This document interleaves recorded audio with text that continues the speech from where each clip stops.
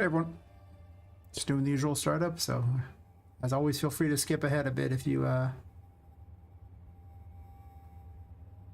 watching this after the fact. Yes. You're one of those game theorists who's going through and trying to figure out all the things that I hid when I had all these streams, secrets and stuff. If only my game was that popular, Jesus, this would be amazing. Could you imagine? Insane. Guess I'll stream to Kick today as well too. I clicked the button. Not logged in. Well, maybe I'm gonna stream to Kick. It's demanding I log in. That's annoying. Come on, Kick. I believe in you.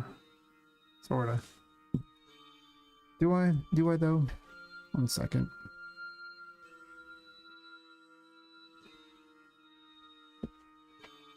Gotta authenticate.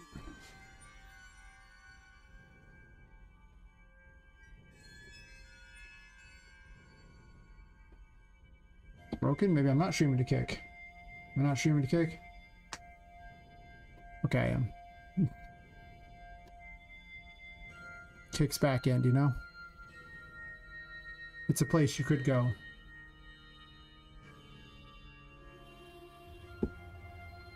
Kind of like this awful track.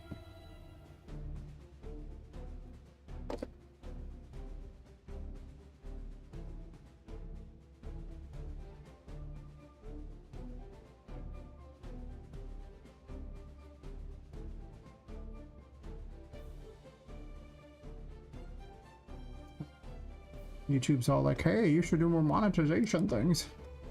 Yeah, YouTube. You're not paying me anyway, it don't matter.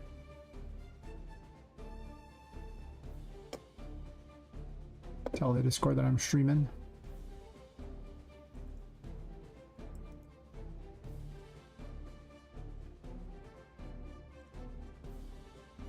When was the last time I streamed a Kick? Been a bit.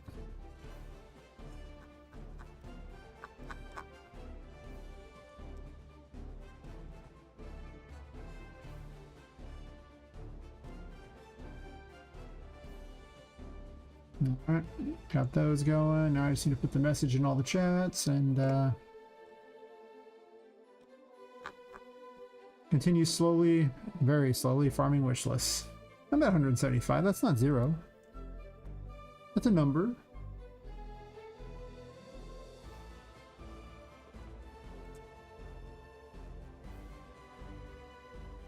This is how it feels in the morning when you wake up and you see you've got more wish lists.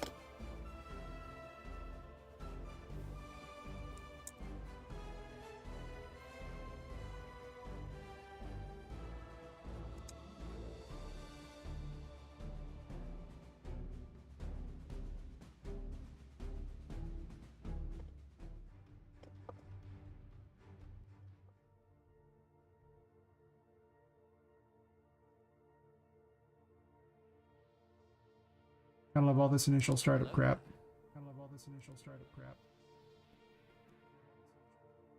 There we go.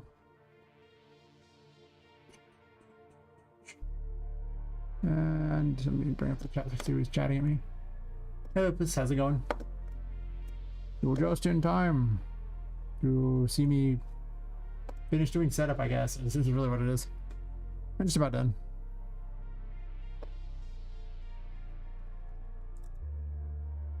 How's your day going?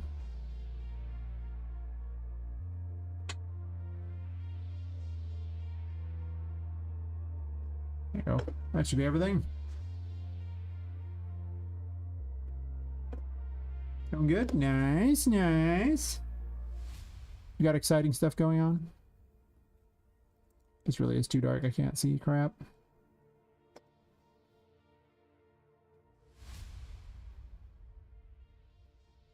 Guess unlock the night brightness up to 2, just so I can see. A little brighter than I want, but being able to see is pretty important. Oh, you got 2 hours to game dev is what I just heard. 2 hours of uninterrupted game dev. Hey Sarah, how's it going?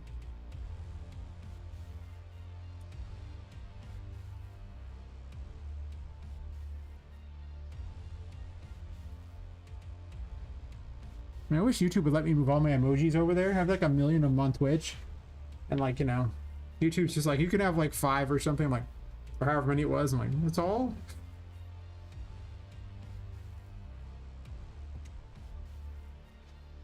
You get like 50 on Twitch or something silly like that. I don't know how many it was. This is a number, a big number.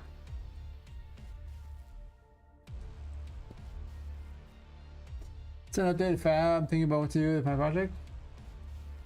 I think you should make money with it. That's what I think should happen.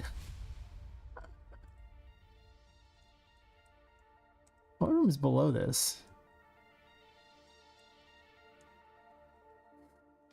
I don't know what this room is. This room is a washroom. Okay. No. That's the fortune teller room.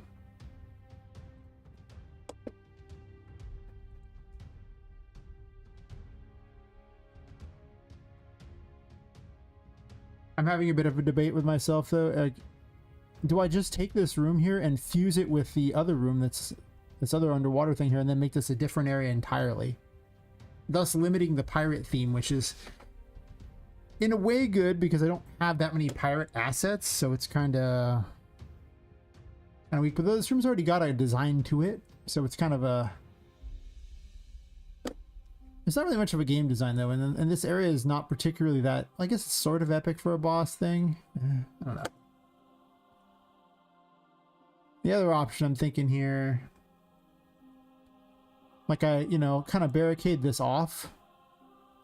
And I force you down this little pathway here, and then I put the skull thingy here and give her this big old area to fight in.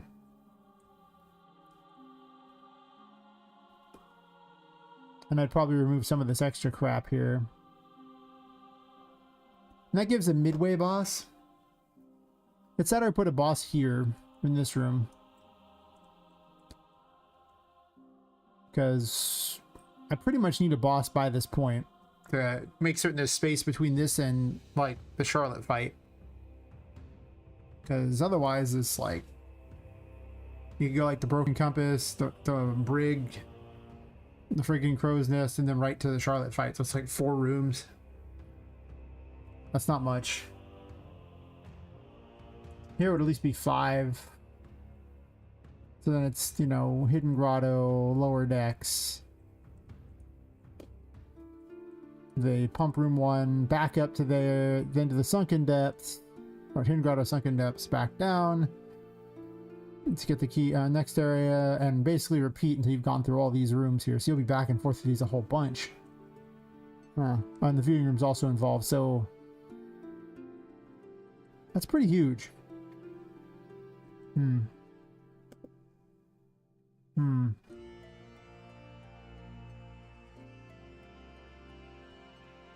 Otherwise, this is kind of just a throwaway room in a way.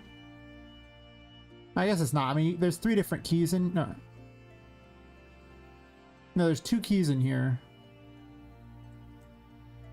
So it's not a complete throwaway.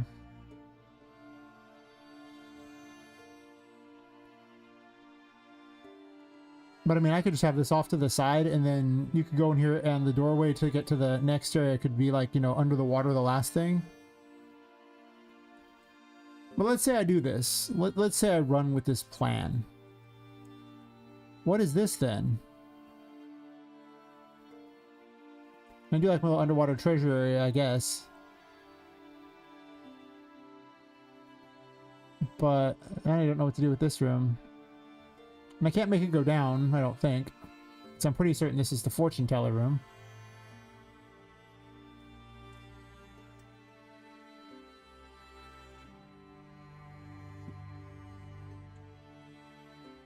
That's louder mirrors than I want to be.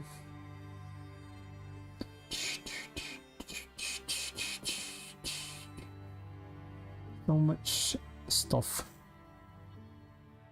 to think about.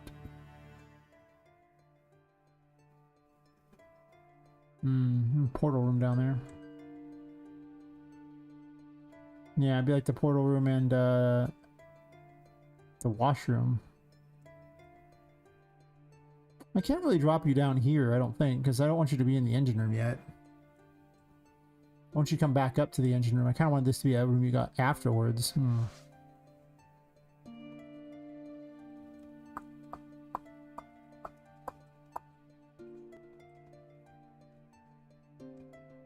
Because I could have a taller room or something that gets to places. Now this is not that bad of a setup here, and it does lead to all this, so it means Sally would be the last boss of this floor.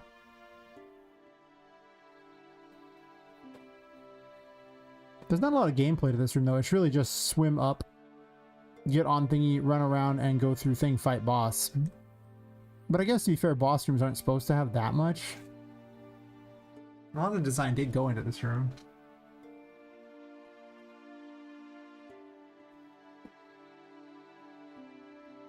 I mean, there's 234 items in here. Of course, most of it's these rocks.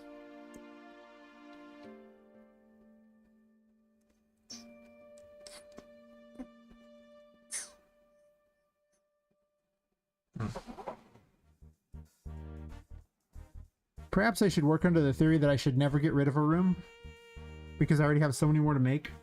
And this might just be a dumb thing. Like, it might lead to a better room overall for the other one, but then I have no idea what to do with this room. Just flat nothing. That's been Chapter 2's problem the whole time, though. I have better ideas for 3 and 4 than I do for Chapter 2. Because I delusionally had, you know, this belief that there was going to be like a lot of biomes, and the biomes are going to be really big. Like one biome for each of the major victims, so like 5 different major biomes. And that requires a lot of assets to make the 5 biomes happen.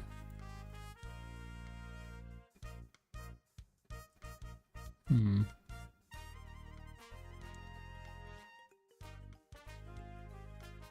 then I still got to turn them into gameplay things too, so it's not like they're so great right now. Well, I guess there's a question I could ask. Do I want to snake that space for chapter from chapter 2 to put it in chapter 1? That's a question. What is wrong with you? I don't know. Oh god, there's a nav mesh. Be gone, foul nav mesh. You do not belong in this world.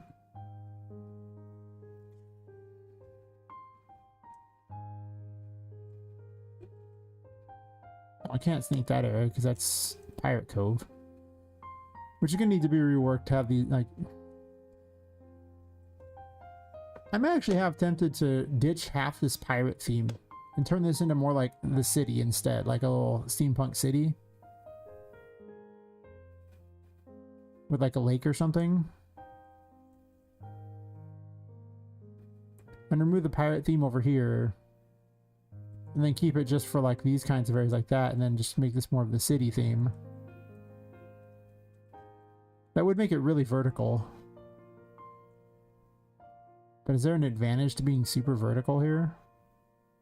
I mean, this is over like the souvenir shops. It's not like it's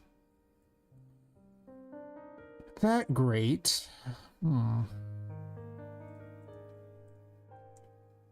Or I just keep this pirate theme here and run with it.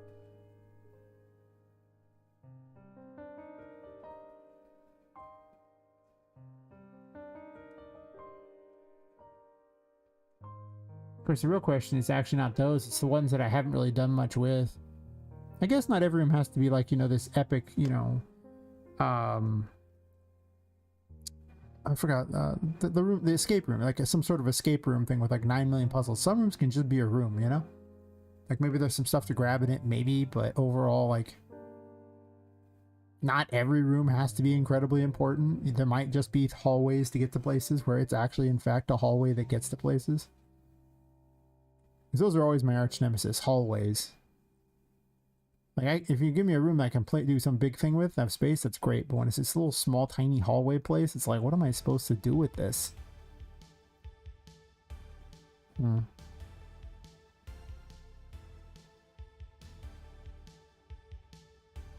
guess I could borrow the giant skull and move it over there just for my amusement.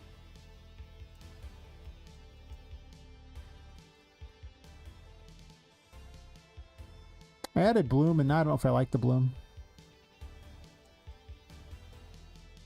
Sometimes it looks good, but sometimes it has a weird look to it that I'm not quite a fan of. This would be like a giant version of Pirate Cove.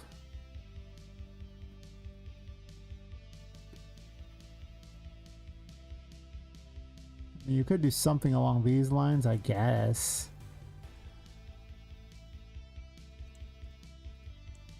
You'd have to go farther down.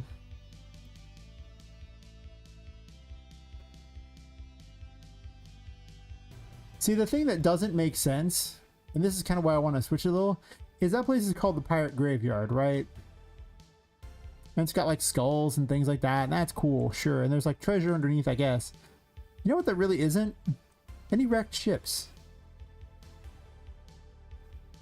Where are all the wrecked ships? Right here. Would this not be the Pirate Graveyard?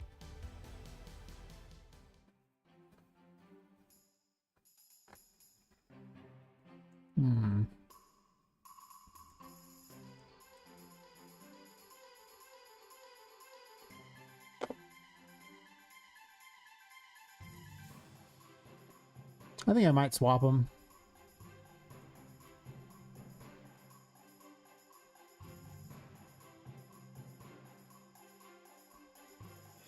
Maybe.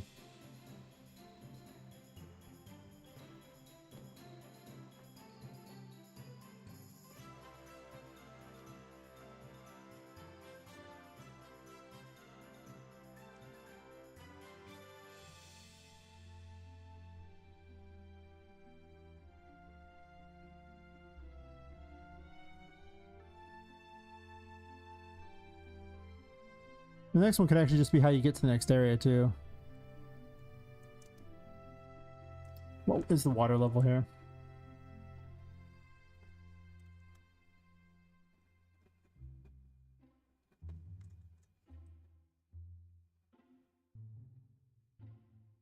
I see. That is a thing you could type? Quite know what it means, but yeah, you know. Hopefully it's nothing bad.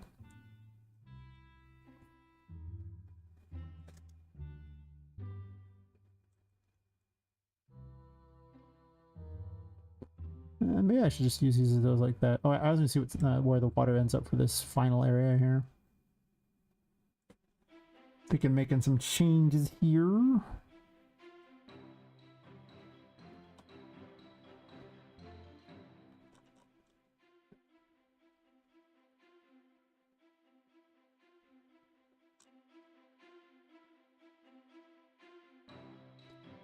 So if I wanted to do this and turn this into a thing here, it would be...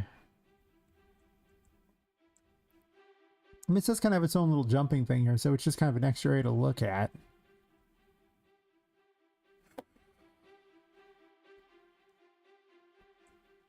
This could just be over the water. That's true. It could just be over the water. I probably should just run with this as one giant thing, you know, as it is, not get too crazy.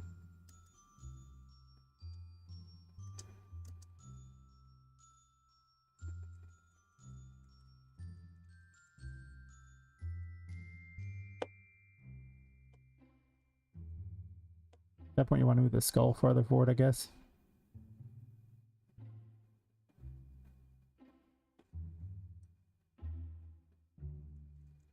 Guess I should be focusing more on this area than the other areas, since this area is where the next boss would be, potentially. This kind of fits. I really don't want to make the whole thing a pirate area. I really don't have enough pirate stuff I've been looking for a while. I just don't got it. That old pirate thing? Nah. Nah, fam, nah. Maybe instead of that, I just, you know...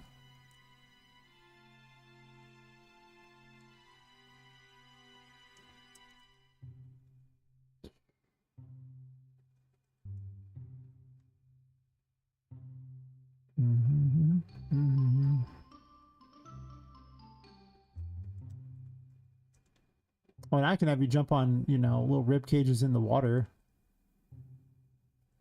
There might be something to this.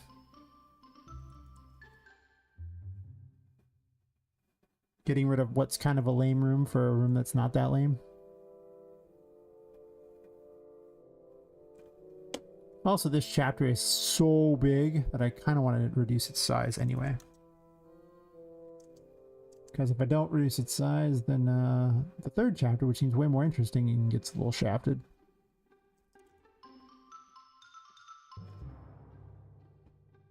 Such shaft, much wow.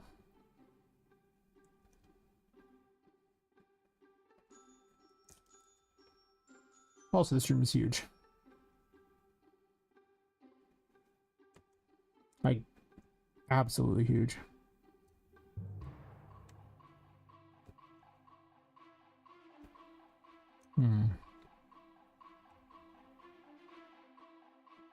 Oops. I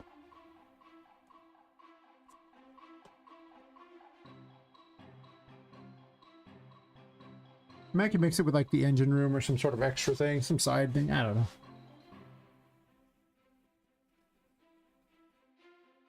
I have been slowly moving things around.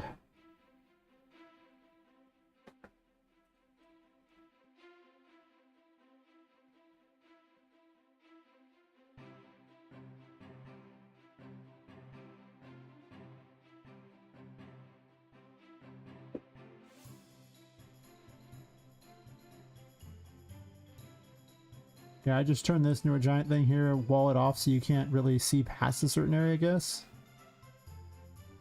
Of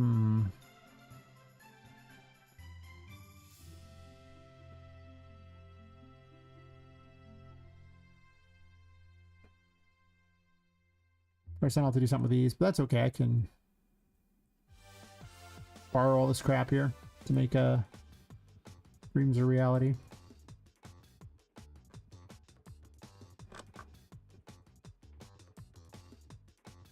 I have backup, so if I hate what I've done, I can always fix it. Hear me out. If I hate it, it don't matter. I can fix it.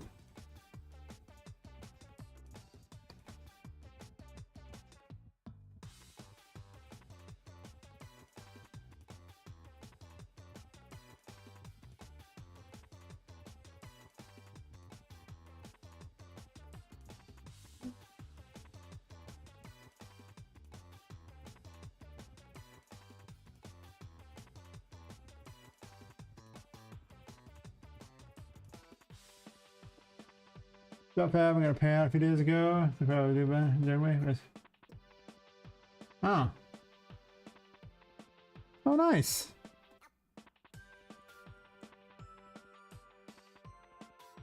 It's a weird track. At least they give you money at some point just in case.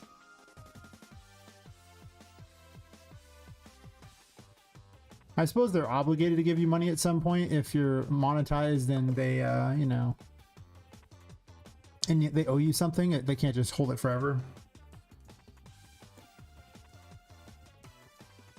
You can also sell on itch.io.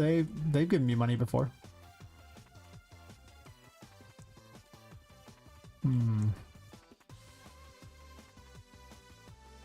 Right, this is a tall map.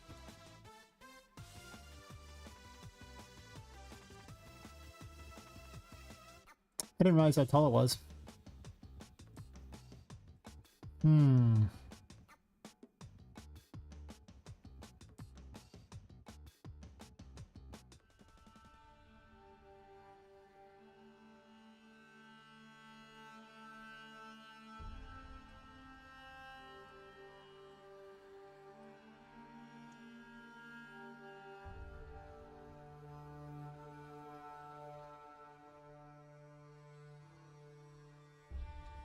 Maybe I should just keep it. I do like the idea of the skull thing here and it leading out to some sort of crazy thing.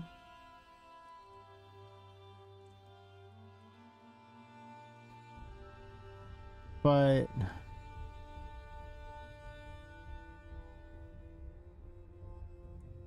I feel as though it is leading down a rabbit hole. Maybe not better than what I want. So mostly we take the skull things and I wouldn't even bother with the treasure chests. There could be a treasure room, I guess. I originally had a treasure room.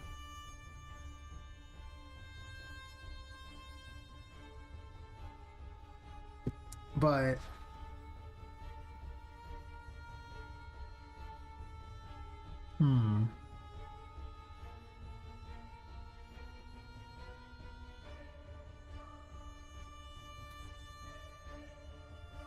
How do I feel about that?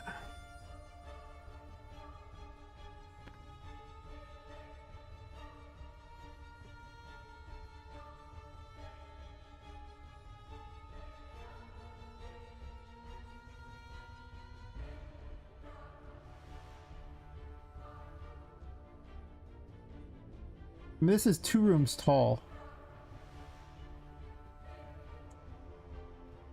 But it has no real water. Of course, water can't really be used for anything. The little boat thingy doesn't make as much sense, but I guess you could jump to that there.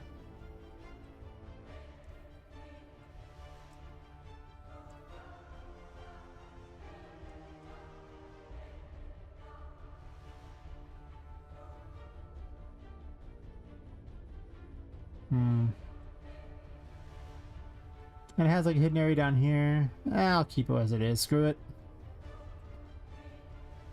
I've come to my senses. Hear me out. As it stands now, I have rooms that are playable. And if I do that, I have no idea what to do with this, I suppose.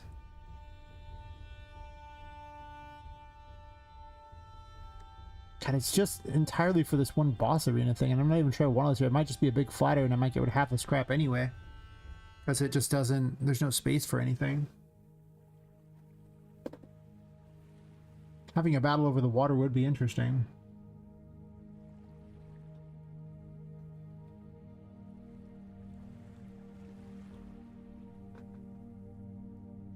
Well...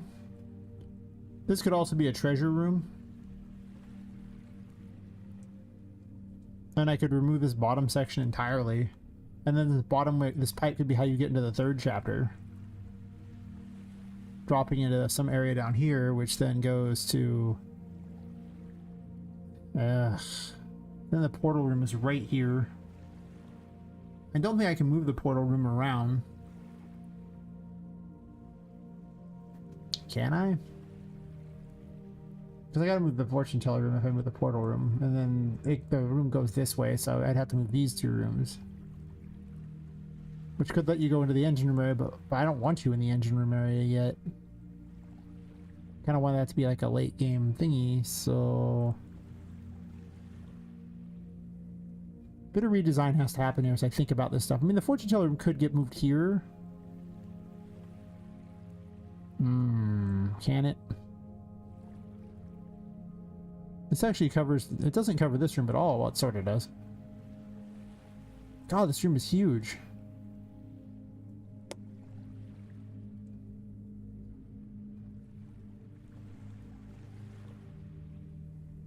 Because I could turn this into the portal room out here, right in the front. The fortune teller room right at the start.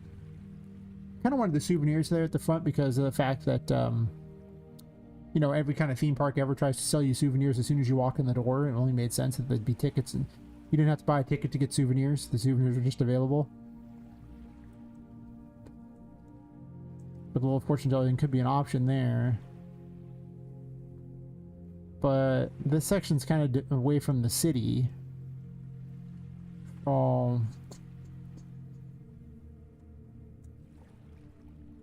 And this map's already close to game ready, except for maybe I kind of want to mess with the buildings a little bit. Yeah. A lot of things we get moved around. Chapter 2 is a problem child. It's always been a problem child. It's the most poorly planned chapter of the lot, by far. Acting as more of a filler slash, you know, this sounded cool chapter versus being that completely integral. But because it was designed in a way that, you know, I thought I was going to have a lot more floors, it's way too big. Because I thought it was going to have, like, you know, like a 7-floor building, which meant that I had, like, a huge amount of space. And eventually it was, like, 6 floors, and I still had, like, a floor per thing here. But when the things got redesigned, and I discovered that I could keep someone busy for like hours in like, you know, just a single floor with barely any portion of a 2nd floor. And then the 3rd floor got made after this, like below it. This monstrosity just sits there being almost 2 whole floors in its own right. which is huge because the third floor is just this one bottom floor. Well, I call it it's just say the third chapter. So the second chapter is like 2 floors, and it's like I'm struggling to fill up the rooms. And that's what's really worrying me right now is some of the rooms I have no idea. Like, you know, there's some gameplay things like the gangway here. It's got a duct maze above it, and I was slowly trying to maybe merge it into this as a thing, but the pump rooms make sense. Not much else I can do with this room, but at least this kind of has something. I could probably get away with just leaving it as it is because it's got enough secrets off of it. Just like this room's fine. This room's just a bizarre secret room. I don't know how I feel about that one. I don't even know what to do with these little shops, little souvenir things. I'm still not sure what to do with the top half of this. The whole, like, you know, forested area, like, underneath this is cool. I like this whole underneath thing. The problem with this top area is that it got done better over here. The whole thing got done better over here. Because this has 2 huge rooms to accomplish the same task, only just better. Then the one over here that, you know, has just this one room that, you know, you slowly drain the water going farther and farther down below the things. So it's like a duplicate thing essentially, and it's not as good. And it's obvious it's not as good from what I've been testing. Again, here you have the third water lowering thing, but this one has Charlotte chasing you, so that's a very different feel. But then you have this thing where it's like a big room that consists of... I don't know what this is for. I mean, I like the idea of a treasure room, but it doesn't do anything. I don't know what kind of gameplay mechanics are there. Somewhere else to swim, I guess. And then a boss fight in a small room, which is weird. Cool. I found it. I feel that the brig finally made this big because I was running out of ideas. This area I'm solving it. I just put stuff into kind of look cool, I guess. I guess there's more things in here than I thought. Or you got rooms like this. But it just seems like that if I could drop a good portion of it, like, you know, drop like a third of this and cram it together, it would make a much better chapter 2 than as it stands. But it's actually got a pretty good gameplay layout. It's just I don't have like a content to put in it because it's not that relevant of a chapter. So this is the problem I'm running into. It's so big. And it was the chapter that didn't need anything. It needed to be like probably the smallest if I had to pick one. And somehow it's the biggest. And I just put things in these rooms, but I don't know what I'm going to do with a lot of them. Like this depth control room thing is just another pump room by a different name. Which doesn't do a whole lot. I mean, these just exist to be objective rooms, essentially to unlock to lower the water more. That's all they really do.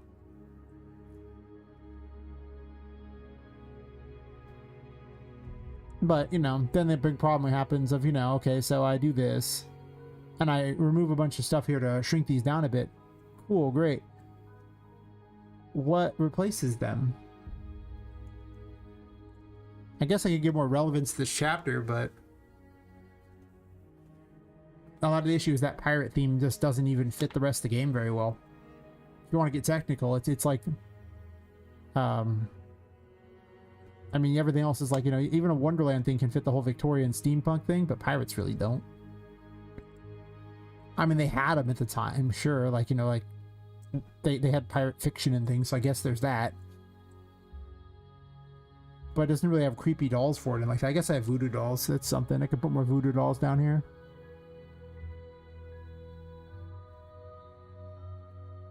A lot of my long-term planning wasn't as good long-term as I'd hoped, I think. It's really what I'm looking at here. But a lot of these rooms aren't that bad. Like, they have at least a gameplay setup, and it's mostly just trying to fill them with something to do. So that's kind of like, with the exception of a couple ones which really don't have as many gameplay things, they've already kind of got something going on. So maybe I just keep it as it is and keep rolling with it. Then we run into the next problem that I'm having with this area. I always talk these things out because, you know, if I say it out loud, maybe it'll make more sense to me, or maybe it'll just sound stupid and I'll change it. A first boss for this area. Like, I don't have a good one. I mean, the Barry's pirate theme, so Sally, the pirate, you know, the Sally the Blackheart, the pirate chick, is clearly going to be the boss for the whole thing. But there's no midway boss that's a piratey theme. So what do I put? Originally I was like, I'll make a swimming boss. Yeah, that doesn't work very well because, you know, Poppet can't swim by this point, so... I mean, she's just going to jump from platform to platform over water. And the boss has to, like, fire projectiles or leap at her is pretty much the whole fight. That doesn't seem very interesting. So that didn't sound great. Guess I'm probably getting rid of this skull thing. I'll figure something out with this.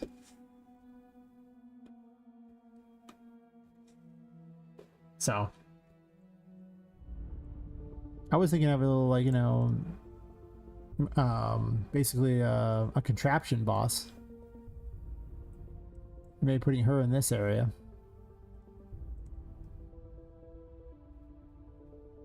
I could turn this into a boss arena, I suppose. You just ditch some of these pipes that are in the way in the center here. I might just copy pasted these out of a different room anyway, so I had some idea of what I was going to have here. I mean, I suppose the boss could be here. It's not horrible.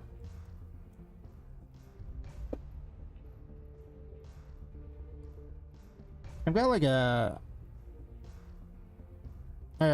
teddy bear boss that's already been designed, and a chess piece, you know, the Red Queen. Like, those are both designed. Maybe they go in the next area, because they could maybe fit a city theme a lot better than here. Which means I just need a contraption boss of some sort.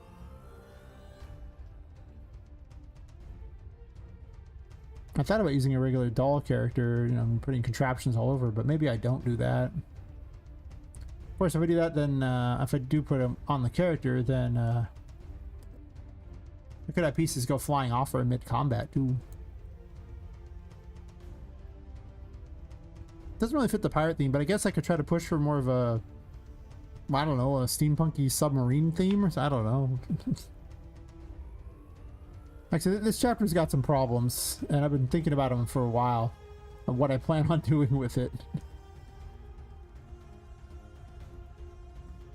Which is probably why chapter 3 got so much work. I had no idea.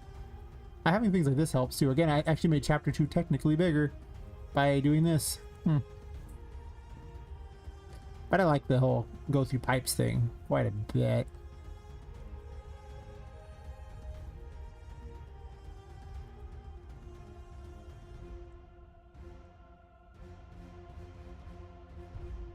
I could kind of expand. I can't really expand this room. Not really.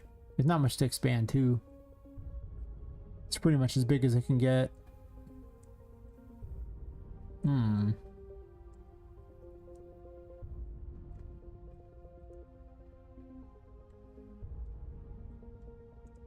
The argument rages on. Oh, it's a window. I thought there was a hole. I was like, what the hell? There's a hole here? Does this rock go through that? It does. Okay, well, physics says this cannot be, by the way.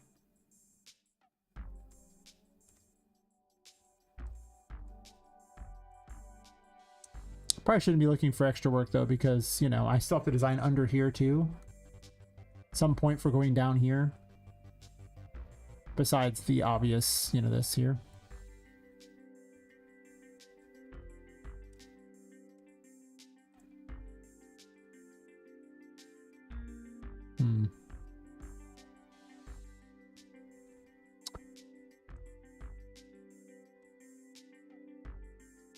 Well, this one, the plan is simply to jump across this way, so I guess I almost want to leave a giant open space over here, just so you can't jump across this way.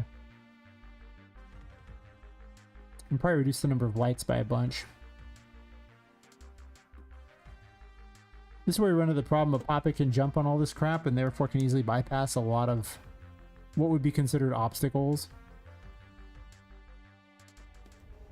This would be a perfect spot for a boss arena, though. That is true. But then there's also a logic problem that I'm having here with the turning this into a thing. If I did that, and block this area off so you couldn't get in there, then people wouldn't be able to technically see it from like all these viewing windows, which would be weird, right? Like, that makes no sense. It's already very illogical having this giant thing right here because it blocks everything you'd be able to see, so I probably need to redesign this room so with the assumption people would be able to see in. If you want to get technical, it probably would make a lot more sense if I did that. Yeah.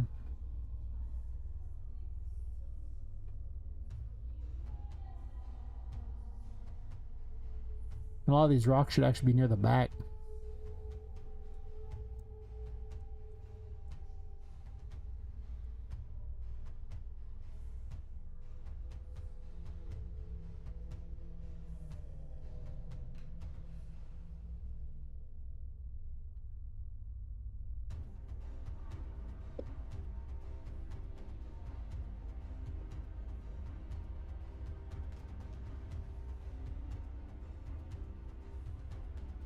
You know, maybe I do want the Sally fight here. I was originally going to give her the ability to raise the water mid-combat. But the problem is if she's the last boss, then you already have the immunity to water, so it's no longer an effective tactic. But if you fought her here before you got the Emperor, then it would be very dangerous.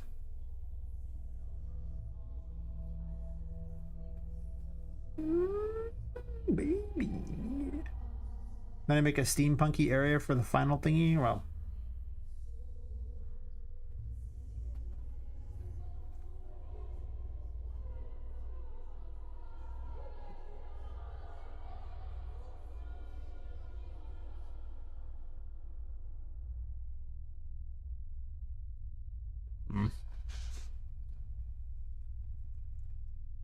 Whatever the case, it makes no sense that you would be able to see, so let's fix that, because that's just weird.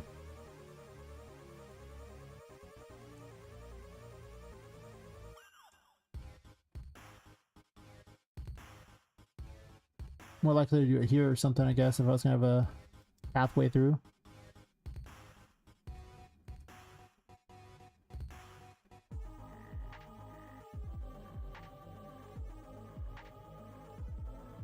There's no easy way to block you from going to this area because of how high up you are.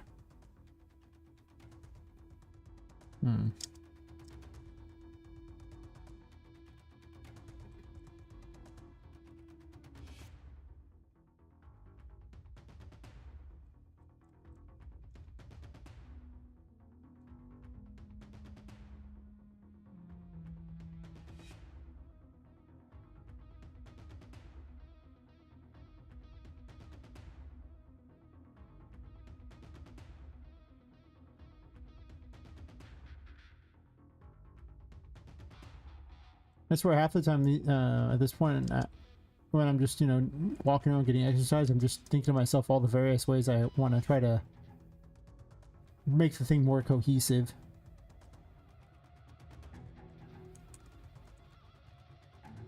Because too often the things are not that cohesive. Like, they could be more cohesive for certain. An unfortunate drawback of, you know, just having no graphics budget and being forced to improvise a lot. Of course, the game would never have looked anywhere like this had it not been the case. So one could argue maybe the game got better because of the improvisation, and you might be right.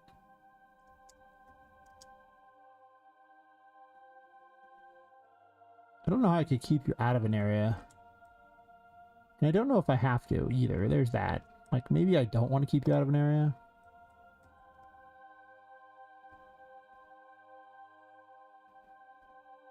I mean, I could rock this area off here completely and then still allow for a view into here.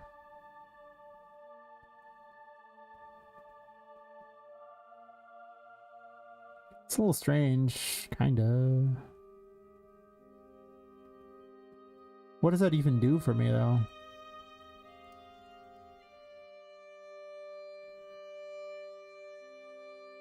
Well, I guess if I made it where, alright, I'm running with it now. I'm curious to see what I can come up with here.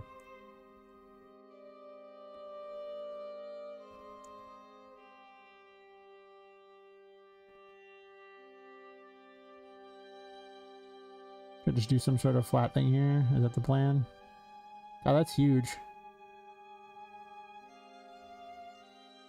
So if you lowered the water completely, I would need like this was the space I had. God, this room is so much bigger than I think. It doesn't look big at all. It really doesn't. It looks very small. But it's huge. Just judging by this floor.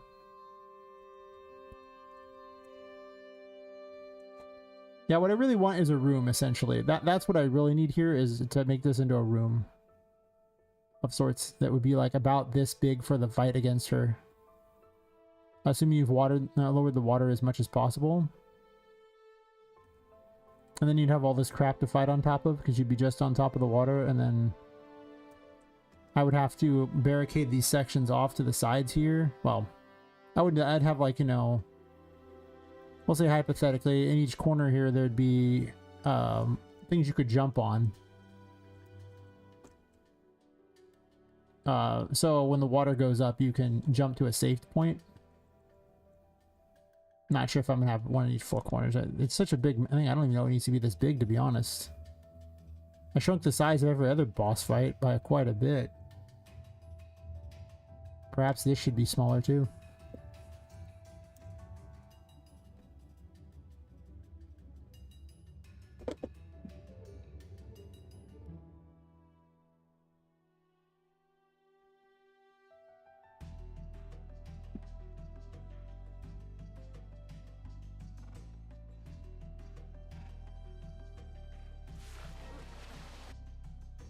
Yeah. No puzzle for you.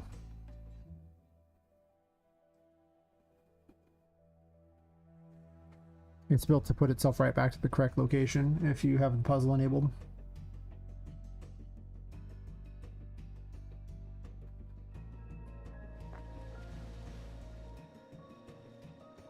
Oh, I could easily have a boss fight on there. This still seems huge.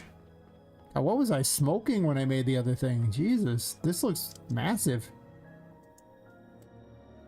Consider the space you have to fight Patrick. I mean, like, this is huge. Maybe I will do this. The other room's like not very well thought out. Like, it's thought out for the like a pathway to go, but it's not thought out for much of anything else. I could just have you jump up here too for when the water comes up.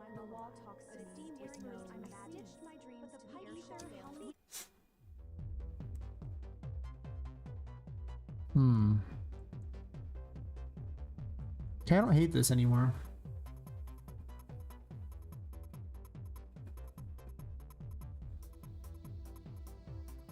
I could push it farther back or make it where the ship is like this.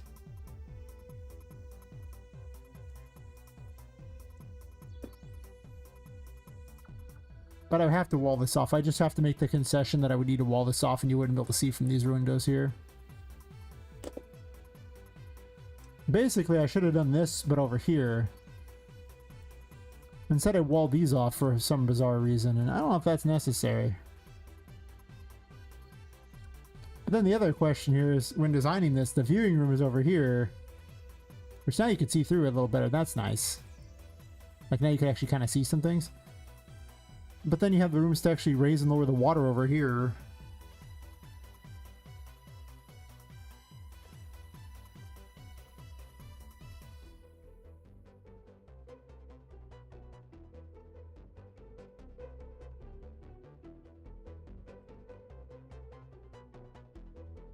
Which I would kind of not want.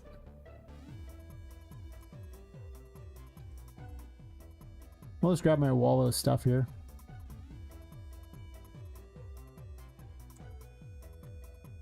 So I don't have to redesign a wall of crap. Thought I didn't grab that, but I guess it didn't. I click it.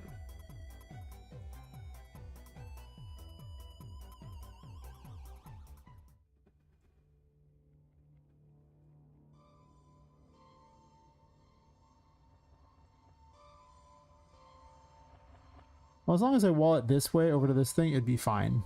And then I could just put the skull thingy here. It might look better by far. I might be cooking.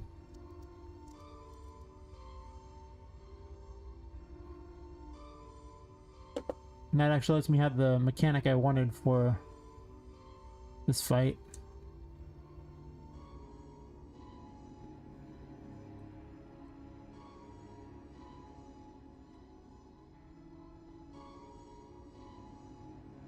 Oops.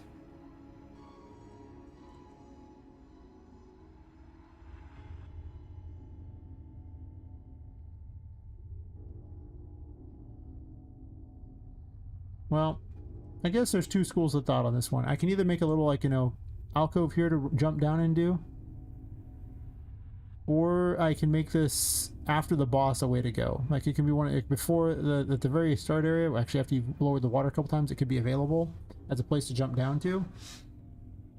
Or after you beat the boss, you can have it. But I guess after you beat the boss, you have this area anyway, so I don't know how this is. But this could be like her little treasure room, too.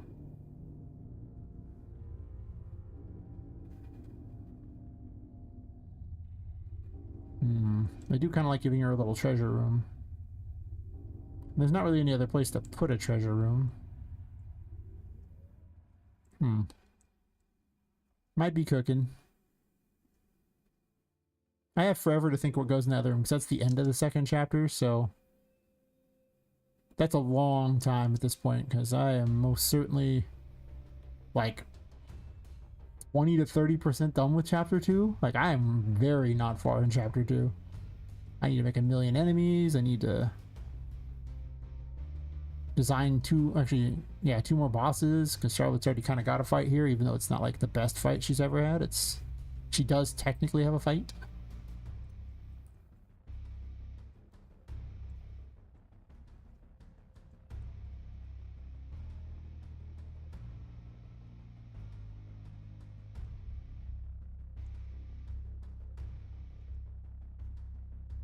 The only problem is it doesn't look very cool at that point. I guess, well, I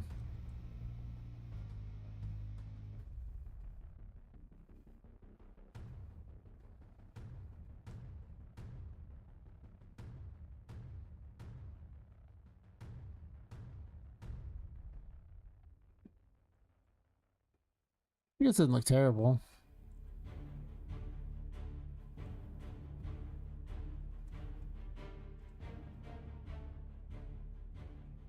Maybe it even looks good. I don't know. Yeah, I think I could make like a handful of convincing pirate areas, but not this massive space. It's kind of like there's only so many voodoo doll things in the other room too. Oh, yeah, the first chapter.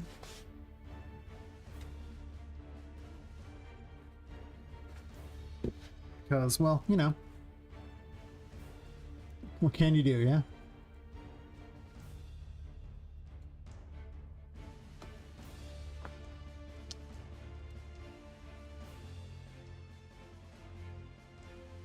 Let's kind of rotate that around.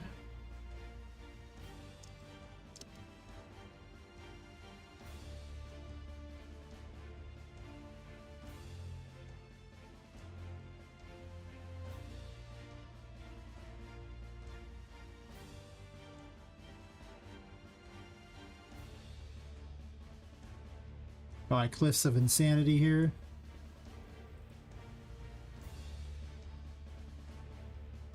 Maybe uncrowded a little. It's pretty crowded.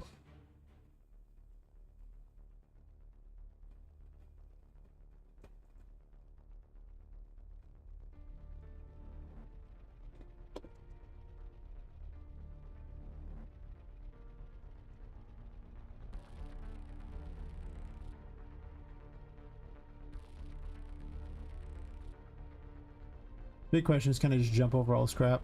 I might be able to.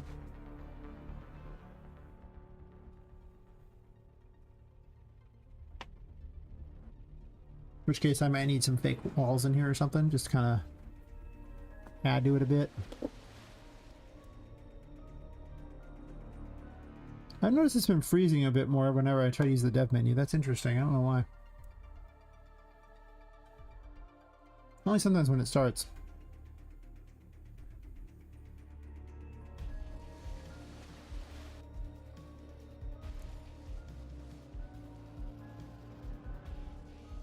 Oh no!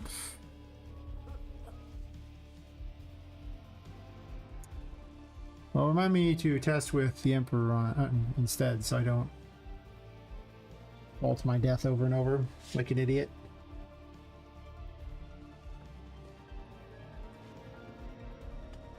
Oh yeah, I gotta wait a second, or because if you do it too fast, it actually freezes with the dev menu. Wonder why. I mean, it doesn't make a big difference. Not like the dev menus for normal people anyway. It's kind of annoying. Probably fix it at some point purely because it annoys me, and I'm gonna use the dev menu a bajillion times. Oh yeah. That wasn't even a question. That was just an answer right there.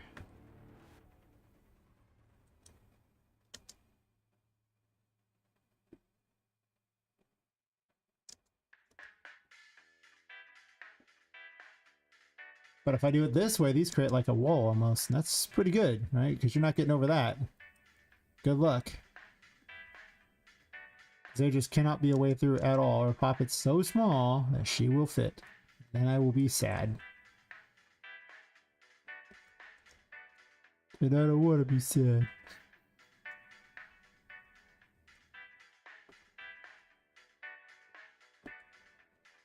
I think I probably just want another one of these.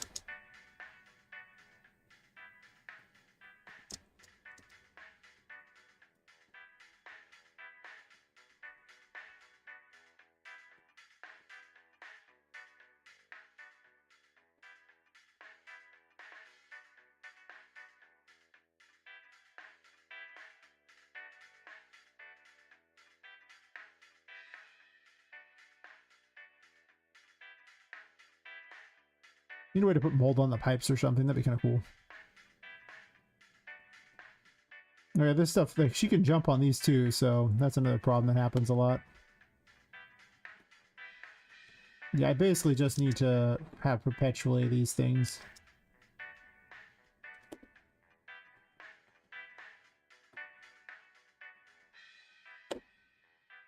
This track does not make me happy.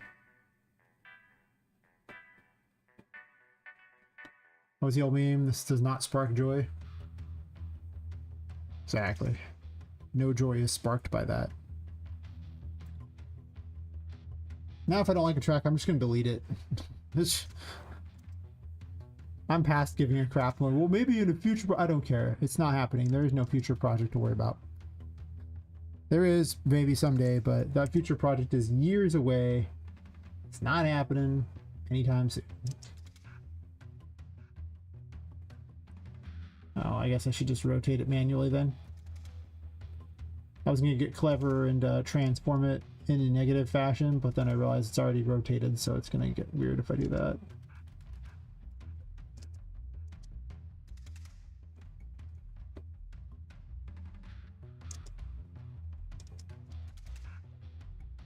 Can't get over this. Sucker. Yeah.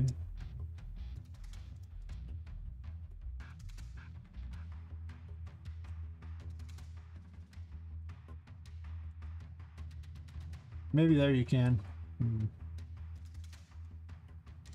There'll be none of that.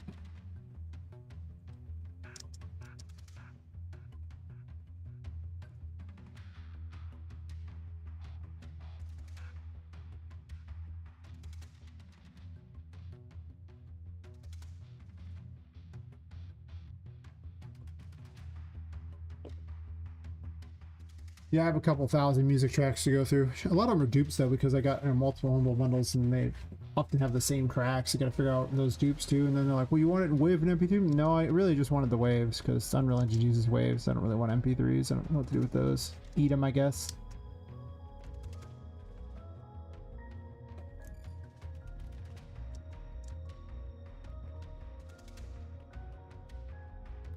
I can't get through. Okay, good.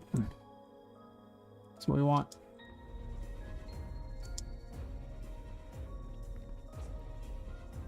Can I cheat my way through here? No! Oh, okay. Well, I guess I could just do this. I'm glad I checked, huh? I guess the water doesn't go all the way over. Huh.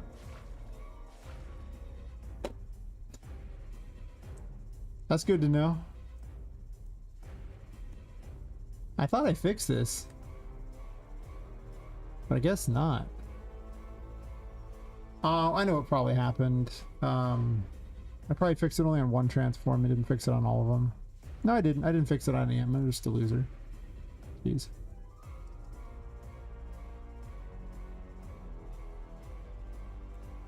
How about 74?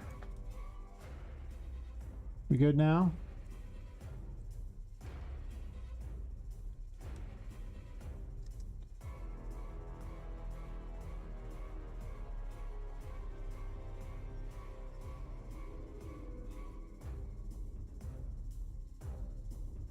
We could be good.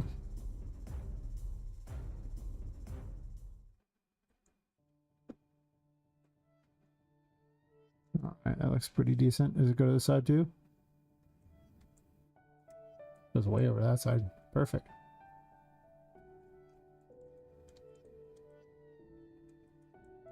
That does not seem like it goes all the way over at all.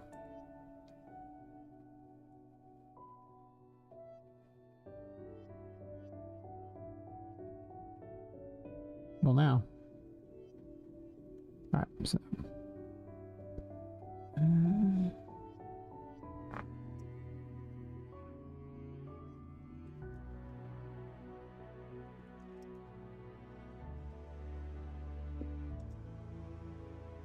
It'd be nice to finally have a third boss. Actually, technically she counts as a fourth boss, right? I'm sure Vu could probably use work because she's got that smaller battle arena and it's not the most fun fight. It's not an awful fight, but... And there's the Charlotte fight, which is relatively good. Other than her kind of sticking through walls periodically is about the only thing I don't like about that fight. I'd say overall it works pretty good besides that, though. That's true.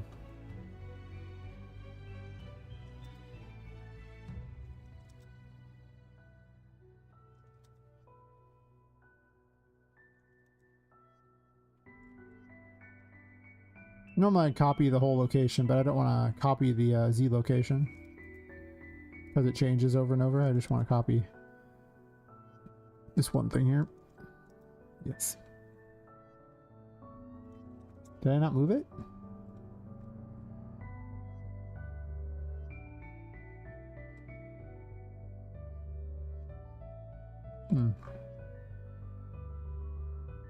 It's not. I did. I mean, I already copied it. I don't know, whatever.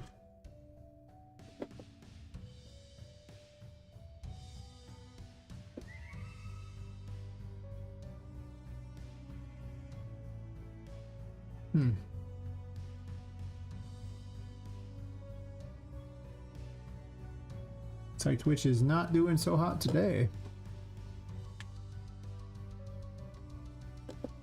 YouTube doing okay.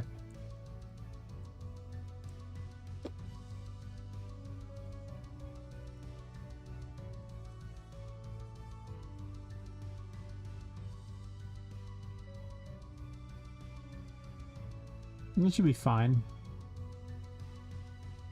So I rent that there. I can make Sally's little treasure room over here, I guess.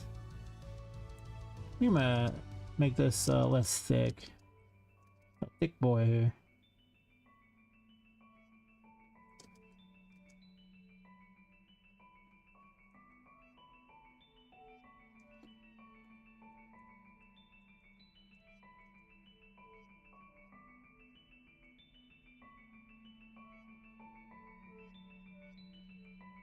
So I can still give her a treasure room over here. I'm not sure what I'm going to use for this. It's probably just going to be like wood or something like that. Not actually this weird skull things or whatever. It was just kind of a bizarre thing. Plus, it's like this tiled all weird, not great in the first place. was never my intention for that. It just kind of was an option that kind of came about, like, oh cool, great. I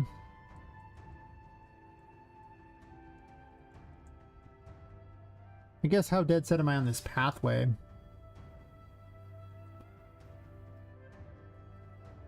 And also one of these here.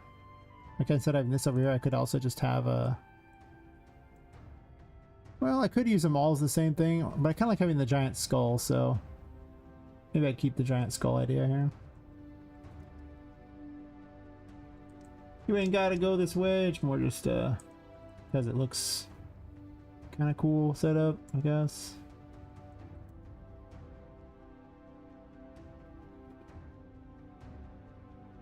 I think in reality this would probably go about here. Just kind of hold stuff together, it looks like.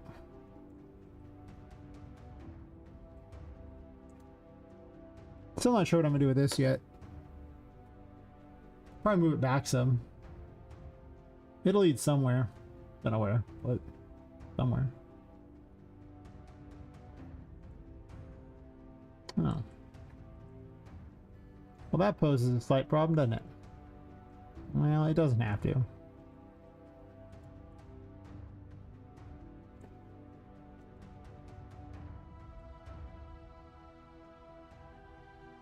I'm not sure 100% where this is even going to go. It just goes all the way down here for some reason. And I thought I put a secret in, and I just don't know what I'm doing with it yet. But you kind of want to merge things together periodically because brushes are extraordinarily heavy, and I really don't want that. I could just accept that you wouldn't be able to see through this area, which seems pretty bad. But if I just move things over and kept the train up, this would create an easy pathway for the skull thingy.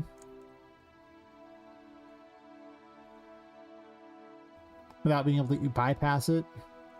Which I guess I might have to just make a sacrifice for the game play versus the actual world building.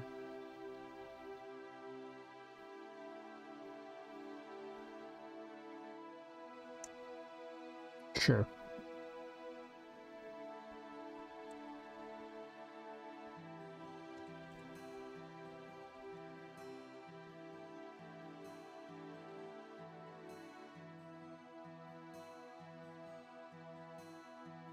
Guess I missed one of the eyeballs, huh?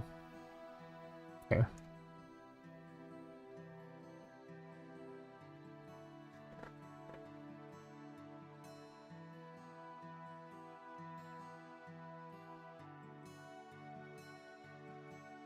It's actually kind of like designing 3 rooms because, you know, every time you lower the water, it's like a whole extra room is available, things to jump on. So it does make things a little annoying.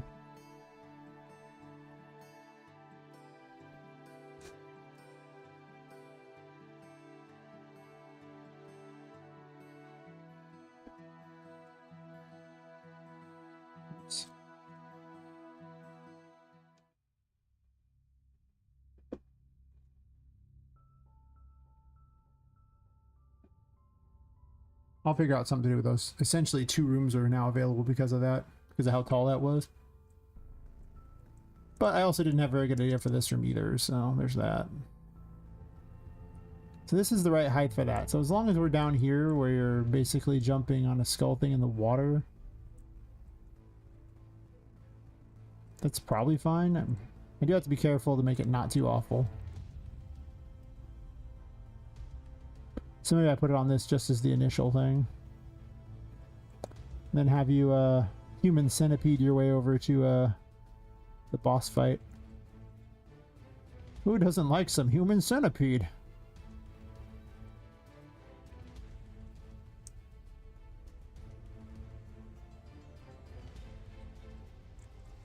I wonder how many different human centipede movies there are. Probably quite a few, I imagine. But I really hope in the end of it, like the last one, they just have a bunch of, you know, human centipede movie boxes or whatever, just, you know, taped next to each other. Just taped together in just a long line, just as... Maybe that should be the logo of it. Human Centipede 10, and it's just literally just a bunch of Human Centipede movies just taped together, back to front. If you don't know what Human Centipede is, you're probably better off just that I pointed out to you. You may continue with your life.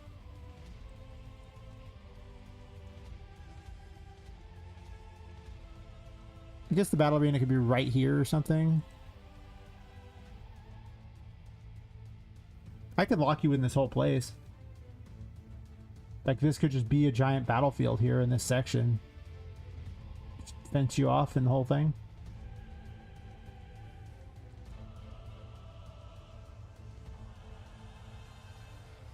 That would be kind of cool.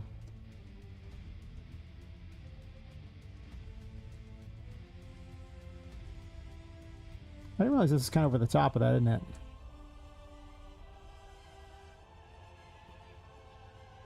Does it need to be? Maybe a little.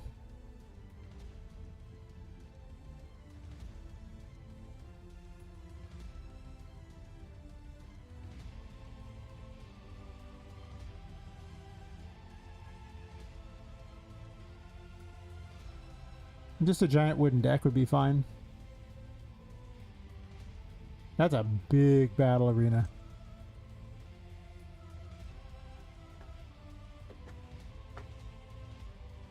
One of the problems is if the battle arena gets too big, it's hard to pressure the player.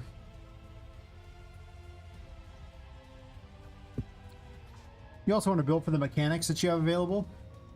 But I can also teleport the boss place and shift how the battle is, which I'll probably end up doing here. Because, you know, I can have the boss fire cannons from up here or something like that, you know, and make you jump up to get to her.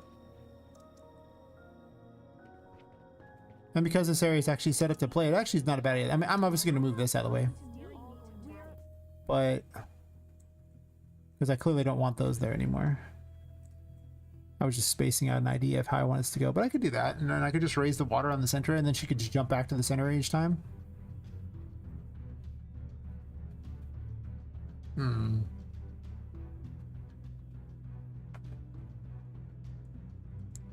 Like I say, I'm just going to wall this area off with the fencing, so I don't care about that.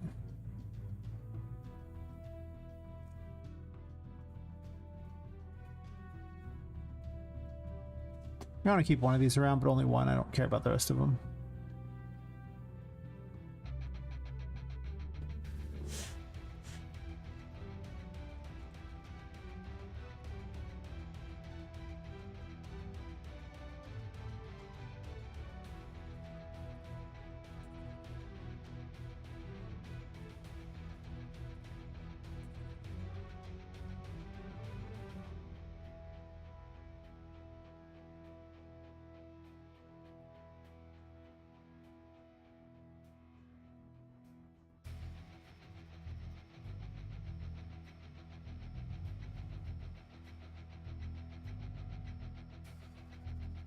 This key doesn't have to be so far near to this thing either. I can just, you know, back it away some here.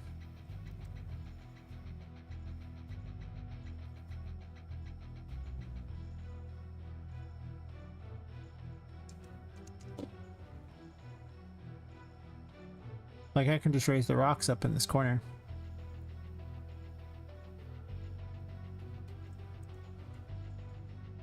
Also gonna pull them into the thingy too, that probably help.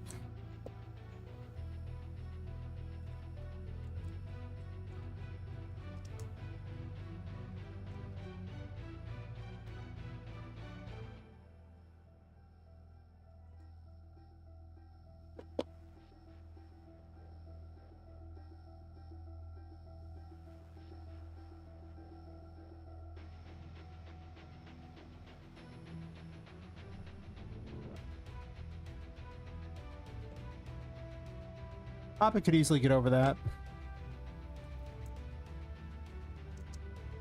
But I don't know if that matters, because I could actually just block off the entrance there, and the rest of it can just be flat rocks over the top of pipes to hide the pipes, because, you know, obviously they would want to hide the pipes to make it look better, right?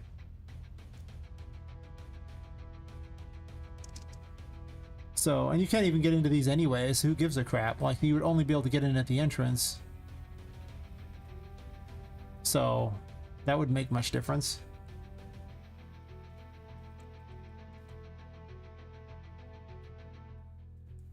How do the pipes support this weight? Don't know.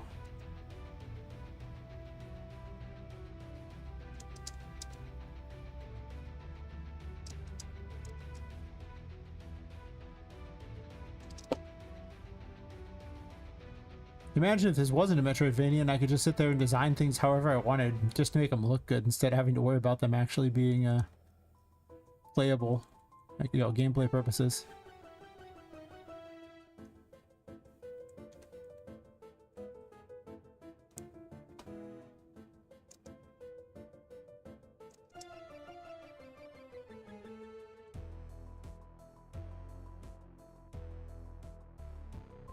One of the reasons I'm also concerned about the view through the windows is the player's going to see that view too, so if, you know, it doesn't look cool, then we have a problem.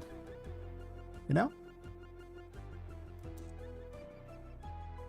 Because the player is, after all, the one I'm trying to impress. Well, maybe impress is the wrong word. I'm trying to encourage them to want to explore, right?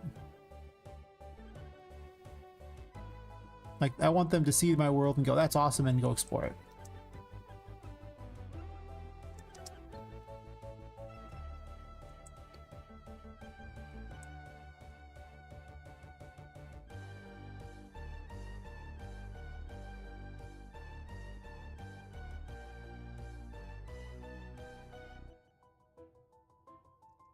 I think I'm willing to sacrifice later rooms for the for the earlier rooms, because I'd want to, like, it only matters more if I actually get to those rooms than it does if I sacrifice them.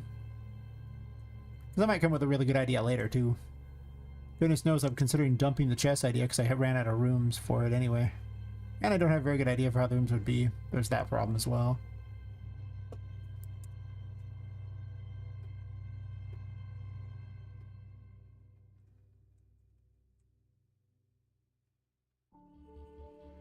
A mini cave there, probably lower the sun.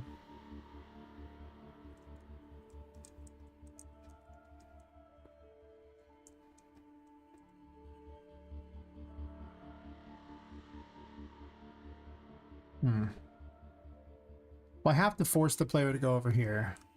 So there has to be no way you can go that doesn't prevent you from getting locked into a fight against Sally.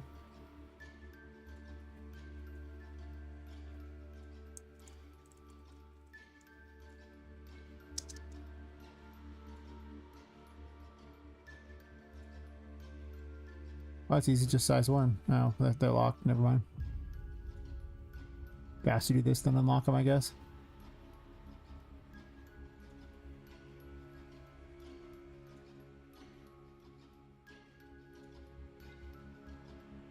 Ah, these rooms are pulling so many duties here, it's crazy.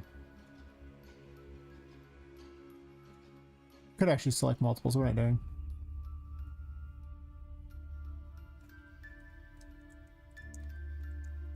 Oh wait, I don't even want to lower these ones.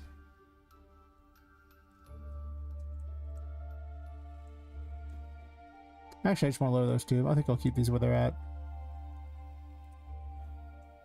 After I finally thought about it.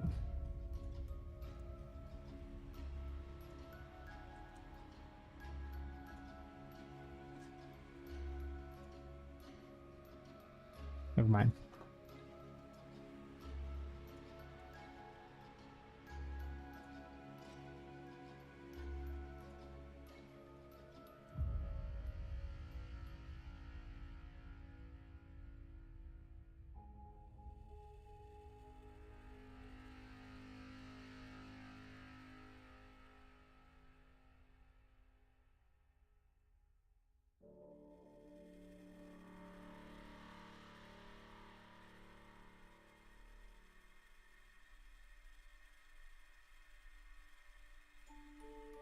Also, I need to have rocks holding this up too.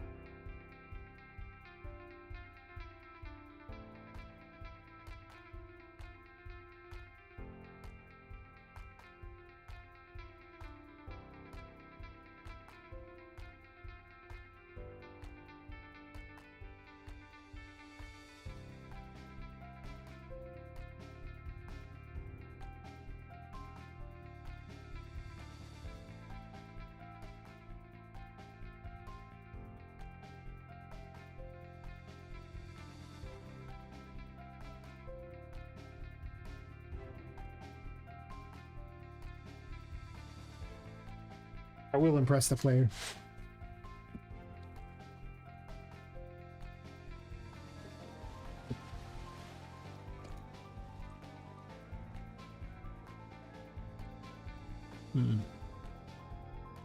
That's interesting having lights down there. I'll have to look into that idea too. Oh, you have double jump here. I'm just going to enable the Emperor so I can jump in the water like an idiot. Get ideas of what's going on here. I created a little cliff way up here. That's cool. Entirely accidental, but hear me out. I don't hate it. It's actually a way up to here, right? Well, actually, you can probably just jump there. You can also jump it. I don't know why that pillar's there, but you know, I don't hate it either. Because, you know, they'll be up here and... I mean, you can make this jump from here to here, but you got to get back too, so... I'm a big fan of accidental genius. Like the floating corals, that's not accidental, that's just me not having moved them yet. Yeah, and you'll have a giant area to look at here, which is way cooler in my book. I might need to have a system set up so that enemies will spawn if you're...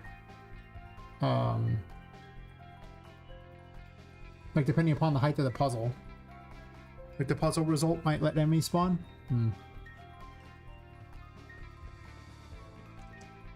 Wasn't originally how I intended. Oh, this I actually want to have lower probably. Make a pathway. That's true.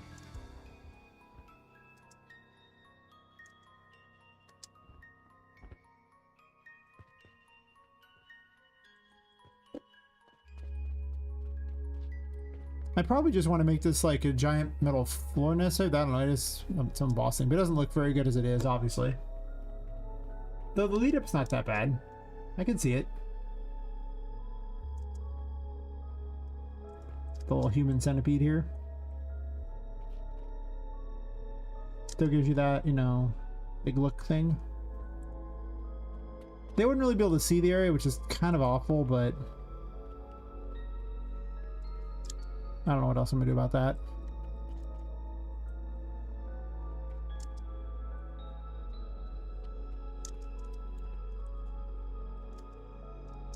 I did consider having the a pool above in the safari room actually lead to this too, but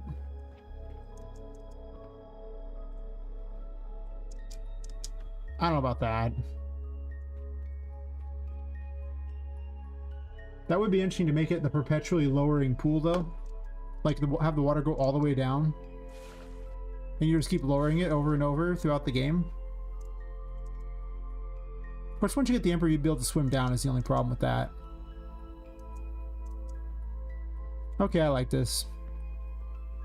It'll be a colorful boss fight. People will remember it. It gives me a use for Sally. It means I can eliminate a bunch of pirate rooms that I don't even know what I'm going to do with.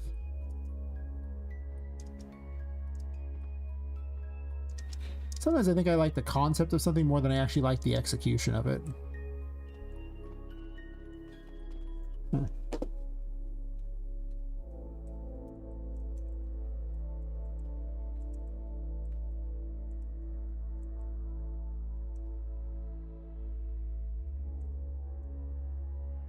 It's like with all the treasure things here. I like it, but don't really like it. You just have to cram this down lower if you're going to do that. I never use for these little arm thingies. I could still find some use for them. I don't know. I went to all the trouble to make them, but they're kind of not very necessary. I mean, I guess they could be. They could end up over here still.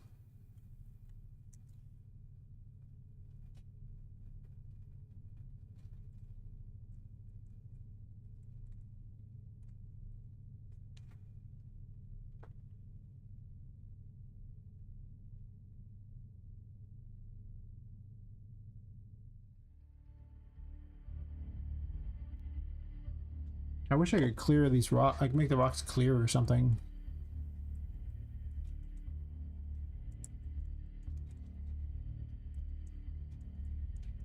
Or even over here, just have something over the top of this and not put the rocks like this.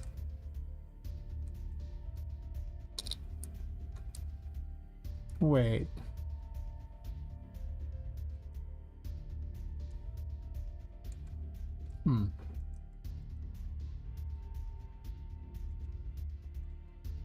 I don't really have to put the rocks like this. I could actually not do that. Like, one of the options is simply to run the pipes farther out too, right?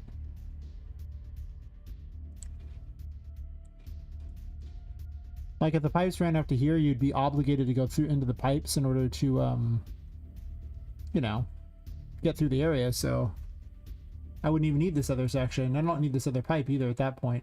But I could just have both anyway. That eliminates a huge problem.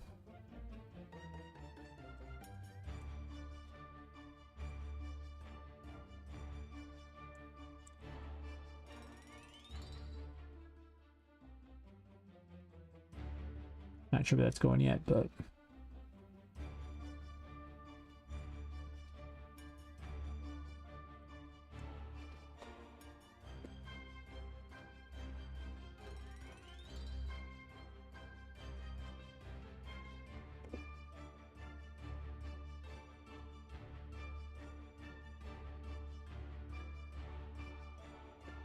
I guess part of the problem would be I would want to have well,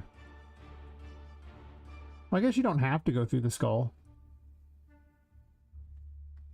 All that really matters to me is at some point the player looks over here and sees the skull. If you can bypass the skull and go around to get in here, that's also fine, I think. Because all I really want is the view of like going, oh look, crazy skull thing, a little imposing, and then further over. Otherwise, I mean, like, if these are set low, then the player could just jump on this crap anyway, right?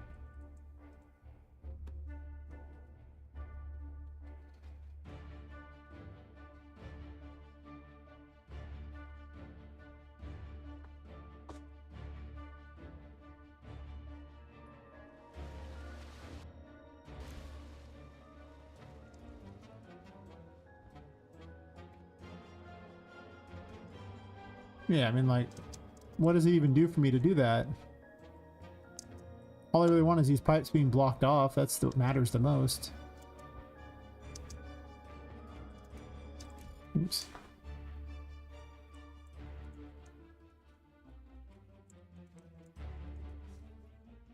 There's no key, and like these things don't have a thing you can unlock. Like, I don't have an easy way to bury them, because I could just put them on near the end there. Like, just put them all the way really close to this, and then you wouldn't go through this at all.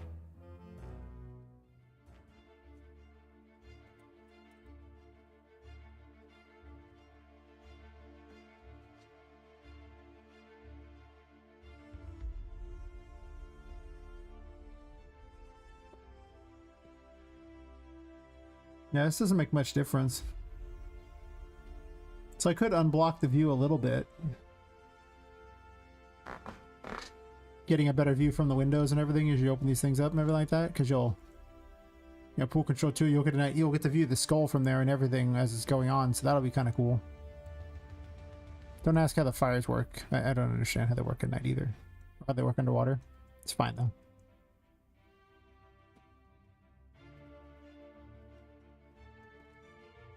I could also just wall the whole area off completely.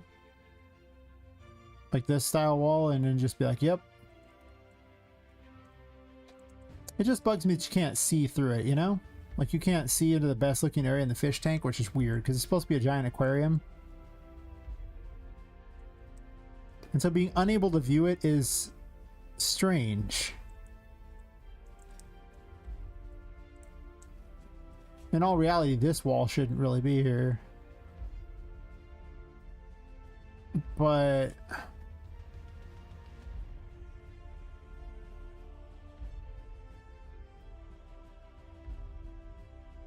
I could rotate this room around, basically. I guess at this point the wall would be over here, stopping you from going to the pirate area here, but then why would the skull be facing that direction? But then the pirate stuff would be right here, and the pipes to get out would be right behind her or something. Which might be better?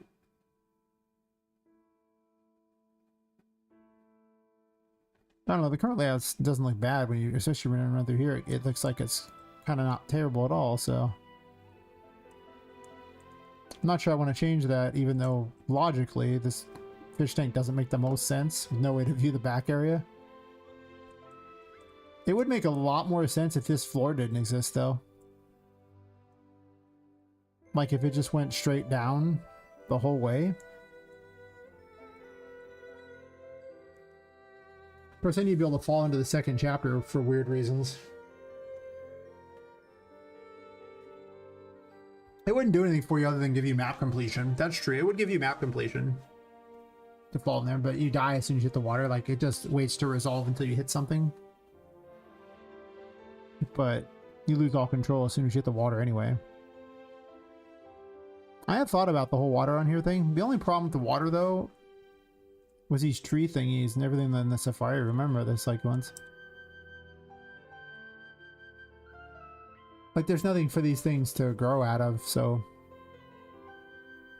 they'd have to be incredibly giant size. That's why you don't see any trees in the other ones, because the other ones are so deep. But if it was just like the deepest pool ever, that would be pretty cool too, if this was just the top of it. But then why is it dropping water into itself, I guess, is the other question. Well, I guess to be fair, these don't directly connect, except for through pipes.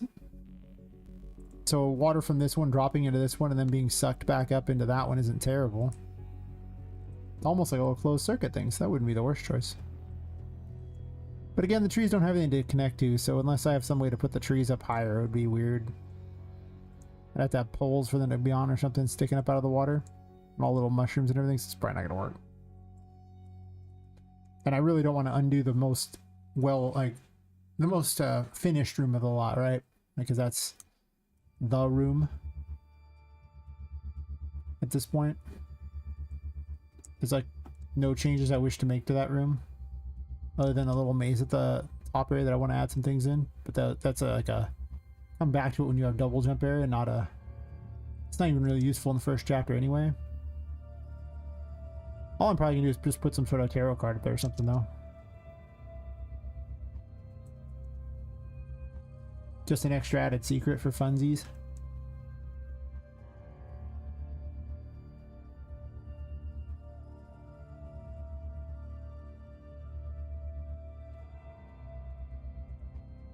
I could put the skull hands in here. Wait a minute. Wait a minute. Hear me out. There's value here. I can also run these pipes farther down. I was going to do pipes all over the place out from underneath the piano thingy up here. So later on when you get the ability to unlock, you can go through these things. I'm trying to introduce a lot more verticality into this game. Not a huge amount, but more. Alright, so let's paste this thingy. Come on.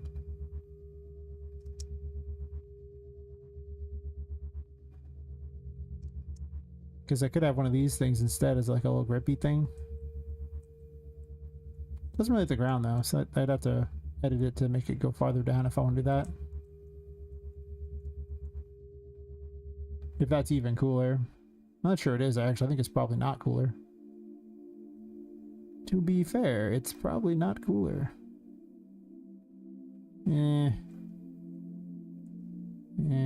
Actually, the whole skull thingy makes no sense to me anyway. It's probably just going to be some sort of ground that's of a similar color or something, or wood or something, just to fight on.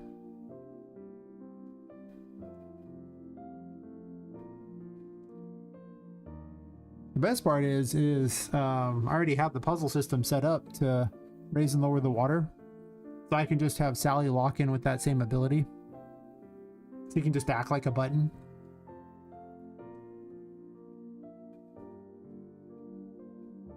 And if you die with the water at the wrong thing, then you'll have to go click a button, I guess, again. Yeah, I don't know if I like this thing. I don't know what I'm doing with it. That whole room had a lot of ideas I didn't like.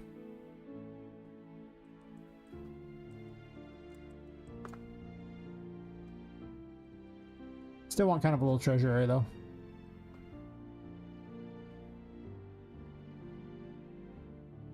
Oh, the treasure room's its own separate thing, huh?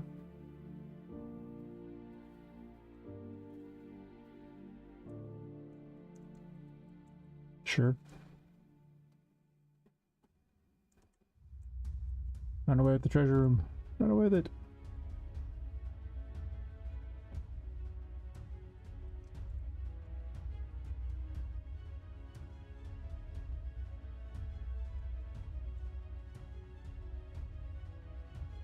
God, this room's huge. That might have been fun for the underworld too, this treasure thing. Maybe I do that. Like maybe instead of having the little treasure thing here, it already seems like this room is pretty full. I just drag this over to the old underworld here.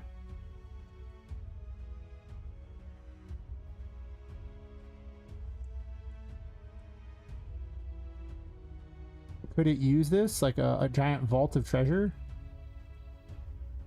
It's kind of weird, right? Like, how'd it get here? I mean, it's just underneath this water thing.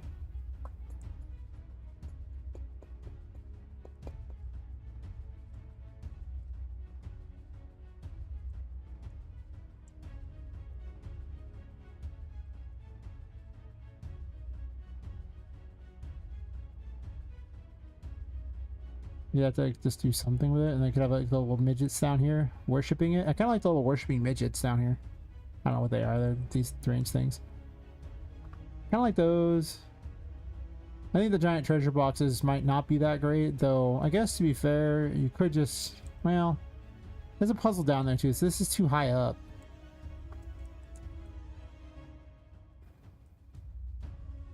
Could put it up here for no apparent reason. Giant treasure room in the secret garden. It's weird.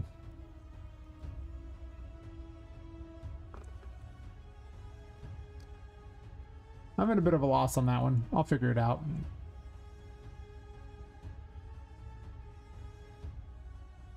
Let's put it back where it was, so in case I decide I don't like what I'm doing here.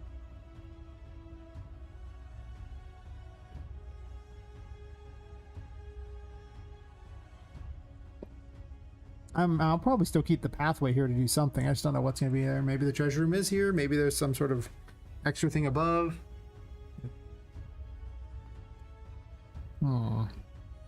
Anyway, I need there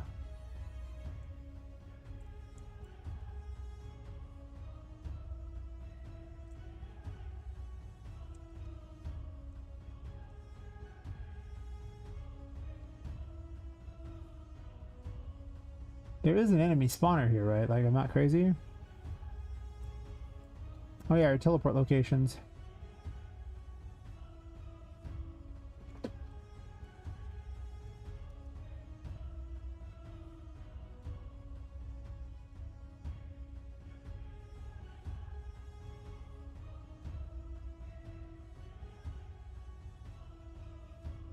I've been streambowed. No. Yeah, my stream isn't exciting enough for people to watch. I'm not going to pay for people to watch my stream. I just thought I'd point that out, you know? Like, if my game does not excite people, probably isn't the best game to, that's probably not a good idea to pay money. To have people not be excited then, too.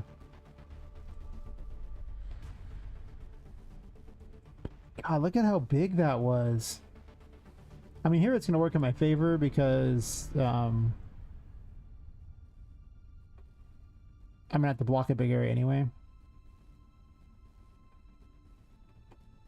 But it is a big area. Sure. Kind of pretty centered if possible.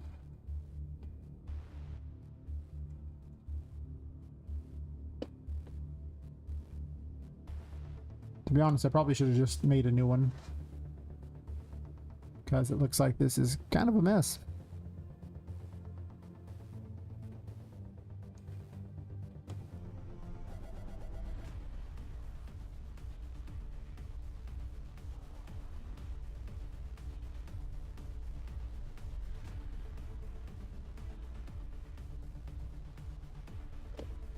I gotta remake it anyway.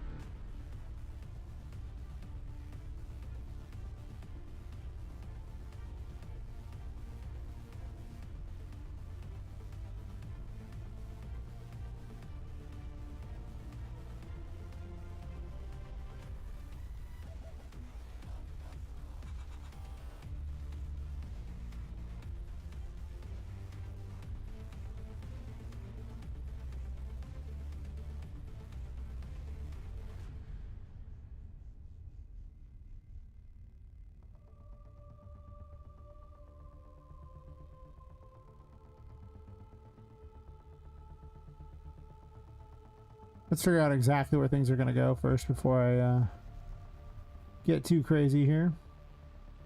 I only really need to block these two directions. I don't care about the other directions, so...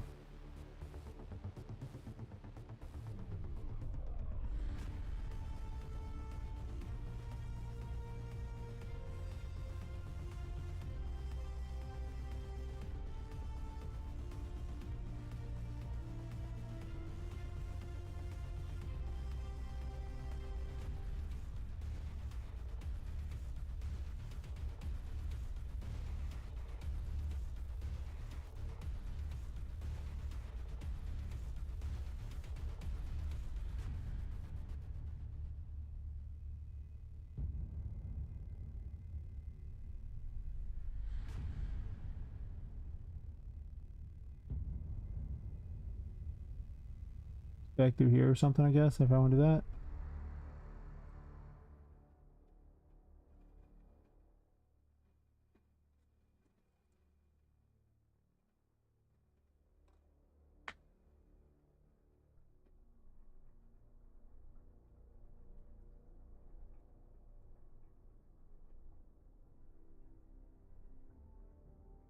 Could appear on our ship, I guess.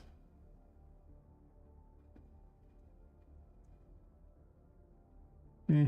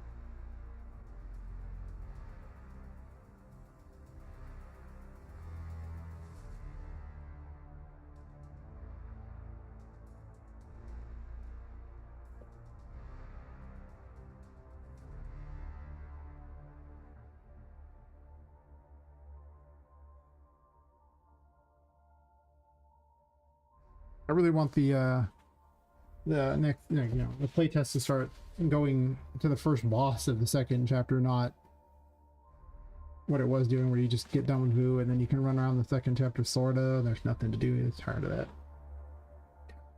Push forward, gotta finish the game.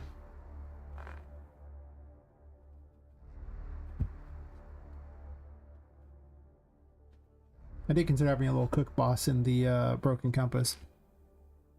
True.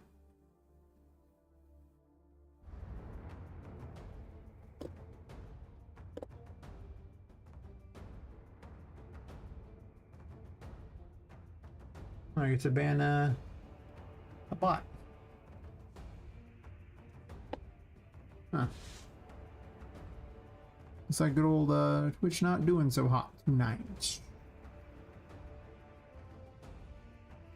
There's Kick actually. It's mostly just YouTube kind of doing okay.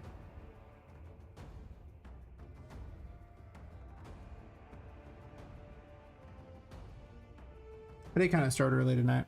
Seems like if we start at midnight, it's about when I tend to get the most viewers.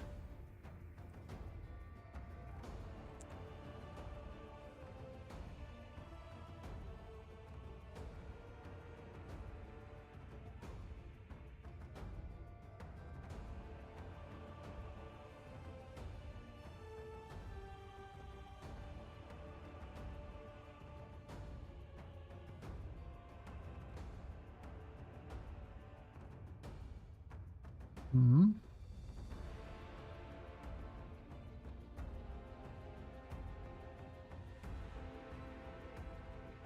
Oh, level I'm supposed to even be at for this here.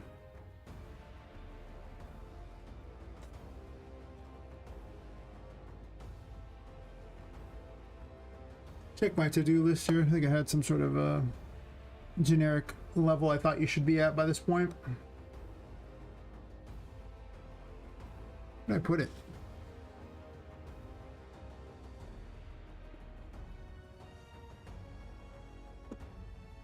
There it is.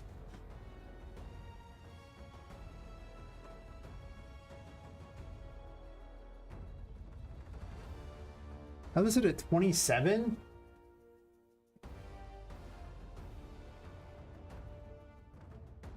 I'm starting to think that there's too many tarot cards to give out. Like, I gotta give them out faster. There's only so many rooms, though. I mean, I almost have to give out one a room.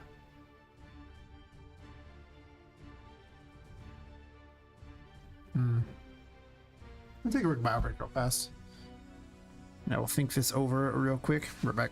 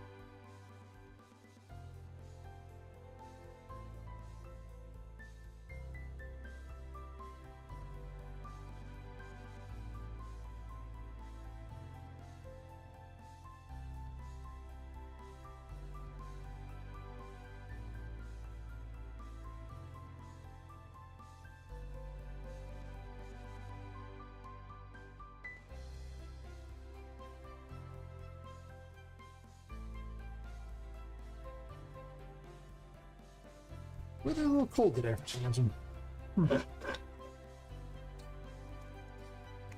You miss any messages?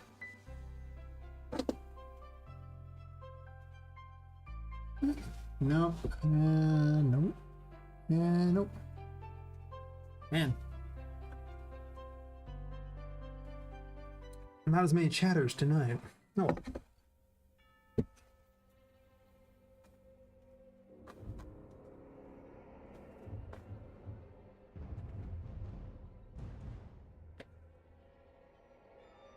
How do I have it set up for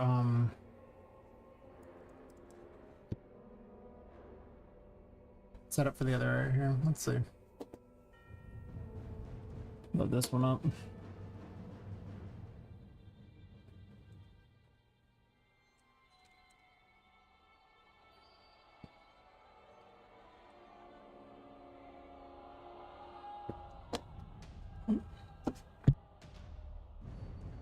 Stream needs some work too. You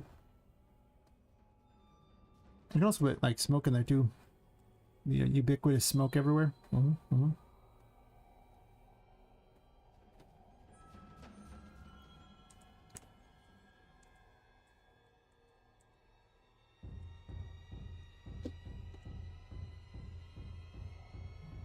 Yeah, I just see the level on that, nothing else, and then okay.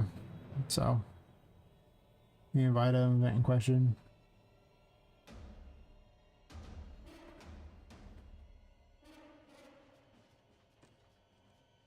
Sure. Okay.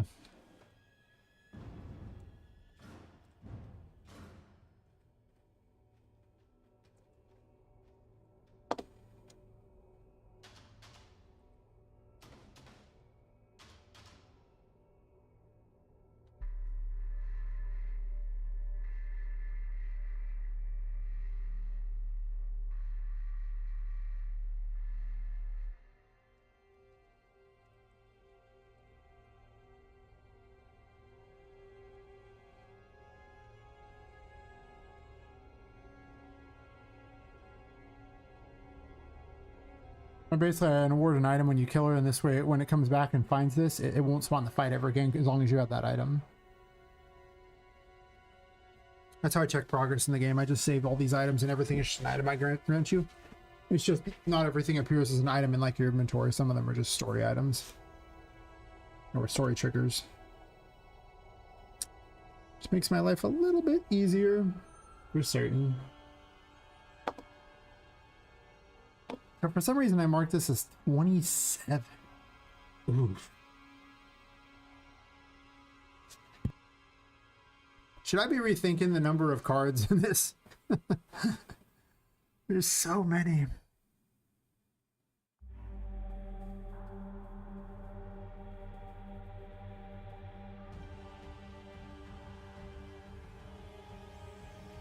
Because that means that I do potentially, if I put Vu at 15 as the level you actually beat her at, like the expected level, on my listing I actually put her as 18 potential there, though I think you can get to 19. That means I probably can give like 5 levels after and just say, hey, your potential's that.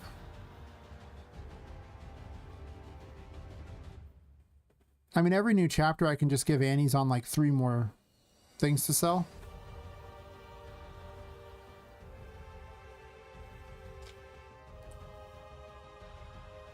Which then means over the course of the game there would be, 13 things that she sells, because she sells the Wheel of Fortune, but she also would sell 12 like regular tarot cards. Maybe potentially other things too.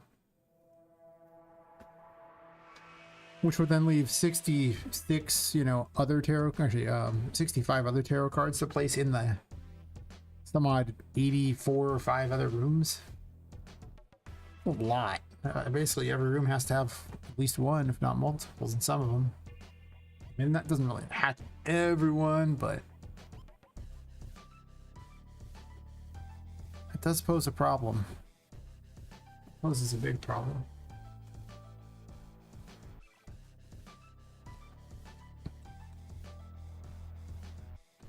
I guess I make expected level 20 on this one?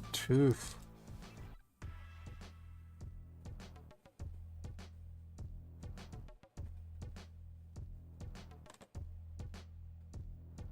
I'm gonna assume it always spawns, but we'll mark 100 just in case. I don't know why I need to do that, but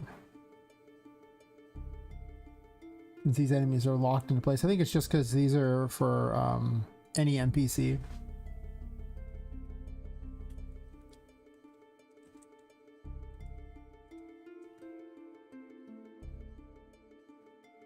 We'll get the other items from a room.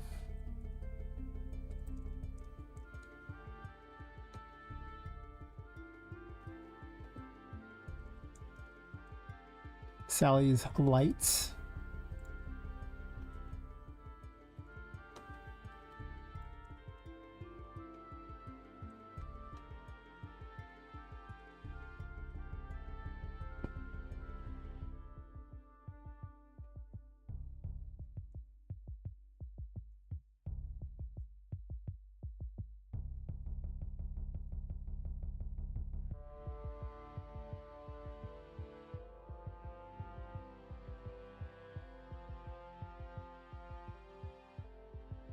And she's almost certainly going to spawn him in anyway.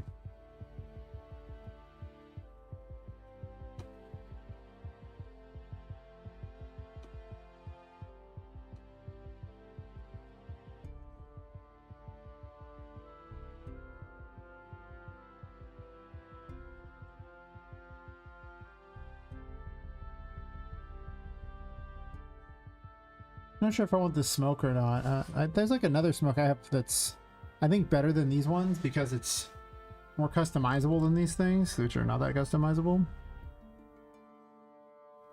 These are okay because they look kind of cool in the dark.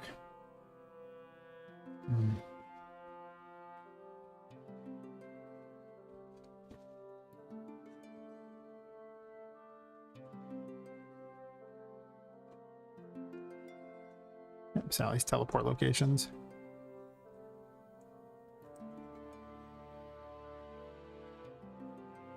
I'm just of the opinion that I'm gonna completely change everything here. Make this room the room.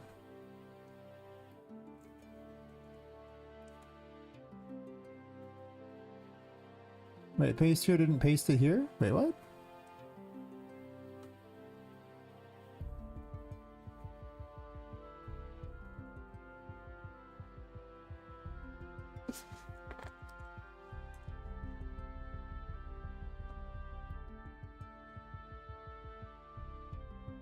Actually, no.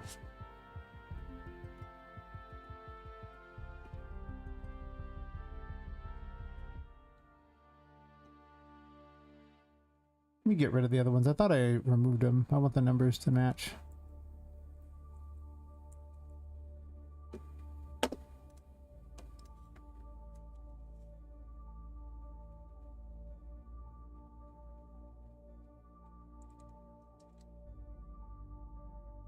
I'm sure I'll be spending like a week plus on this fight, almost certainly.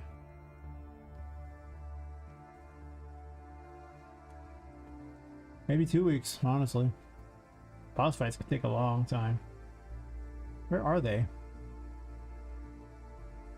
Just way out there, huh?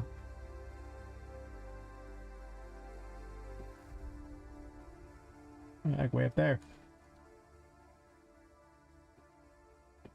I don't know why I pasted so many. I could have just taken the one. It would have been just as effective. In fact, I really don't need the other. You know what? Screw this. What am I doing?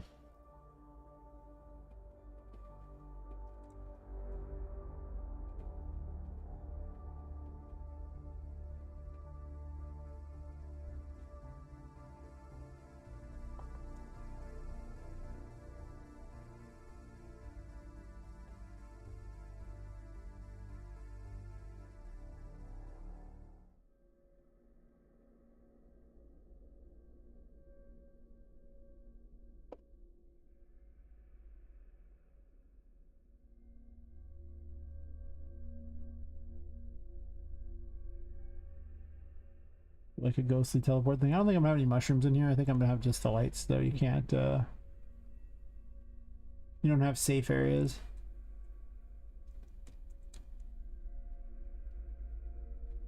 Because one of her abilities is going to be that she haunts the lanterns so they float away.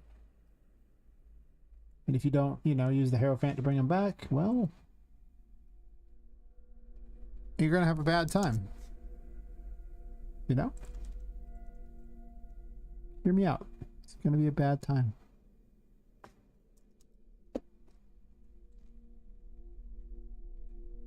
Possibly I might put her in 4 of these things too. I don't know. Sure. I'll figure it out. I'll move rocks around and things. It'll happen.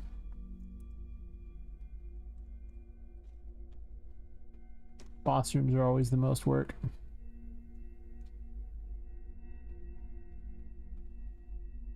But that's fine.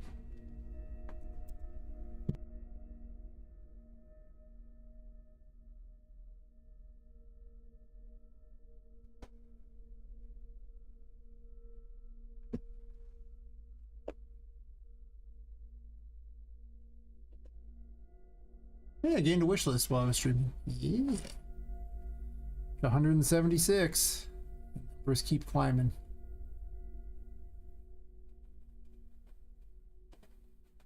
But the road ahead is a long one, for certain.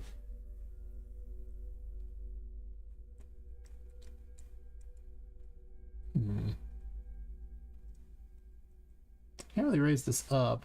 I'm not sure I even like the having all this in there. Maybe the skull thingy won't be. It's done a little differently here potentially. I don't know.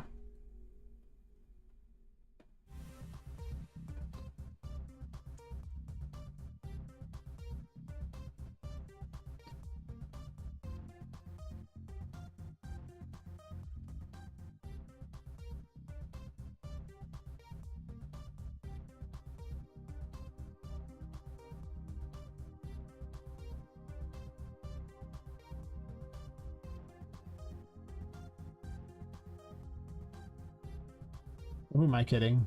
Just make it a 50 and move on.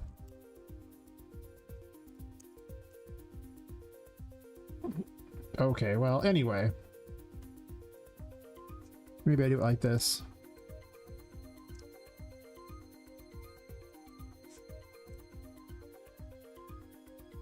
Sure.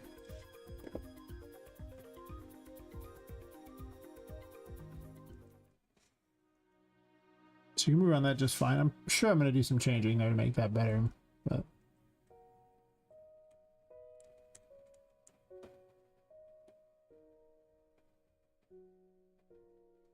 The question is, what level am I going to make her and you and all these things? We're going to just slowly start adding things in here so she has more of a plan on what's going on here. No, let's stick through the ground. I can't have that.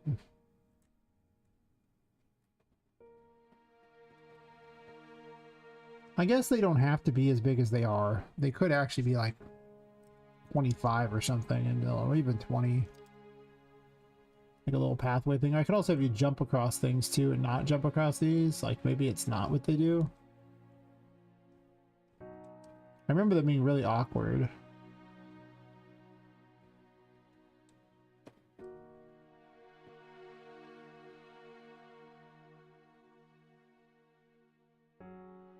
This fight has definitely changed so much in how it goes.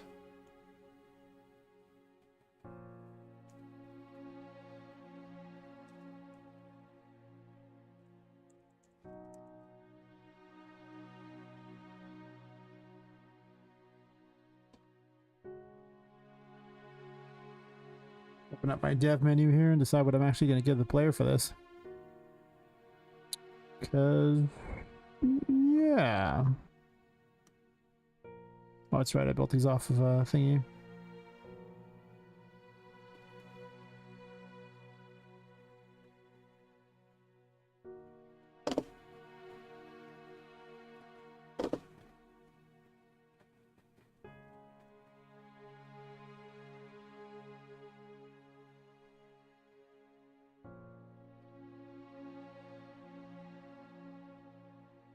Why are we so laggy?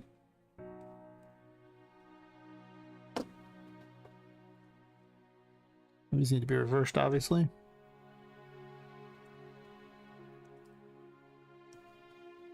If I do even put Tilly there, maybe I'll do someone else.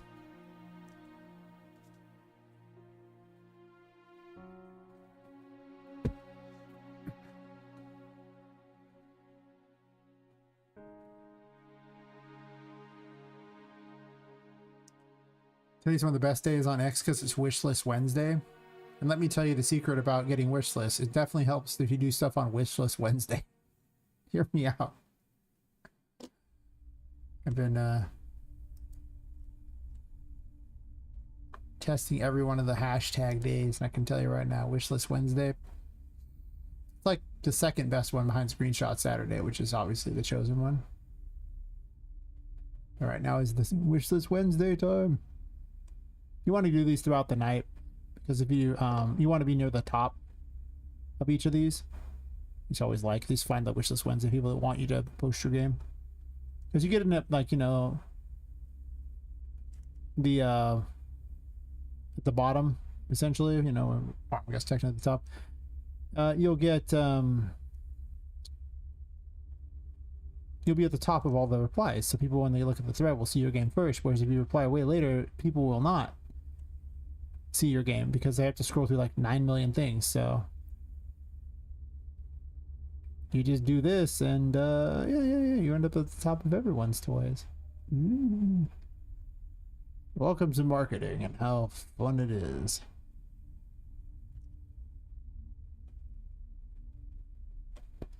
But this is how I got most of my wish lists anyway. You just got to keep doing it because people will see it.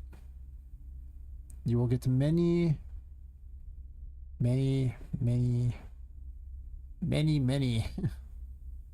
views on your project this way. Wish list, I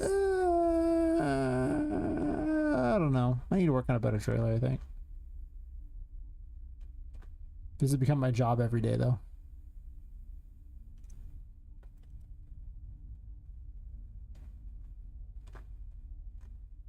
There's only so many to go through. I mean, I've only been streaming like 2.5 hours or something, so that means that there's only probably at most 3 hours worth of things that I haven't already wish listed. No, haven't already replied back to.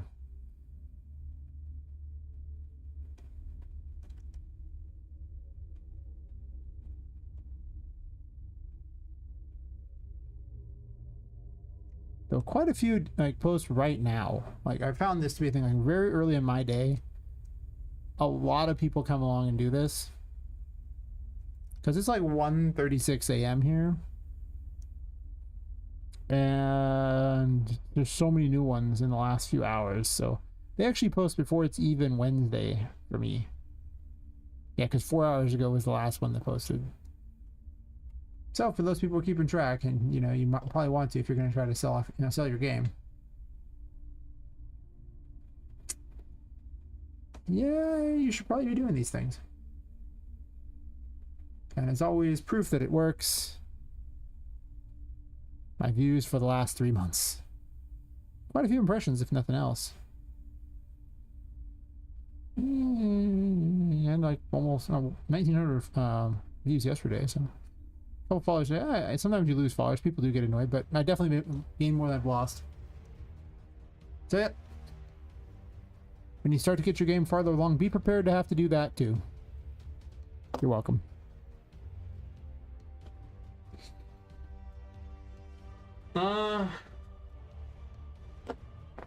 I guess I should be looking at exactly where I'm going to put tarot cards here.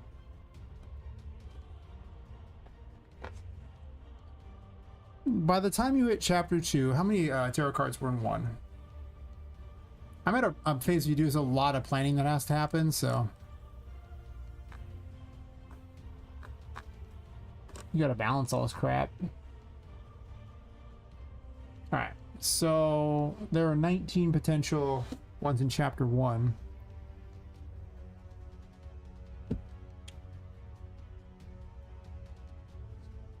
But I only expect you to be able to 15 when beating Vu, and then you'll probably get +1 card there, I imagine.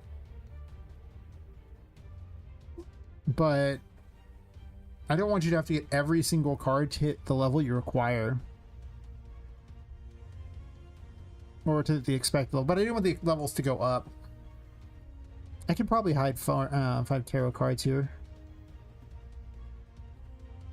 Let's begin the process of hiding tarot cards here. This is my life now, just so you know. Do I have a card location yet? No.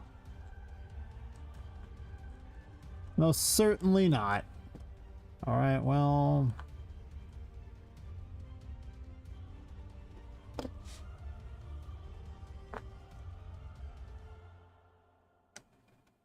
Put it right here, card locations. Hidden Grotto.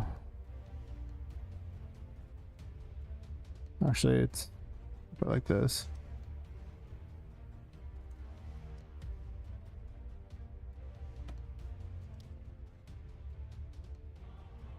So, the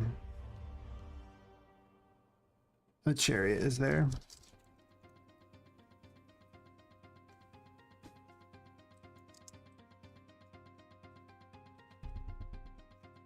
The Hidden Grotto is a very big room.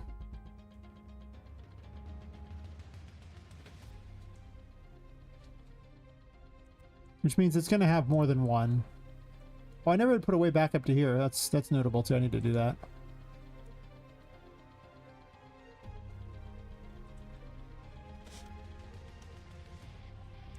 One moment.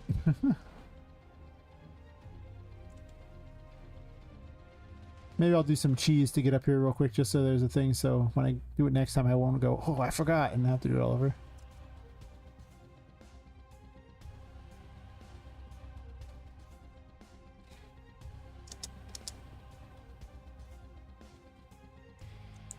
These are conveniently already spaced the right distance. And you should be able to get there from the table. And I'm pretty certain you could just jump on the trees from there. Guess we'll test, huh?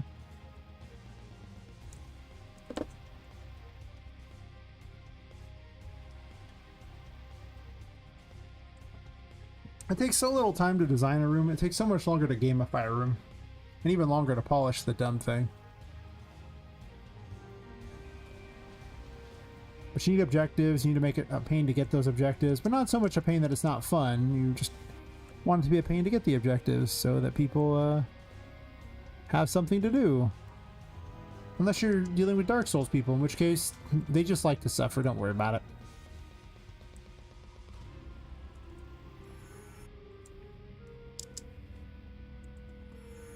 I think that's like if Twitch chat was, you know, turned into always just a game demographic all by itself. They just want to suffer because that's what they like. And these trees cannot be jumped on, by the way. That one can't. Top can't. Can't you? Okay, so the leaves are not jumpable. I thought you could, so that's why I was like, oh, sure, do that.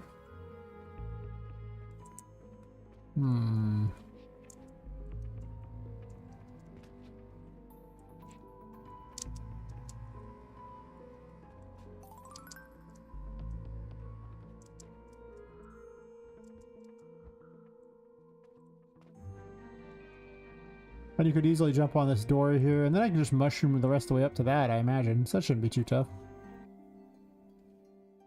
This is on my list of things I was supposed to do and I forgot about. So many times that I've worked on entire rooms since, and still never done this stupid thing that I was supposed to do ages ago. It's just how it is, don't worry about it.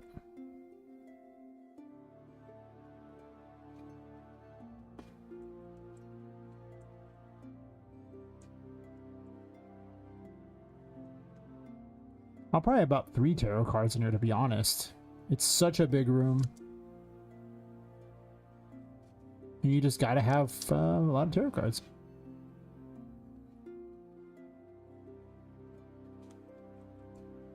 I'm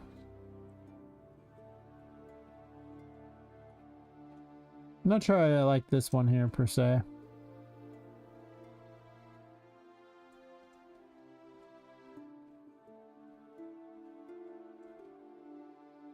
I kind of feel like I should run this pipe all the way over the wall or just get another pipe.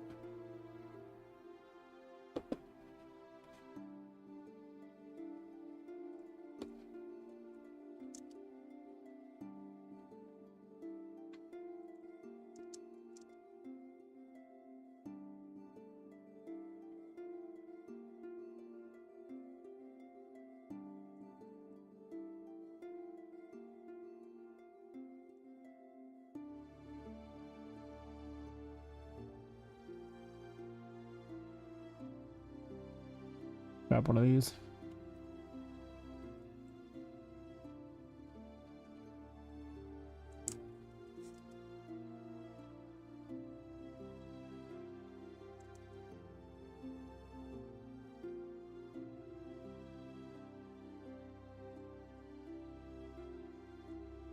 But I don't really need the mushrooms. Which is good, because I don't really have anywhere to put those ones, so, you know.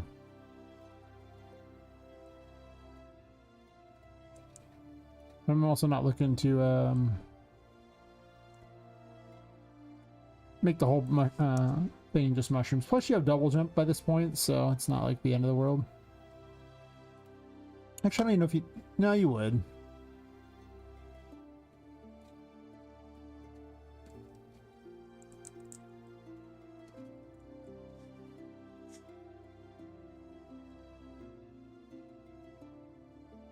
I might separate these from the destroyable objects since they have this issue of moving, which is really annoying me. Let's put you at the exact same height just to make my life easier.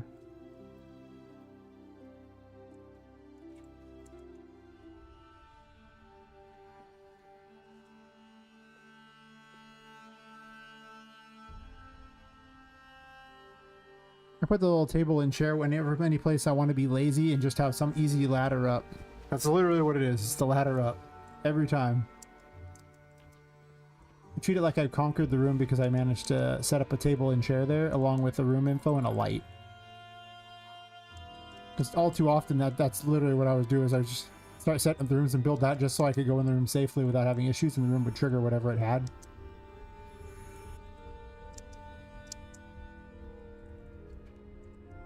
That should be no problem. If it loads this, good. Yep.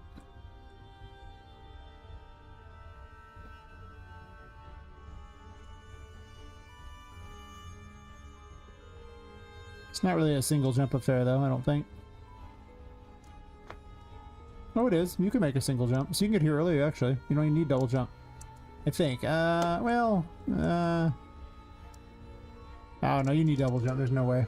That jump is just slightly too awkward. Still, problem solved. Now I can put a tarot card up there.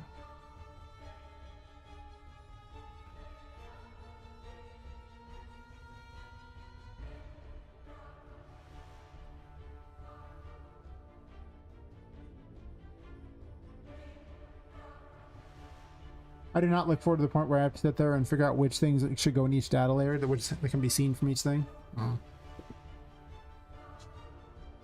But it's fine. Because when it comes to this, I'm going to end up uniting all these pipes and things together into one giant thing. And not the grates, obviously, but everything else is going to be just one giant thing that should draw it anyway. So I only have to add one thing to each thing, not every single piece of this. Because I don't want all the draw calls, because I found that draw calls are pretty much what kills your performance over just about everything else. Texture sizes do too, but this is using the same texture for all of it, so it's not like it's loading the texture extra times. It just uses one texture for all of the tiles. But if it has a bunch of different things, then it would have a draw call for each one, and then that would take forever. Like, that's bad. You don't want that. Draw calls are no good. Also, I can't have these splines because it's a draw call between each of these spaces. So when I get to optimizing these rooms, I'll be converting these over. I just didn't want to do it yet because I keep moving them, and it's annoying to have to keep remaking them. So I want to make certain they're exactly where they're going to be before I do it again. Because it's tedious. Yes. Also, that looked terrible, so consider it fixed. Oops.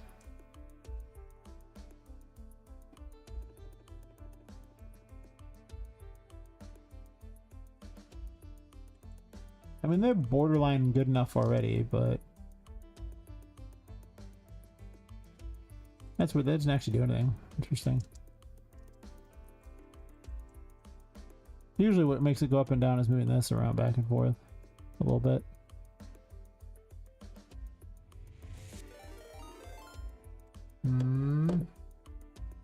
Hey, Johnny B, how's it going? Did you see anything? No, sir. I didn't see you playing with your dolls again. Good. Nice. And you found a use for the Poppet one. Hell yes. The Poppet Karen thing is great. I do still need a cat emoji. Just for that. Just for the meme. There is a cat character in the game. I just don't have an emoji for him yet. But it would be pretty fitting if I happen to make that character the one that she's yelling at.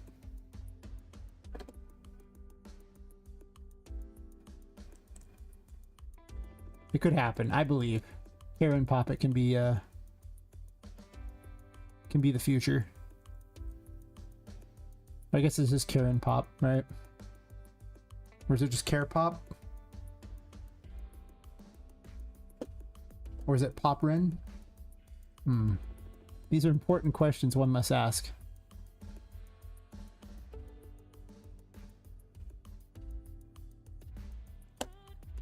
Ever since Funko Pop, you know, where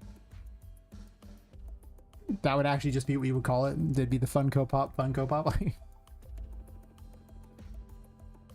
Be the Funko Poppet is what it is. There you go.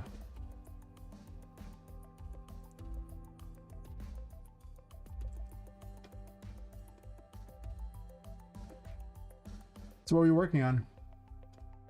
So I should shout you out. Not that there's that many people watching on good old Twitch right now. I've been doing so much better on YouTube lately than Twitch. I got like 12 people watching on YouTube, which is actually low. I feel like 20 and 30 the last couple days, so huh.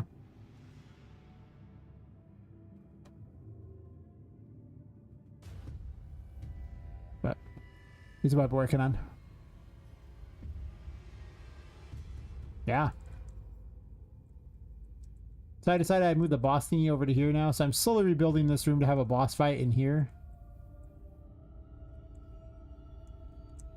She's gonna have haunted lanterns that she makes fly away, and she raises and lowers the water. Oh, check out my new water material. I guess this is kind of barricaded a lot. That room's really being worked on.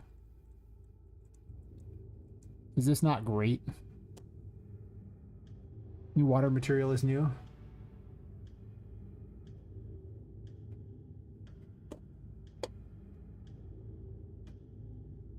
Just doing some VFX, new spell that puts up mercury, liquid metal. Nice, nice. Tanks one hit. Oh no, I fell in the water.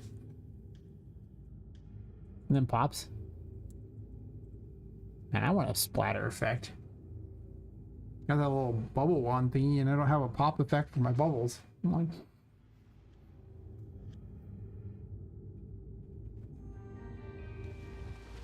I should learn how to hand make VFX.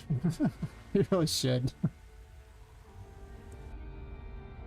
Yep. This water actually, you know, reacts to things because of math. And it's exactly one material. So no weird crap like that. The flex was going on above and everything like that.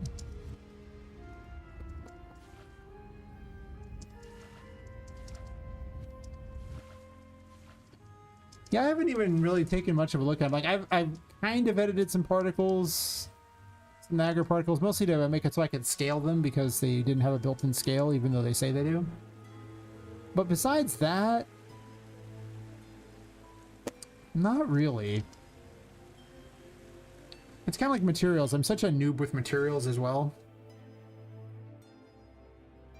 Like this one, I followed a tutorial because materials are still like voodoo magic to me. I don't know. I got nothing. I comprehend nothing. I think the problem is I don't really understand the math behind it particularly well. So when they're like, just use this node and multiply this, and you get the sine of this, and I'm going, how do you know? I was building this area too. I'm gonna put claw machines in here. I haven't made them yet, but I put those there to remind me claw machines are gonna be here. So, putting little lights down here and like that. Slowly working on these rooms. Not a whole lot here yet.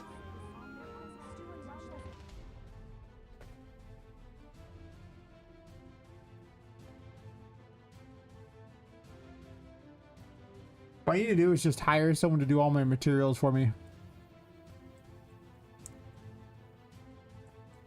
I rebuilt down here too for the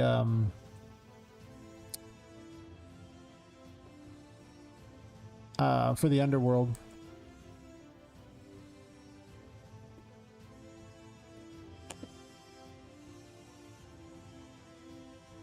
But yeah. I suspect I should just pay someone to do those things. It'd probably be a lot better, and it'd probably...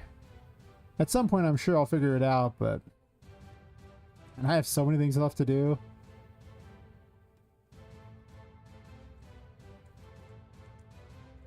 Yeah, now when you're in the other world, it's more like this instead.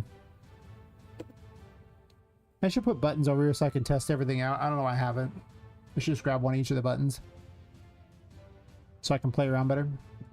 That in a second.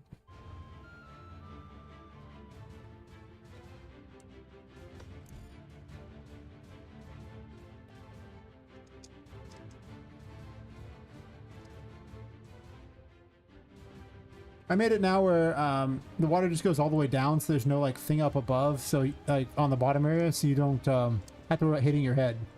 There's just more to go through. I also put clams, so that clam is probably too low, so I need to remember to change that. But probably mean it is way too low.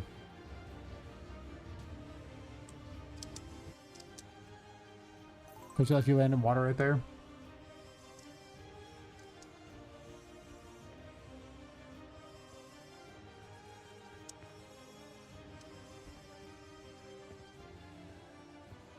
Yeah, each time you lower it, you get farther and farther down, and I guess the secondary is not that interesting yet.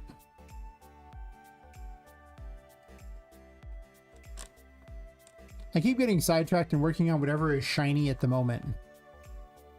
Not what is ever is actually necessary to get done. Like, I still have, I don't know, 10, 11 rooms? Yeah. Before this one, so it's like cool, great, but why am I working on this one? Yeah, it's just like, oh, that's cool, I want to work on this, and then oh, this is pretty cool, I want to work on that, and then it's just kind of, it's like a kid with ADD doing game design.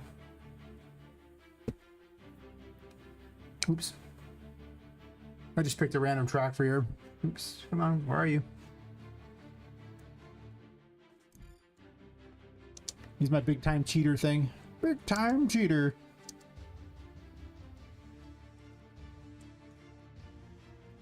Now I just like, instead of having this tiny little thing that it used to be that you could barely do a jump without the camera hitting the ceiling, but now I just got rid of that. Now it's just the water's just lower.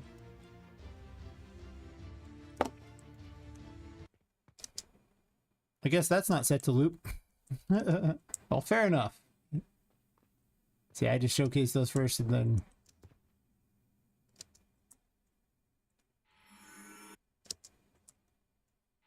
have to grab these ones out of the water instead.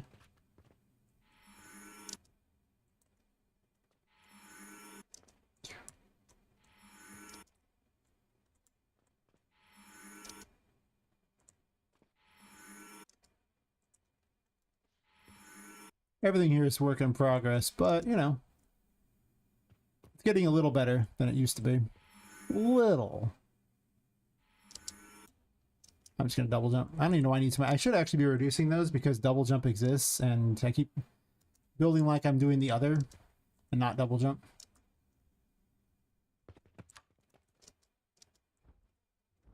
Also, I can't decide. I'm either gonna have you go down into there once you have the Emperor, or have you go through this one up here and then pop out down here with, like, you know, a pipe going somewhere. So I should be doing this, just double jumping to see how far I can go. Oh, what am I doing? Oh, ho, ho, ho, ho. There's a way to cheat my own thing. I didn't even think about this. Oh no. You could just get up here and cheat the whole thing. You just jump from one of these ones up here. That's funny. I guess I gotta move the windows farther out, huh? So the windows go all the way out so that area doesn't exist. Yeah.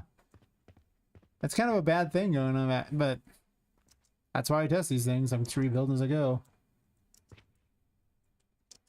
And then once you have this, you could just run around in the water. Yay! Now the water's deeper too. That's helpful. So I get to hide even more secrets.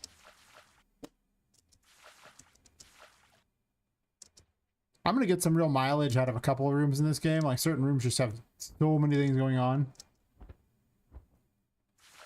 Like you return to this room 3 different times because you've lowered the water each time, and it just reveals more and more puzzles.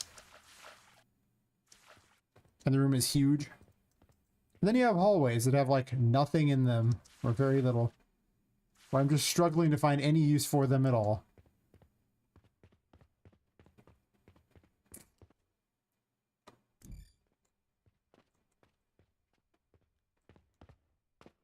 But finally the second chapter is getting the goods. You can't even jump through this, huh? Wow. It is possible, right? Okay. Can I just walk through it? Am I dumb? No. Wait, that's actually hard to get through. No, it's not. I'm just dumb. Fair enough. No, but it's too hot in this room. But yeah, that is kind of what I've been doing the last couple days. Messing with these. I did a play test. I think I fixed every bug for that play test, but rather than another play test, I was like, oh, I'm gonna work all these. Which reminds me, I fixed a bug in chapter 2, not chapter 1. Wow, bug's a strong word for it. What it really was there was no path to get to a certain area. So I think that's kind of like a bug. Sorta. Kinda. I guess I didn't write it on there.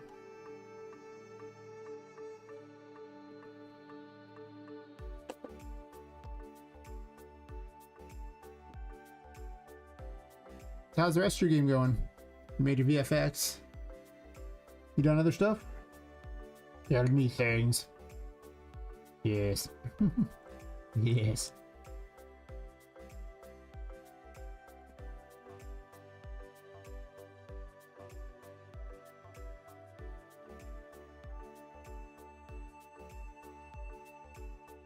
Okay, okay. How many spells you gotta make? Oh yeah, all status effects. Uh-oh. I made a system for that, but I haven't really done much with it because there's only like 1 status so far. Oh, 4, that's not bad. Only 4 spells?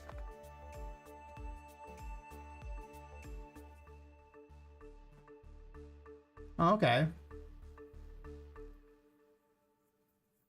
So it's 4 of 4 for each weapon? Or is it just 4 spells in the game?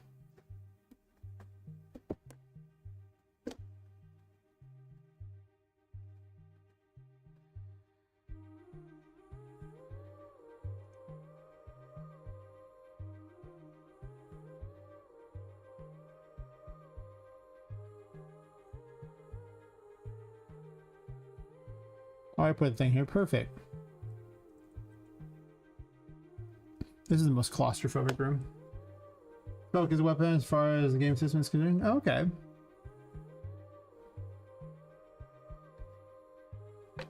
Oh my gosh, can I dual wield books? Like, oh, book in both hands.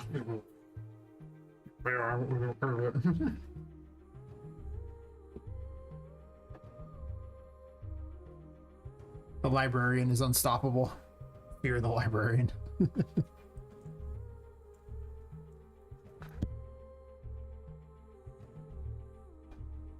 Who wields a spellbook in their right hand? That's weird.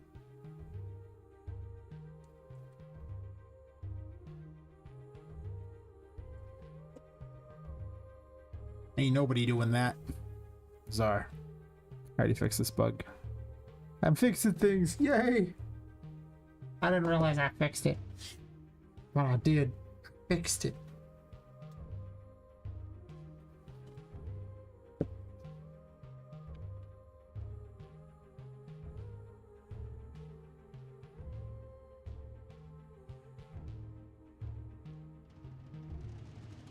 The real question I always wonder is, how come the most powerful person in any kind of wizard guild or something like that, like in a wizard tower, any kind of wizard community, isn't the librarian, right? Because who has all the, you know, spell books, right? It's important things to think about. You would think the librarian would be unstoppable.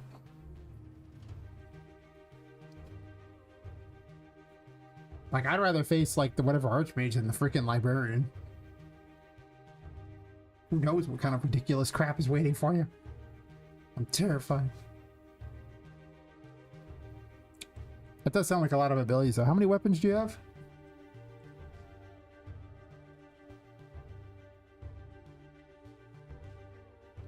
He says he has 22.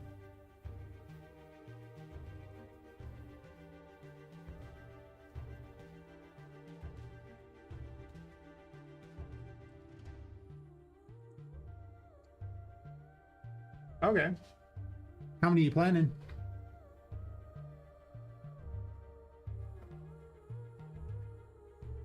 I mean, the debug 6 the best thing, right?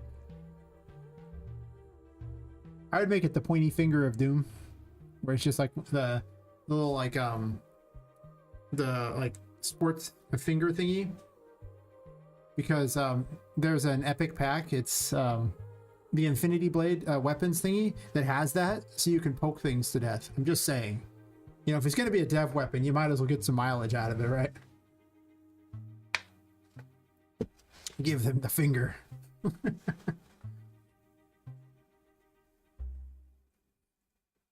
I should make a rubber chicken weapon or something that's like, you know, insta kill in this game. I don't know why I need an instant kill weapon. Typically, I'm testing out fights anyway, so it's not like I want to instant kill them, but hear me out. The rubber chicken is a formidable weapon for certain.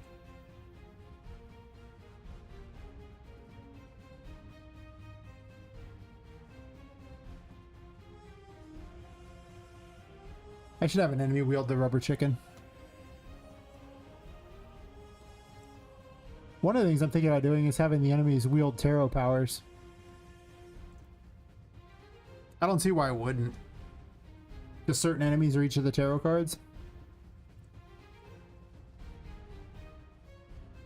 That gives me 21 cards because I'm not going to use the world, but I get the 21 cards that could be for enemy weapons.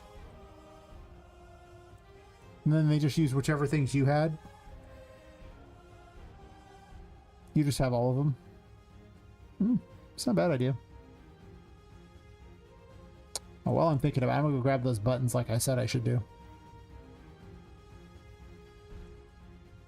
Bootans. Okay, well, what happened? Why are you way over there?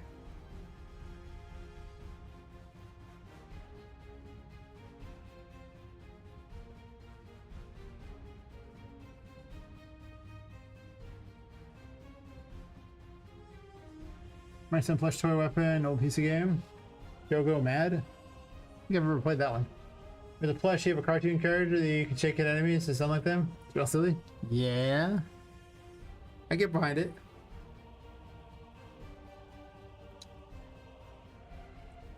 I was gonna give put a little voodoo doll in the game too, like that one of the bosses had, but that you could stab over and over. It just didn't work out very well, but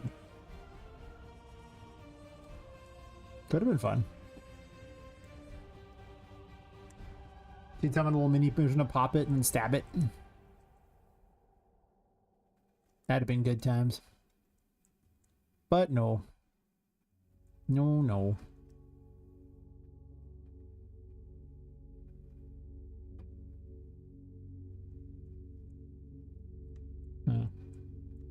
That was less ideal than I expected.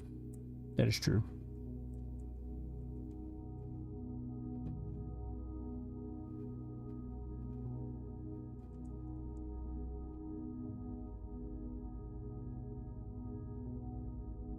I've been considering more silly weapons in this game, but I am supposed to kind of tie him to the tarot, I guess.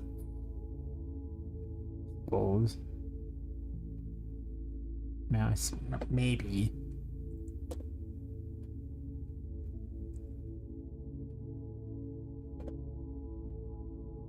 I do go back and forth on just how silly I want this game to be, though.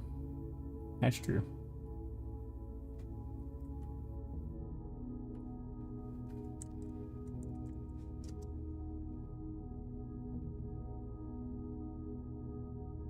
I honestly think just the very concept of it makes it hard to be a game that could ever be the most serious game out there, right? I mean, at the end of the day, you are still a toy fighting other toys. Maybe you were killed and your soul was stuffed in that doll, but you know, it just doesn't really come across as that serious of a concept, yeah? Putting these in the right order here.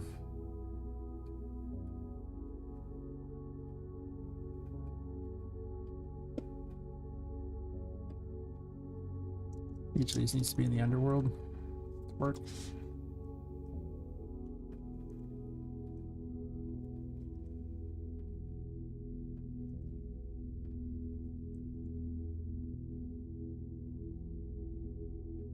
Also, I mean, I have a giant Miss Pac-Man machine, for God's sakes, in the game. And Patrick, like, forces you to play Donkey Kong with him, or at least they're knockoffs, they're not the real thing, and but still, you can tell the game is 100% serious.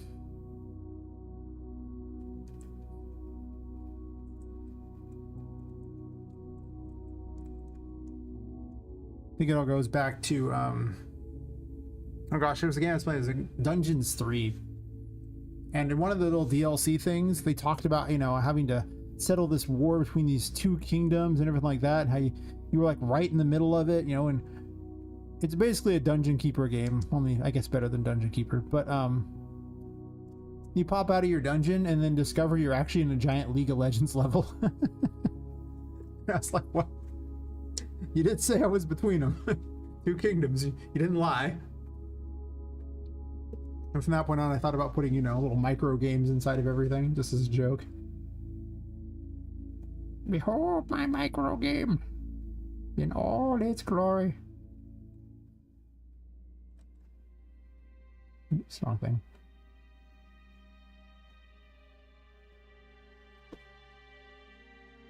I mean, as long as it's not the exact same game, it's not like, you know, total copy, but it's just as inspired by. Like Poppet running around a maze, lighting up the floor, and being chased by some sort of thingy in the maze is not really a ripoff of Miss Pac-Man. It just has enough similar things looking going on that you go, oh, Miss Pac-Man. Oh, I forgot. The problem is there's one higher. It needs to be this one for this to work for my testing. This is less bueno than expected. I should go back and beat the last of those DLCs. That game was hilarious. I do like funny games. I am tempted to add a lot of humor into this game. I mean, Tink is a funny character, but she's sadistically funny.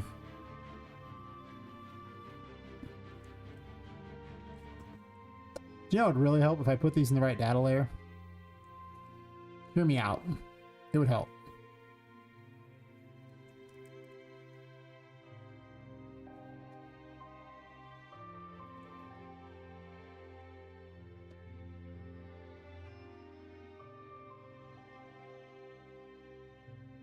Man, I haven't played through a game in so long. I've kind of forgotten what it's even like. It's been that long. I definitely haven't played through a game in the last 3 years for certain.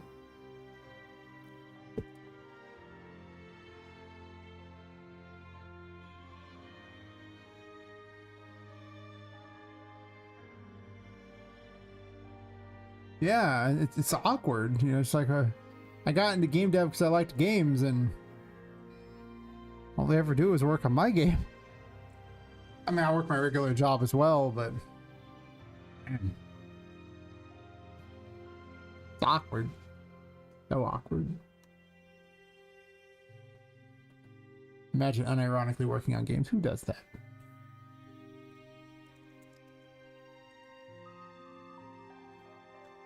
Even though I'm not going to use this music for this particular necessarily, because it's not that great, I should still make it where it actually loops.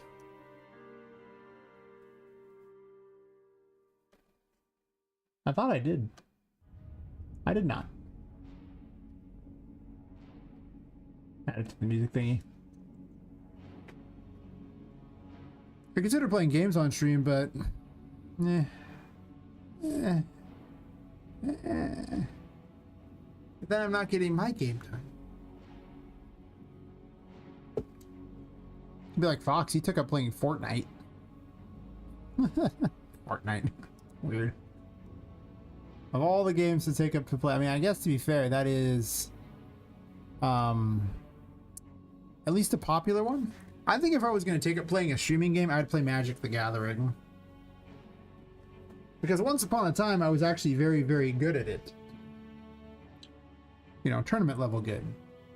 These days, though, I haven't played in like 5 years, other than like one game recently. So, probably not good now. I'd have to learn all the stuff. But I suspect my ability to get good at Magic again would be a lot easier than my ability to get good at like a shooter or something with my snail-like reflexes. You know, my memory is like, you know, super fast, like coked out goldfish. It's already forgotten things before I've even said it. If my reflexes were as good as my memory was at forgetting things, I would be unstoppable in things like Fortnite. But I lack the ultimate weapon for being good at those kinds of games. It's called being 12. If you're like 12, your reflexes are insane. And then you're probably great.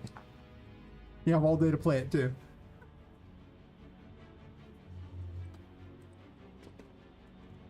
The great secret. Just be 12, smile.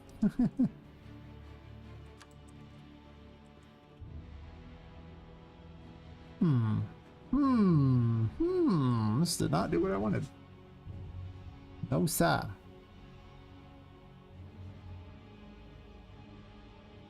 It is called the Underworld, right? It's actually a fish tank. Don't question why it's called the Underworld. It just thought it was funny. Dabbling things hard for me to get super invested in the game. Knocks me like he's, yeah, it's fair. Well, game dev is so much more fun than playing games is to me. So I understand. Like sometimes if I want to do market research, I guess market research, but I picked such an awkward thing to make that market research is hard to come across at all. Like, and Metroidvanias aren't, but 3D ones are. But even then, the obsession I have is this, not that. So I think it's hard to have an obsession with wasting time. I don't get how people do it.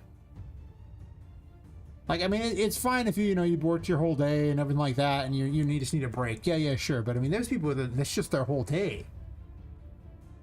I don't know how they do it. Like my roommate, he plays video games nonstop. He has perpetual entertainment. I mean, he goes to a job. He has a job. But when he gets home, he can waste hours and hours doing it. I don't know how he does it. I get bored after one day of that. One day. I can't even not work on something. It'll just drive me nuts. So boring to me.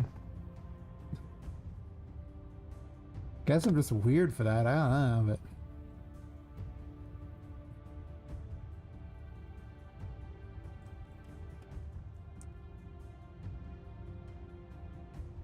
pushing them old and jaded, so see all the trend and yeah, that's fair. Yeah, maybe. I don't know, I can find cool things along the way. I mean, I do like, things, over time. It's just, I think there's just stuff I like doing better. It's really what it is. It's just stuff I like doing better. I remember a time I used to like to read books, but now I found things I like doing better than reading books. I never read books anymore. What you gonna do with Chinese gacha games because they're so fundamentally different in some ways. Learned a lot about the mobile market and its expectations. Yeah. The freemium games are weird. Like, I'm such a hater on those kinds of mechanics because I find them so boring. But they work because they, you know, go after that gambling, you know, mentality in people. I'm no stranger to that since, you know, I deal in magic cards for a living. Pays surprisingly well for very little work. Why the hell do I do game dev again? I don't know, I'm dumb. Yeah, about that.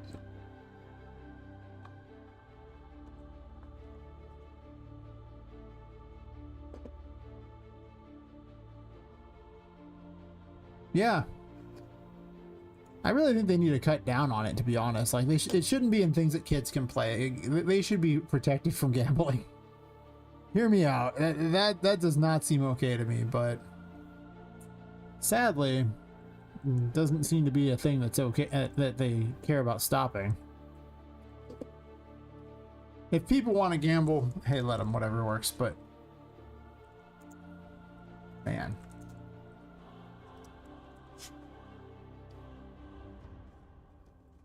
I feel like I misspelled it or something. Yeah. Well, that was a big thing, like back in the day when Magic got sued for this exact thing with the, like, you know, little packs being considered gambling. Or at least they tried to make it that, but the justification is there was no expectation of wealth from it because they never dabbled in the secondary market. Now they dabble in the secondary market all the time, so it does actual nothing. And that's really awkward. But nobody's taking him back to court, I guess. I don't know. Sure. I guess I don't even look at it. It's just the puzzle room name is.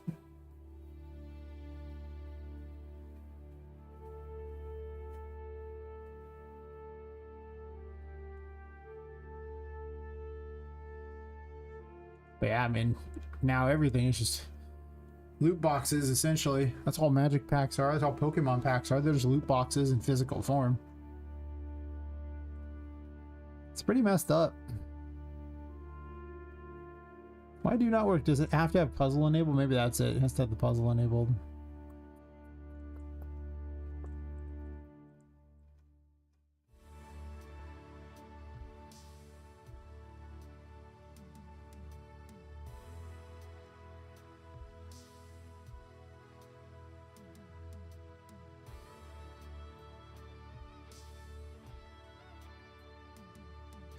Cat does.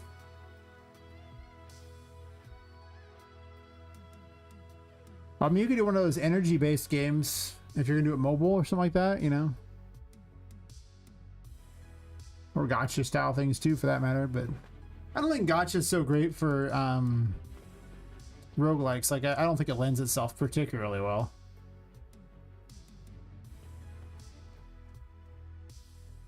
I think I have to enable puzzle.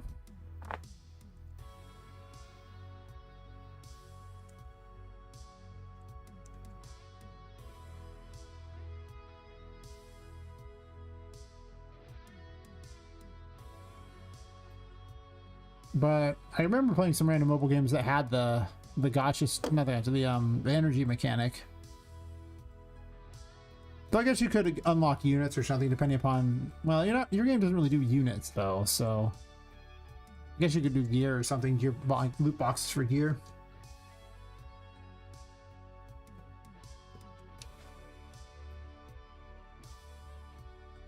It's too competitive, got way more sophisticated, random solo dev, really? Interesting. I would think that the market would be really low by comparison. I mean, yeah, you're not going to compete with something like Raid or whatever the hell, or any of the other weird games like Raid. I actually don't know what they are, but I know they exist. But there's so many other little dopey games I see on there that's just like, wow, if this game can do well, why am I making such a complicated game? There's a wizardry gacha game that's brutal, played for an hour. Oh god. Why would you want to play a wizard gacha game? A wizardry gacha game? Why would you want to play wizardry? He says, remembering wizardry. Twitch. I was never a big fan of the wizardry series. The Might and Magic series Those were okay, but Wizardry was... I don't know, there was never one that I actually got into. For whatever reason.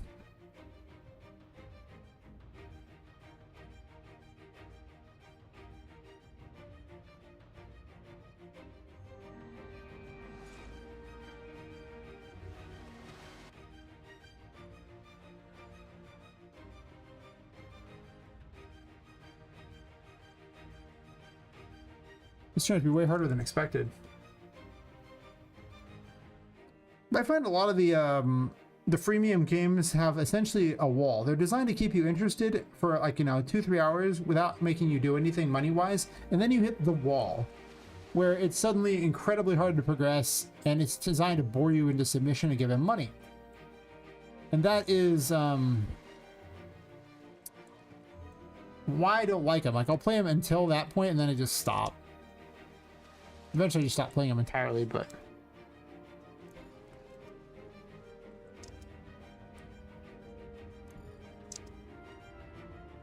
I think that you really have to design your game around that, and there's a lot of math involved to figure out exactly how to keep your player around that long. As someone who's been balancing things and planning a lot more for how to keep the players' engagement and everything like that, and how to, well, mostly I'm more about balance. I don't think engagement's going to be a problem. Like, if you like this style of game, I assume you'll just be engaged across the board, and if not, then there's nothing I can do to make you like the game. Probably.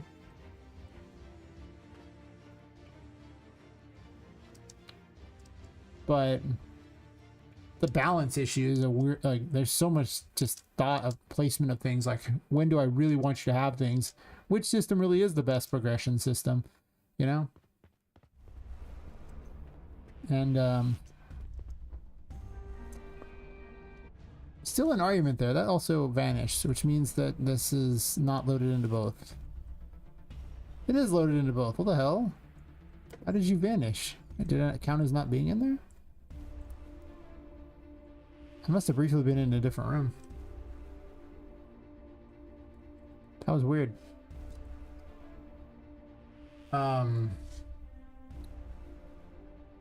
Yeah.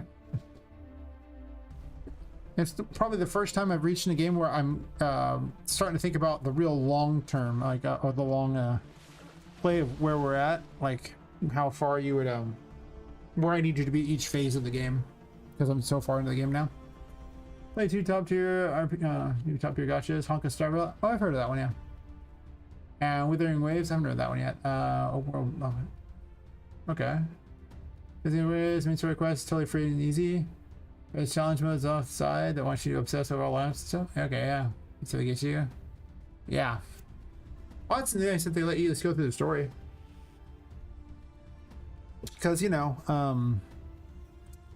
a lot of gotchas don't do that. They just keep you busy for a few hours and then it's like, you can't progress. Though, I guess gotchas aren't quite like that. That's the energy ones that you can't progress, right? Because there's different types of things. So I guess the gotchas are more about having the best units. So they want you to crack packs or open boxes for the best unit. And the best unit is then supplanted next week by a better unit. I think I played Final Fantasy Brave Exvius something like, I don't know how many years ago. A lot. 6, 7. And that wasn't even counted. It was even an Ariana Grande unit. It's like, am I really getting an Ariana Grande unit in my Final Fantasy? What the hell is this?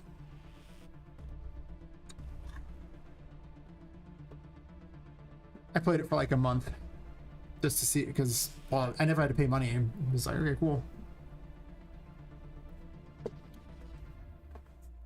But once money was involved, it was like, nah.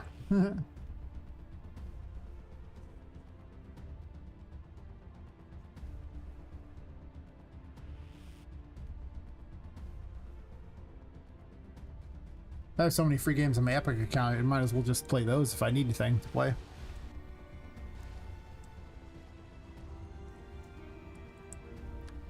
These should be over there. I don't know why they're over here. Some gotchas on the Lost Leader, high production value quests. Yeah. A lot of the gotchas I've seen actually aren't even that, you know, impressive. Like Honkai Star Rail and like Raid Shadow Legends, those things are like at the top, where like hundreds of millions of dollars have gone into that stuff.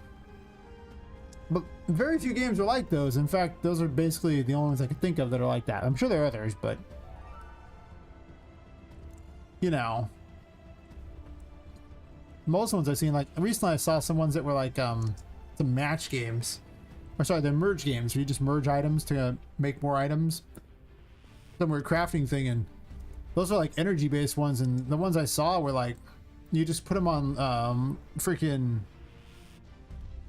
well, you either just do cash things or you can put it on like Google Play, and then the Google Play rewards you for how long people play, so those are perfect. Like, was just designed to occupy time, and they didn't have very good anything from what I could see. But studying the whole finance thing of those, I was like, huh, I don't know why I ran out of that. I just wanted to run out of the pipe again. So it's not too bad. It's only supposed to be short anyway. There's also I can't eat. Yeah, exactly. Another one of those, you know, hundreds of millions of dollars goes into it kind of game. But you don't have to be successful on their level in order to be successful. Yeah, I'll see your content. That makes sense. She was able to grab that. That was good. I wonder why it vanished that one time. Maybe the pipe's not in both or something. Also, the pipe's kind of high up. Yeah, I always played it when it was free. Like anything that was free, and then I never spent money on them, so it's like, yeah. But eventually, it just gets tiring to play through a game you're never going to beat. Not that I played them in a long time, but that was kind of my view on it. It's just like, well, I'm never going to beat this, so why am I even investing time in this? And the answer was, I have no idea.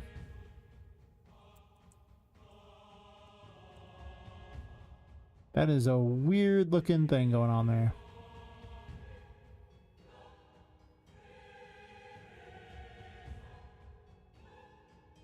The hell?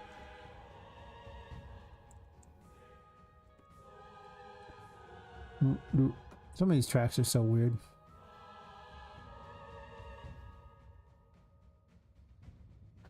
Yeah. I like to have games with an end. I'm very likely to keep playing a game, and that can cause a lot of problems, but if it has an end, it doesn't cause the problems anymore, you know?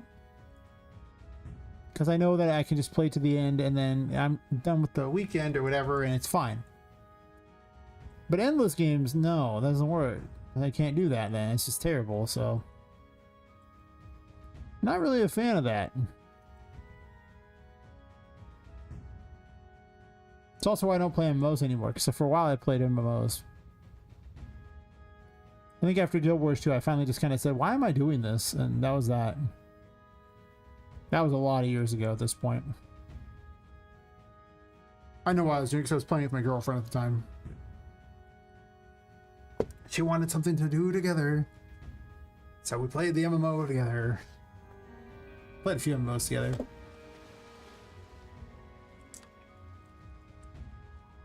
Except I'm the kind of person who's actually, you know, trying to be good at the game, and she's just there for the vibe. Or she was. I don't date her anymore, but you know.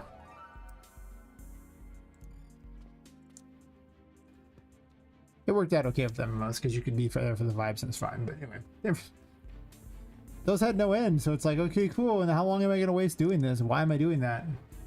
What's the point? Where's the gain? The answer was there was none.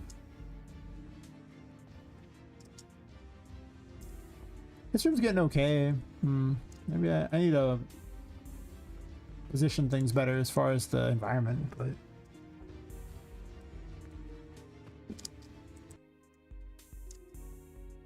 why did the music shut off?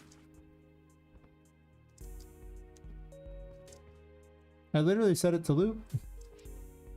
I made a point of saying exactly that.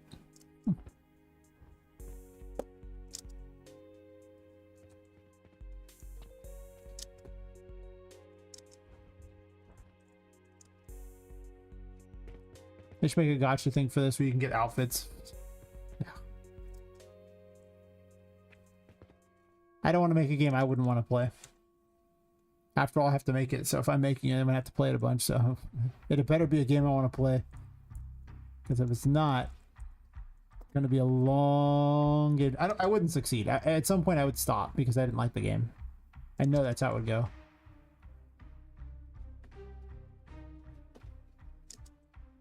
I mean, don't get me wrong. If someone was paying me a bunch of money, we could talk about how I don't like the game, but it doesn't matter.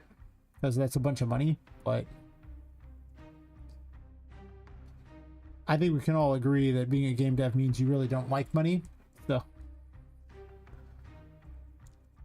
since clearly I don't like money, it's more about, you know, just finding something that amuses me than anything else.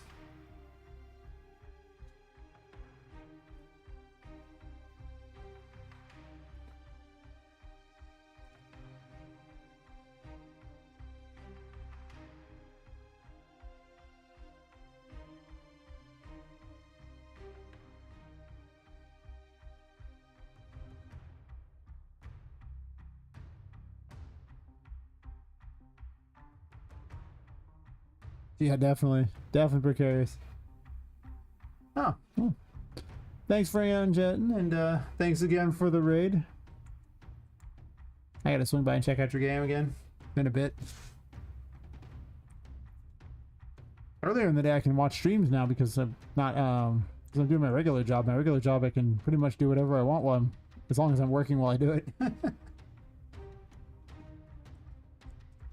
I'll have to swing by and check it out. Have a wonderful rest of your night, and I will go back to playing with my dolls. Yes, dolls.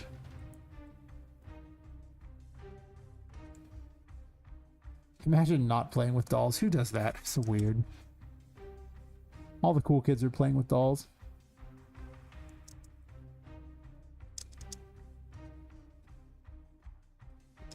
I need to probably instance these or something. Oh, I should probably just merge them together to make a giant, you know, single draw call out for each of these things.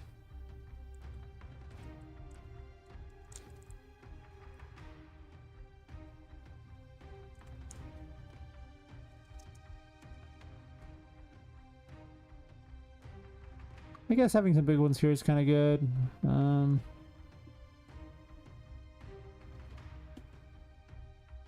At some point I need to sit there and actually start converting all these over into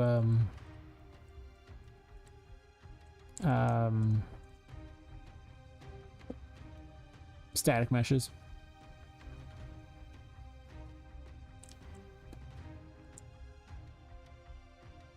Sounds like a future me problem.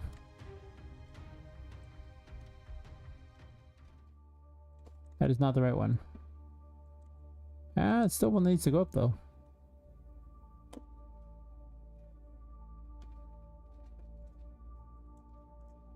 Hey Matt, how you doing? Seems like earlier today. Oh yeah, that's how it goes. That's okay. I kind of have ADD for designing things anyway, so it's fine. I just kind of move around to whatever amuses me at any given time. It's all got to get done eventually, right? Wait, why is this even here? It's this tiny little dumb thing. I don't know why that's there. I don't need it. That's fair.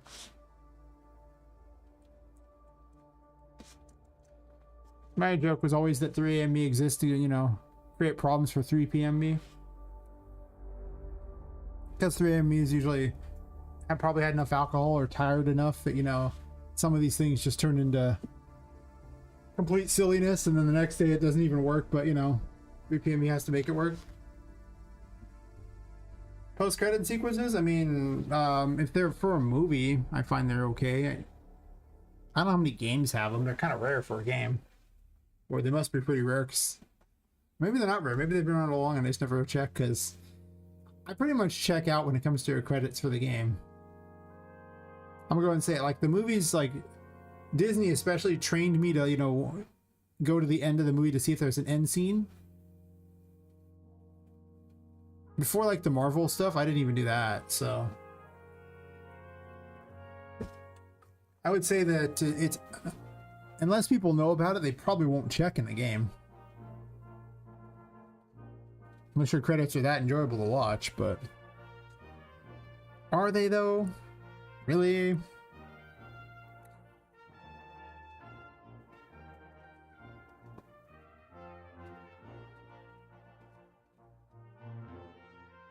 Which game is not really common, but also dictated a good ending and bad ending stuff.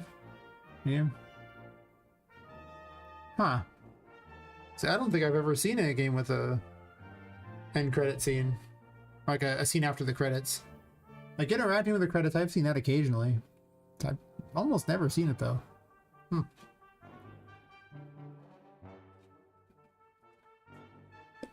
To be fair though, it's not like I have time to play a lot of games, so.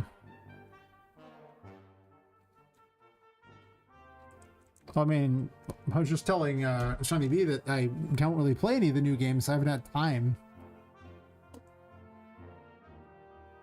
Yeah. Exactly. Who plays modern games?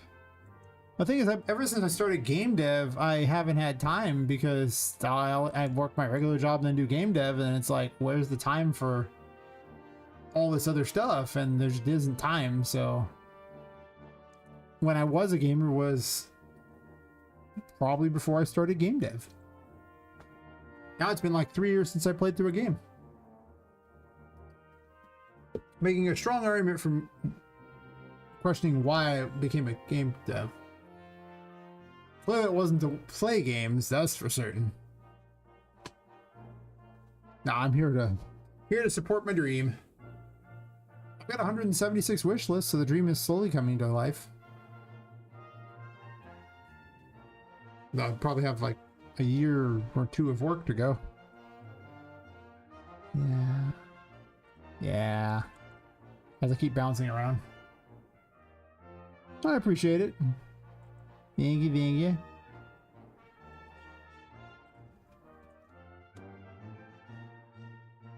I'm here struggling with the second chapter because this chapter ended up in the most awkward possible thing. Because when I first made it, first designed it, this was going to be a much taller building. The building was very, very large. It was like 7 stories tall. Now it's 5. And it was also wider by about 20% too in the front. So I built the first thing going, yeah, it's kind of small. And then the second one came along and it was going to be like almost 2 floors worth of stuff because there was way more floors. But it wasn't a very important chapter. Then I reduced everything, but this one had already been kind of designed. So now we have this, the least important chapter now is the largest too. And I'm just like, what am I going to do with you? So now I'm trying to retool it in a way that that keeps it, takes advantage of the fact that I've already laid things out, but lets me maybe ditch some of the content of it or compress it so I can have more important content other places in this area. YouTube Premiere reminded me of something. I realized something important about future me's. My name has an empty desk and delegating test. It's fair. You know, I wish any one of me ever took a vacation. I get bored. I have to be working on something. I get bored. I'm terrible at wasting time. That's some of the credits because I was watching last episode of season for Fallout. And I clicked over here and said, oh, okay. Oh, so the final season, final episode of Fallout's out. Cool for the season. Nice. I'll have to watch it afterwards.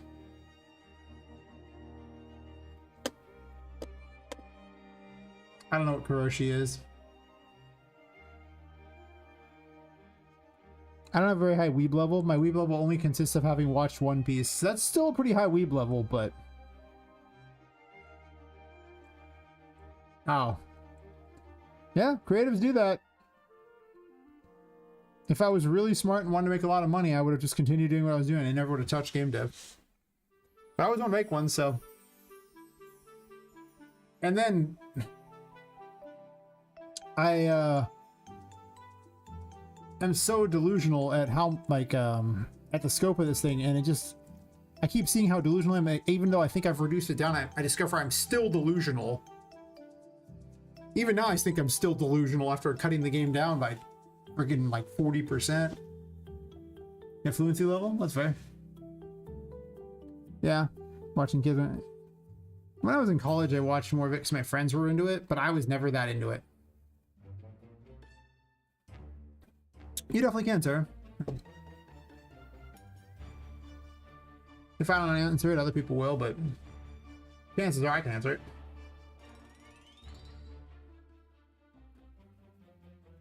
You definitely do it, yeah. It's fair. I mean, there was some cool stuff. But I mean, when I watched it, things like Ninja Scroll were cool. So I mean, like, it's been a bit. You know, I mean, that was like 25 years ago that I watched freaking anime regularly. But like I said, all my friends liked it, so I watched it because they liked it, not because I particularly liked it. I mostly just played Magic at the time because they were all into Magic and I was into Magic. So between the two of us, or between like, you know, the group of us, they could do their little anime thing and I'd be playing with my cards the whole time and kind of looking at the anime going. And then I dated a girl who was super into anime. So that's also why I watched a bit more along the way, because she really wanted to watch it. And I was like, oh, if I have to do something with her, I guess this is not the worst. But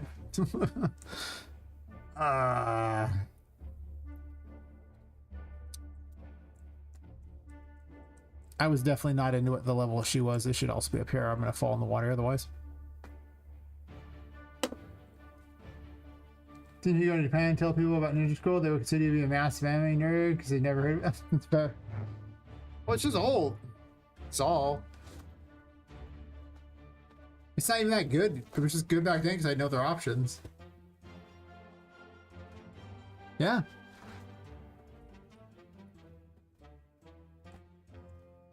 Well, it's just, why would they hear about it? I mean, they anime is like television to them. They have so many new animes all the time. So to them, it's like, be like, you know, mentioning an old show here.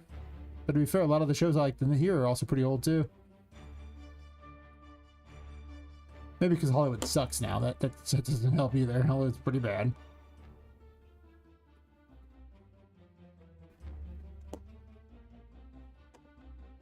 Yeah, it wasn't that great. It was just cool at the time. Yeah. I don't know. Ninja Scroll was super popular at the time. It was so popular that you could find it in video stores. That's how I watched it. You just find it in video stores. That's how we got it. Yeah.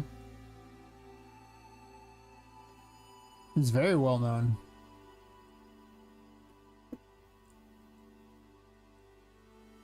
I just don't think it stood the test of time. Or maybe it did. I don't know. I'm not really an anime guy. I don't know. Maybe.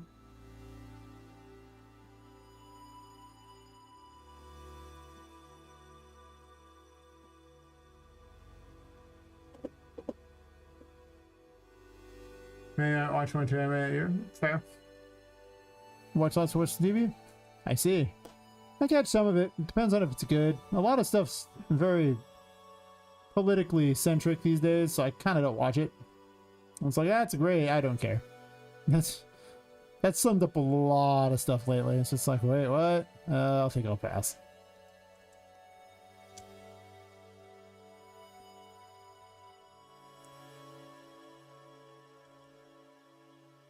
Not here for propaganda. If I want their opinion, I'll give it to them. That's how I view entertainment industry.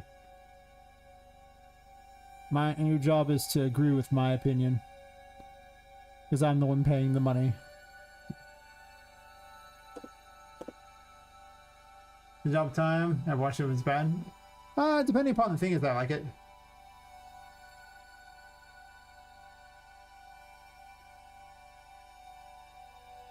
My part still have politics. That's probably fair. I'm just annoyed at it because they cram it into everything and I'm just tired of them. And I want to see them go out of business because, you know what? I'm vindictive. I totally am. I'm very vindictive. And if they're going to ruin my entertainment, I'm going to ruin their day by not watching. Can't make me watch.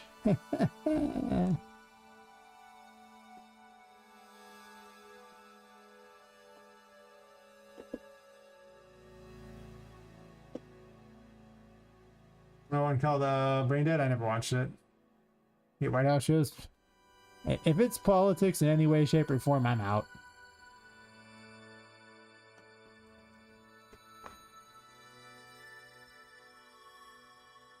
Guess I can't raise that up. Damn.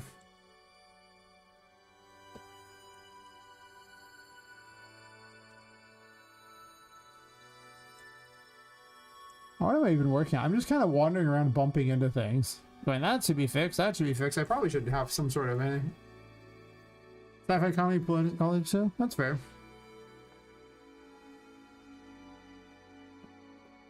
Hey, the man's come down and eat half the brains and half the politicians. So the people cheered and called them heroes? Yeah, as I say, that sounds about right.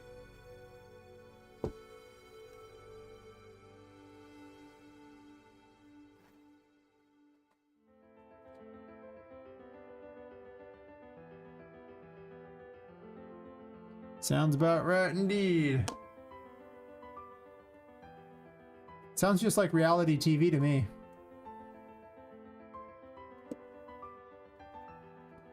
What was I working on? Besides this, you know, pale ale, which has been good. Of course, the cans are green, and I have a green screen, so, you know, is what it is.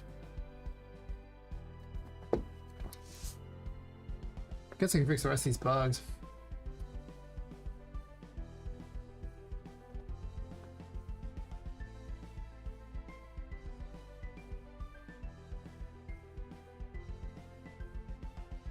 I wonder if that would be better.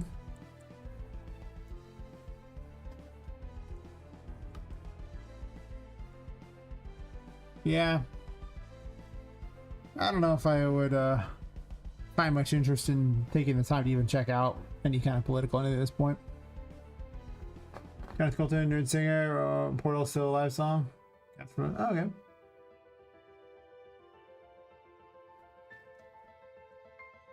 I don't actually know who that is either, but you know, I don't get out much. That's true.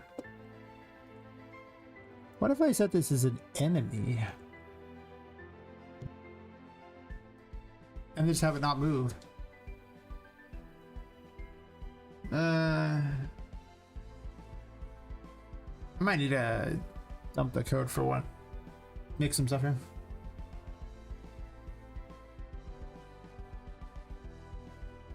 Oh yeah.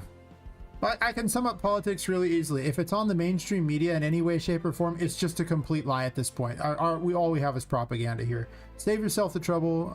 American mainstream media, ignore it. Nothing they're telling you is true. Nothing.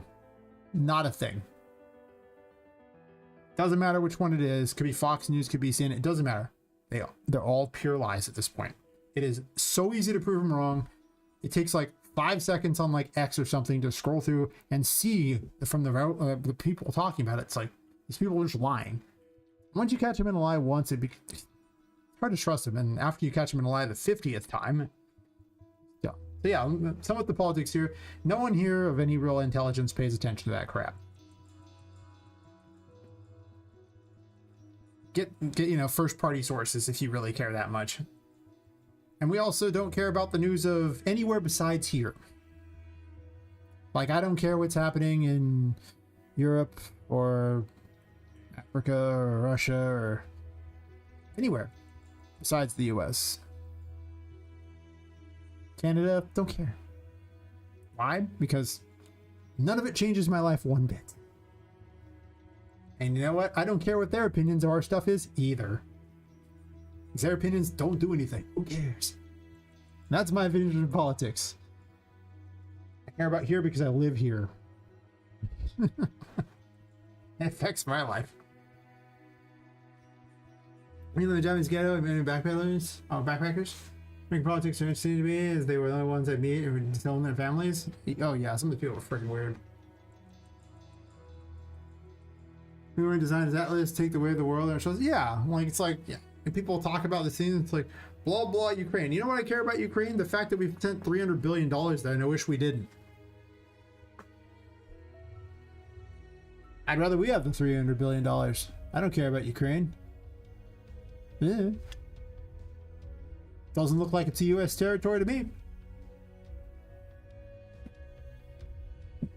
They're not even part of NATO. They're not our ally. They're nothing. Why did they take $300 billion? That's a lot. We have problems here. Let's spend that money here. And that's the thing. It's like, you know, it's like if it's here, I care about it. And if it's not, and I don't even care necessarily about everything here. Like, unless it pertains to affecting my life, I don't give a crap. When was the last time I paid attention to the politics of Tennessee? Or Maine? Colorado?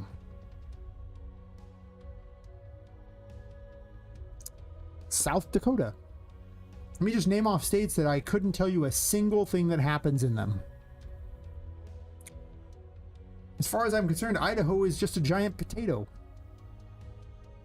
that people have hollowed out and live inside of.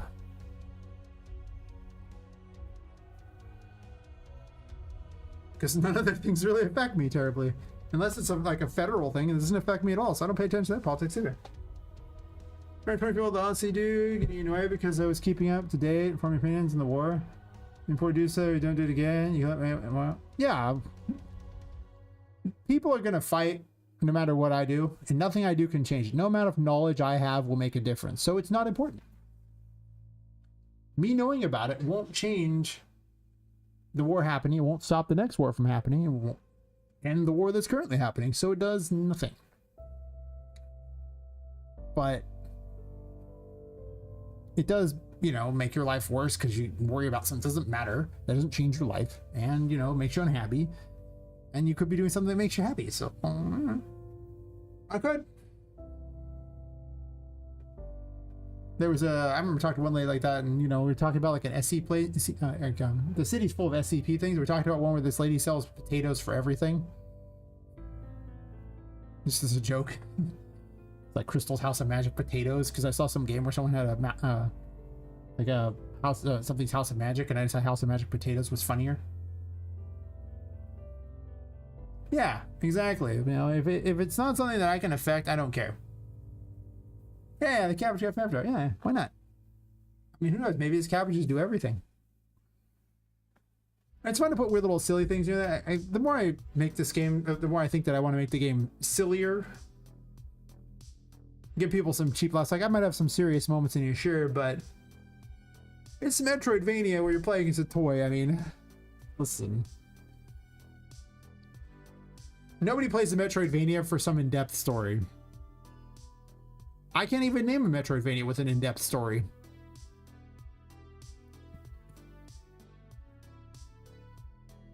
In fact, I could cut the story from the game entirely and you'd probably enjoy the game just as much. It's probably true.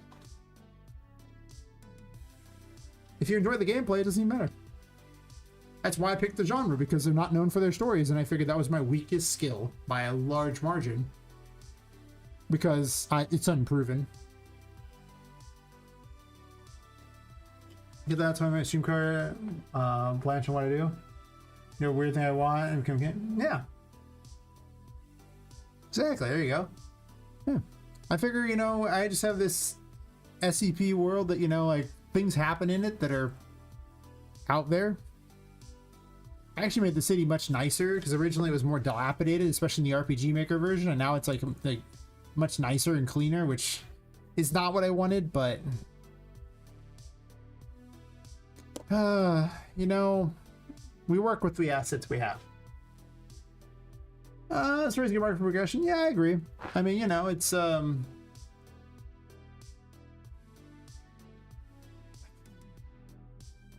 guess for me it's not, because I'm more likely to sacrifice for the story than I am to sacrifice the story, the gameplay for the story. Because I've had to change the story a bunch of times because the gameplay got better for doing so. And I've actually stopped rewriting the story for a while until I get the gameplay exactly where I want, because I'm tired of rewriting. Like, I would do, like, sometimes major rewrites. What is this track? Ugh. Ugh, whatever. All these game dev tracks. Nintendo, yeah, Nintendo doesn't really do story. SCP. Basically they're the kind of the weird little like almost like black ops things that come in and find all the objects with weird powers and then take them away from the public. Think Warehouse 13, only darker. And that would be what an SCP thing is. Like if you ever played Control, that's a game that's like just straight up SCP. You'll never be so afraid of a freaking flamingo in your life. It's just like, it's a dumb little like, you know, flamingo thing that would go, you know, a garden flamingo, and you're like, but when you go to fight it, because they have powers.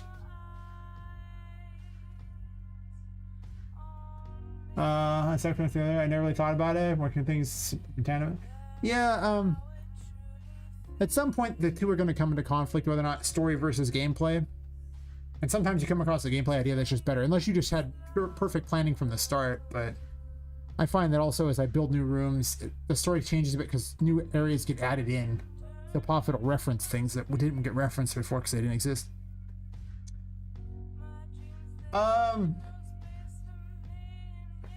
I think the items are interesting. I'm trying to watch it because I've never watched all Warehouse 13. I remember hearing about it, and I like SCP stuff.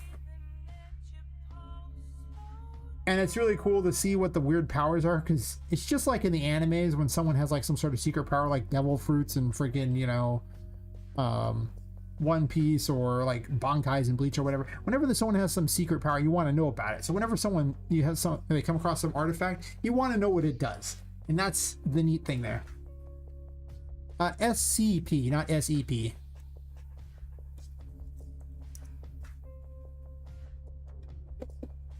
And mostly the references like to like the SCP Foundation, which stands for Special Containment Procedures. And they really are just a black ops type of thing that goes in and hunts down these, you know, paranormal things that, you know, shouldn't exist like that.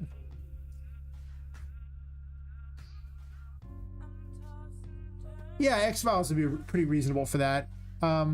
Most of the things like that, like it can be anything. It can be like demon things. It can be a bizarre, like, you know, what looks like a benign object. Like in Warehouse 13, they had like Lewis Carroll's mirror.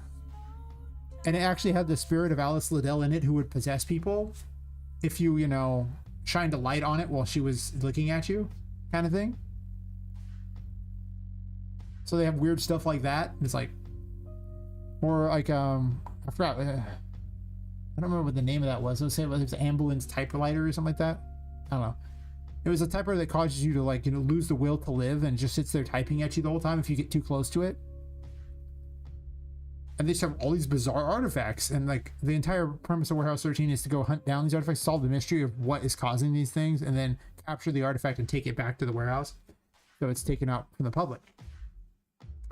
But I think it's depending on how much you deviate from the plan. Yeah. Well, the problem is that I keep coming up with new ideas, that like new rooms and things like that. They keep adding and improving the game, and the initial story of the game was very different because of it. Because it started out as a RPG Maker Game Jam game where you were in a cursed attic where all the toys were cursed. You weren't even a person originally, you were just cursed toy. Yeah, exactly. Like, gameplay matters more at this point. Story is the least important. I'll start putting, like, I've got some story in there, but not much. Again, it's kind of, I've had to make so many changes. At least now I have the game laid out where you could go like the whole place and kind of see things all the way down to like near the end. But I do add rooms in along the way, and that changes a lot of things. Like, just new things exist. It's like, okay, now there's a little, like, you know, gift shop up here. Well, there wasn't before. Well, now there's something to talk about if she goes in here, but it's also optional room. This room split into something like 8 different rooms when all was said and done. Like, it used to be one giant room. And because of all these extra little side rooms now, like going down here, there's the room down here, like everything, it's like I load everything up.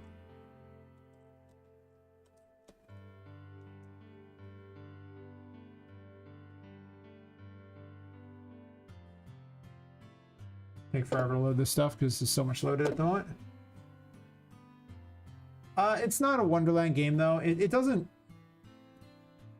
fit the themes of Alice in Wonderland. Like, I like Alice in Wonderland. I'm a big fan of Alice in Wonderland, but the simple reality is Alice in Wonderland is literally a story about, you know, a young girl trying to make sense of something in her life by creating a fantasy world in her mind. You know, the original Alice in Wonderland was about her trying to, you know, understand what it is to be an adult and everything like that, and the whole adult world and everything like that, and the whole nonsense of that. And like Alice Madness Returns was her trying to come to terms with her family being, you know, killed in the fire, and her blaming herself, and also her, you know, psychiatrist trying to rope her into a pedophile ring. Nothing. The game gets dark. Yeah, it's got this macabre feel to it. That's fine. It has that, but like Poppet really died and sold that stuff into a doll, so it'd be closer to, like, you know, Child's Play at that point. There's no inner head thing. I could turn it into an inner head thing, but I also want this world to be used for all my games, so I don't. If I did that, the issue is then that the game has to always center around Poppet because it's her world and not just a world that you're in. And I didn't want that. It was never planned to be an Alice in Wonderland game. Even though I like Alice in Wonderland, it just never, like, though it has some similarities in how it looks, it is most certainly not fitting that story at all. Hear me? I designed the game backwards, like down the full power movement set. See it, and then the problem is some things got accidentally made, but also there's so many abilities that it's hard to figure out what I was gonna do. Like I'm kind of working from no basis. Like I don't have a target game or anything like that that I'm trying to build towards or anything of the sort. It just became well, that's a cool idea. I mean, because the original RPG Maker one was like a Diablo clone. It wasn't a Metroidvania at all, because you can't make a Metroidvania in RPG Maker. It's obviously not the genre cannot exist in that engine. It's just not built for it. It has no physics, so you can't even have jumping effectively. So you can try. Enough JavaScript, you can make it happen, but you could also just skip RPG Maker entirely at that point. Game Vibrant to listen to the Wonderland Feel Fan? Yeah. Well, that's just it. I'm trying to give a dreamlike quality. And I assume I'm succeeding very well at that. With a bit of, you know, creepiness along the way, but it's still got a very dreamlike quality. It's not a horror game or anything like that. Clearly it's not. There are some kind of creepy things, but it's just not a horror game. You can't have this kind of power fantasy going on and then have a horror game. Yeah, it'd be like the nonsense thing. But the difference is this is like insanity. This is like her self-doubt and everything like that. And, you know, like voices telling her to do things and stuff. And it gets darker as the game goes along. Yeah. It's very macabre. It's definitely fitting that sort of thing. It's just... the concept, when you think about it, is horrifying because, you know, she's obviously been killed. Her soul's been stuffed into a doll. And she's trying to escape this place where all these toys are killing each other over and over and over and then coming back to life forever. Like, it's basically hell. But it's not designed in a way... yeah. It's not designed in a way to be horrifying. Like, if I wanted to be horrifying, I'd make it a lot darker, a lot grittier types of things like that. Poppet probably wouldn't have the same look to her at all. She'd probably be a lot, you know, more beat up looking and things like that. She has way too much of a, like, DreamWorks Pixar Illumination type of look to her. Okay. I'm still getting sidetracked. While you're doing that, I'm gonna take a quick bio break there. I'm yeah. But before I watch that, I'll be right back. I drink a lot of alcohol and it's gonna win the fight if I don't. So, be right back.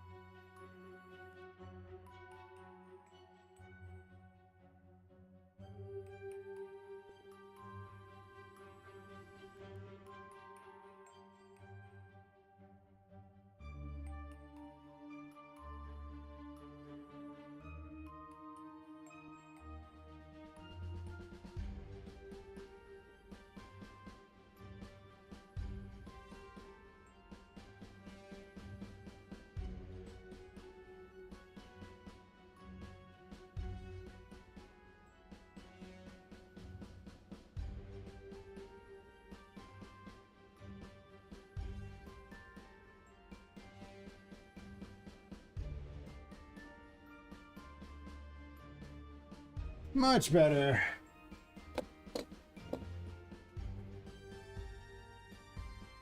I think like it. It's making your duck creation in game to keep it relevant, easy to understand. I thought because such a AMLC design dog. Yeah. All right.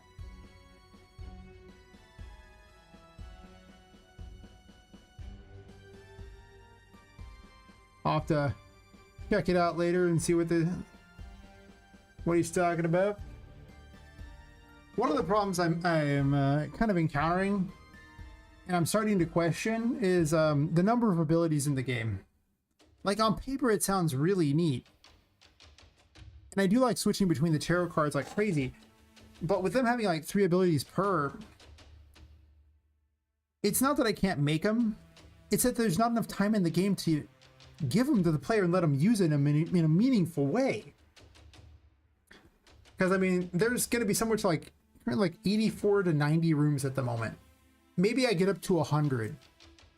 But with 66 abilities, you don't even get 2 rooms for each ability.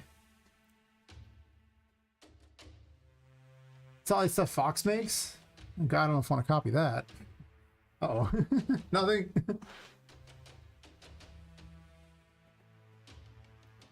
Yeah, exactly. But I think I need to tone it down because I'm just struggling to stuff enough abilities in here.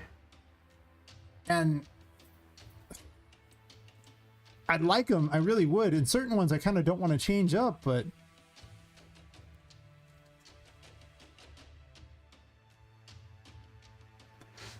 the big question then is, how many abilities do I want? And do any of them have passives? And one of them has to have passives. Actually, 2 of them probably have to have passives, because having to equip the Emperor just to go in the water means you can use no other tarot card. If that's the case, well, in the water, that sucks. That's pretty limiting. And also, the world has some, you know, immunity to the curse via darkness, so you have that. And I don't want you to have to have the world equipped just to use that. But some of them have multiple abilities too, and it's like, okay, cool, well, the Emperor Scourging explants, but also has that whole Bomberman thing going on, which was kind of fun. I'd have to give him something else. But even if I only went 22 abilities, let's just say that means every 4th room, I would have to give you a tarot card.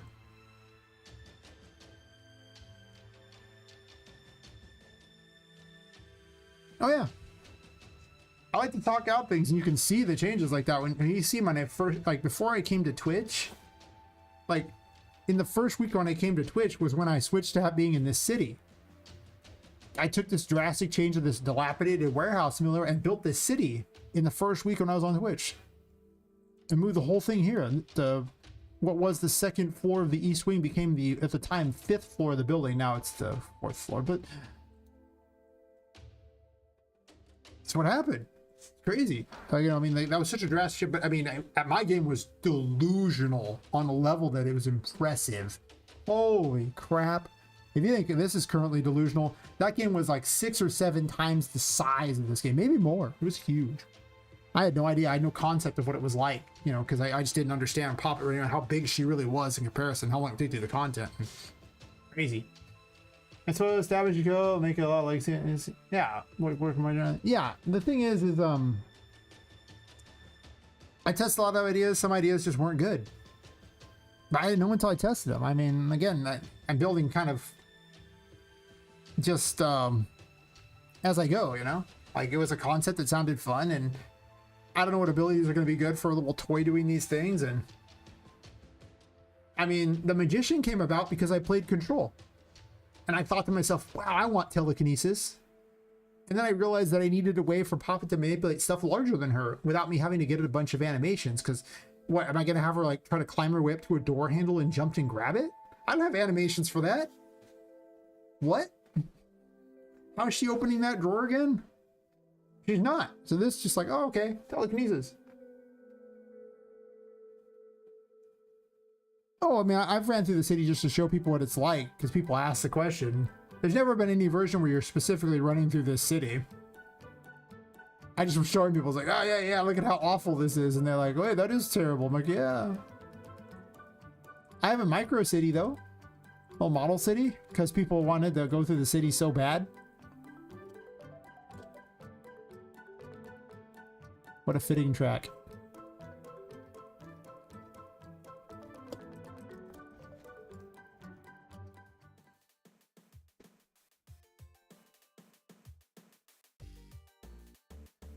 Your power sees bad things, design with them, removing them, finds it, makes it work. Yeah. It's not even necessarily that easy to add new abilities to the game because I got to use them. But I mean, if I just want to program, I program any ability I want, no problem. But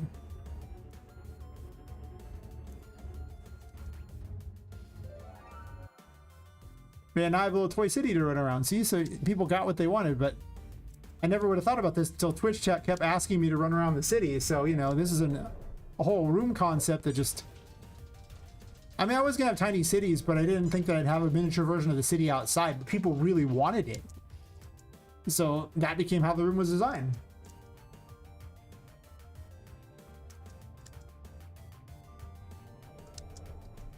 Oh no, I was just running around the city to show people. That's just really what it is. Like, there's never any version where that was part of the actual gameplay loop.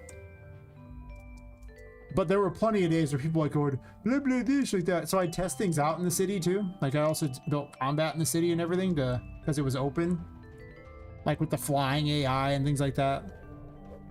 But there was never any planned city combat at any point because there's just no. It's too big. It was always too big. The closest thing I had was the dilapidated warehouse, which might as well have been a city. That thing was so big. I could. I don't plan on necessarily having a sequel unless this game does well, though. So, like, I'm not going to worry about a sequel until this one comes out, yeah? But I need to make a simple gameplay design choice. Because right now I have it set up where collecting the tarot cards gives you levels. And that unlocks abilities for these cards. And only the main tarot cards, the major arcana, are what give you the abilities. But, I mean, that means there's 78, like, I had the minor arcana too, and those just give a level, so that's 78 tarot cards. Which is almost one per room. On top of the keys you need to find for everything, on top of all the crystal balls, the audio logs. I mean, like, a lot of crap. Some NPCs you can find and rescue. I mean, yeah. Well, I definitely one day was trying to reduce it one day, but then I ended up going back because the reduction wasn't as fun. But the reduction wasn't done in a way that was very good. See, Poppet used to have the ability to turn into a ghost. That was actually part of the RPG Maker thing, and initially in this she had it as well. And I brought it back, and I was like, I put a bunch of things as passives on there, so she didn't have to equip things specifically for it. But the reality is that was broken and way too 11th hour to do that. Yeah, I definitely think so. Like, I'm going to start advertising that if you like, you know, the games like Alice Madness Returns or Little Nightmares, you'll like my game. Because people talk about that on X, and I'll be like, yeah, that's that. But it's definitely up in the air for how I'm going to do this. I might just have 22 abilities. And some passives on a couple of them, because quite simply, if nothing else, just tutorials alone explaining all the different mechanics is huge. Let alone finding uses for all of them. And most of them will probably just be weapons you can use, because the simple reality is I can't find that many traversal mechanics and put that many rooms where you can use them. It would be like a one-shot, and that'd be terrible. Exactly. One of the things I encountered was when I was designing for the Emperor, initially, that's immunity to like water, right? So you can swim through the water. Initially, what I had is you would get it, and then you would simply raise the water in this room here, and actually, no. You'd raise the water in this room here, go through a pipe, and get to the boss. And that was the only time you ever used the Emperor in the whole game. But you spend almost all of Chapter 2 getting this thing. That's awful. You should need to use it more than that. It's more fun than that. What are we talking here? So I built a whole system to swim down into this great system here to get to like an engine system that kind of powers everything. Like a steam engine thing that you swim down into all this stuff. Because I was like, you know what? There's no place where you use this ability. Oh, I went down below it. And that was stupid. Like, what? The map is set too fast. I can't keep up. Map. And that's what I'm seeing. There's too many things. Yeah, won't overwhelm people. Yeah. Well, the problem is if it's got multiple actions, then you have to explain each individual action, which is what they have already. That's no different than having multiple abilities. Each button is an ability. So, it does kind of limit it. I might limit it to 2 abilities per. I don't think I'm doing 66. I just think it's too many. So I probably am going to cut a bunch of them out. To be fair, I think I've only programmed, I think, like 32 of them.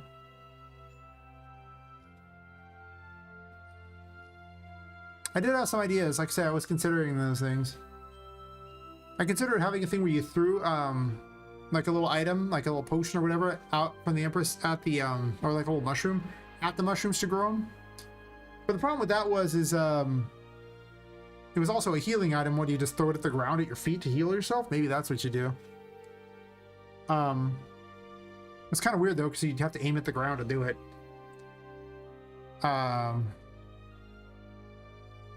But yeah, maybe I do that. Maybe I do reduce them down. I just think that it's gonna turn into a world where you don't get to use them. Though it is kind of neat to have different styles of combat.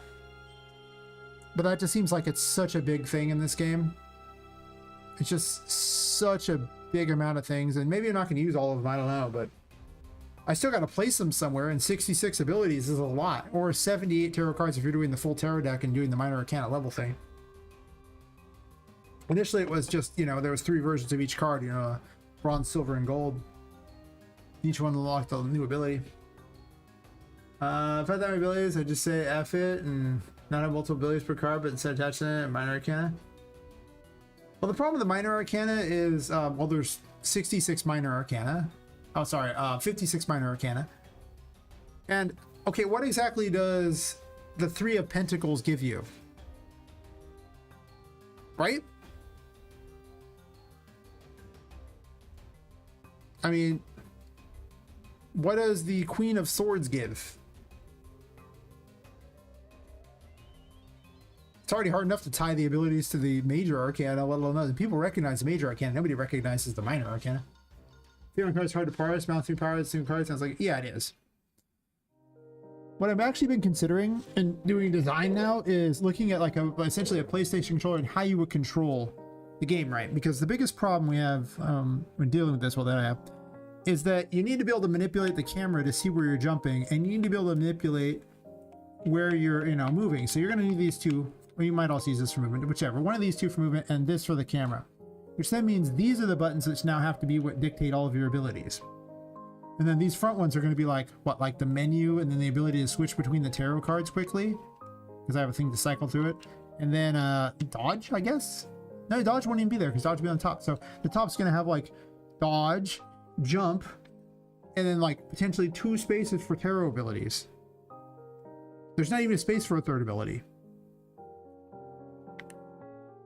Whereas on my mouse, I have 3 buttons on the mouse, so you know each of these ones already governs one of those, and then you manipulate the camera with the mouse, and it's just run around with WSD. So I actually play with the keyboard most of the time. So it's like I got a plan for that, because they'll crucify me if my Metroidvania doesn't have good controller support. That's a requirement, okay? It's 100% a requirement.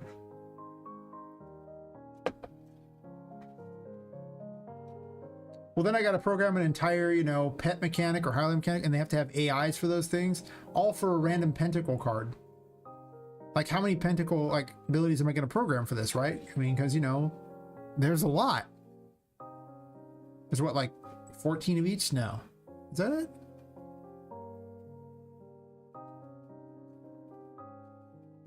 There's like 8 through 10, and then there's like 4 above it, right? Yeah. So there's 14 at each one. So, and that would be even more abilities. It would be harder. And not particularly worth the time, I imagine. So, the argument's definitely on like that. And then the other question is progression, right? Because I put all the other tarot cards in so you can gain levels. And the levels are essentially now gained by finding the levels. You can fight all day and it doesn't make any difference. You get some cash, I guess. And what does that do? Like,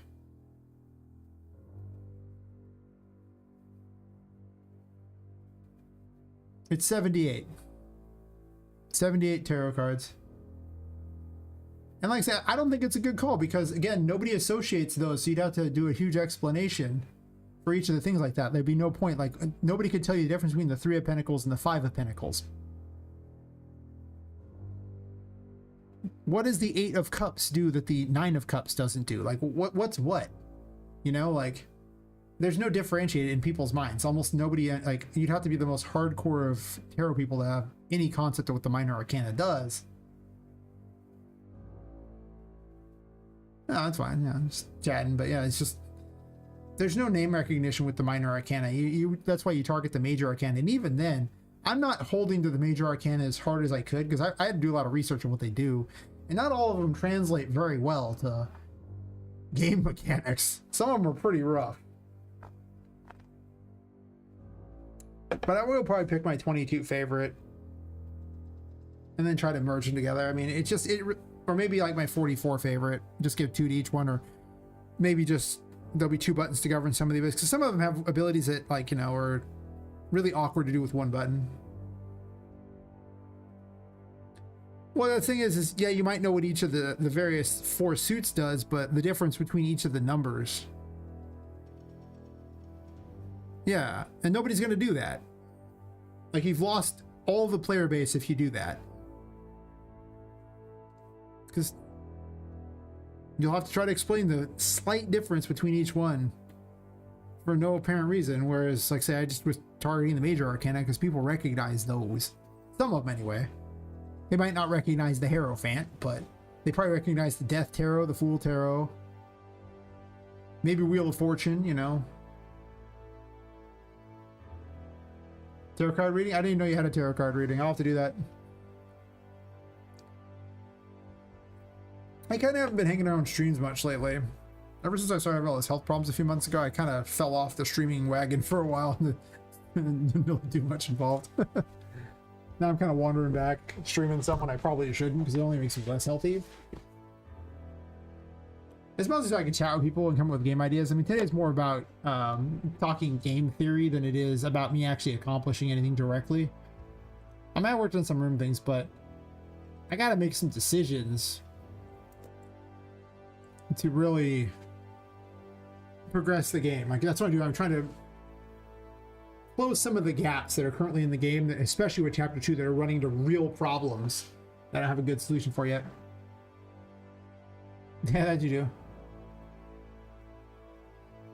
Yeah, exactly. Ebb and flow, yo. I know you have lots of redeems. Your stream is definitely designed better for people to, you know, come and do weird things, for certain. Meanwhile, I'm just working out my game. Come and talk if you want. Maybe just put energy to people. Energy to me? Oh. Well, that's good, you know. What goes around comes around, you know? Yeah, exactly. Yeah. I mean, I like to do that. Show up and chat with people. Just, that's why I'm streaming. It also forces me to work on the game, too. I mean, like, I get distracted otherwise. So let's be real. I would totally get distracted. I'd be watching that other episode of Fallout right now, probably, if I wouldn't be working on the game. Sitting there arguing with myself on what the things I'm supposed to do are. Yeah. I find the time I tend to watch Twitch is really just when I'm doing my regular work. Because I'm doing like online selling and trading and everything, and, you know, with magic cards and the like. And it's tedious. It's so tedious. It's just almost data entry the entire time, me checking numbers and things. It's just, it's the perfect thing to watch streams too, because it gives me something to break up the monotony. Game dev, I don't like watching streams like game dev. Not really. I get caught up in my own little world and I just, I'm not paying attention at all to the streams. No. The whole streaming together and working together thing, that never works for me. I try it sometimes, but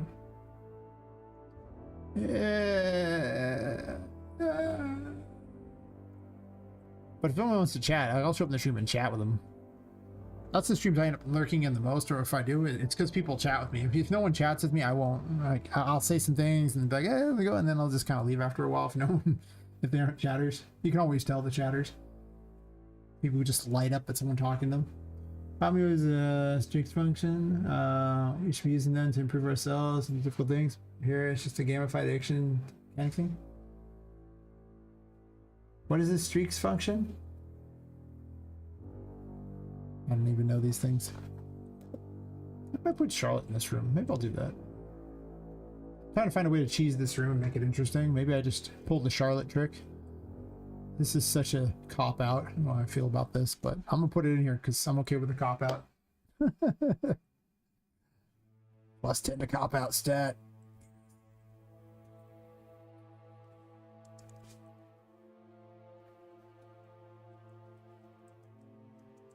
I don't want to forget about Charlotte, you know? It's important.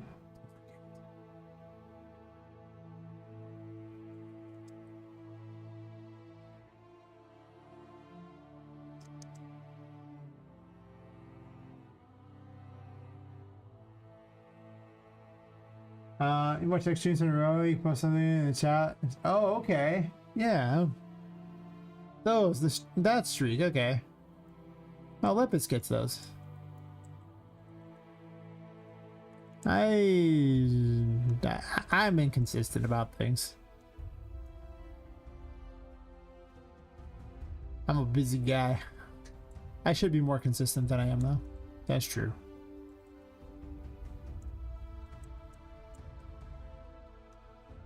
I have ideas here, you see.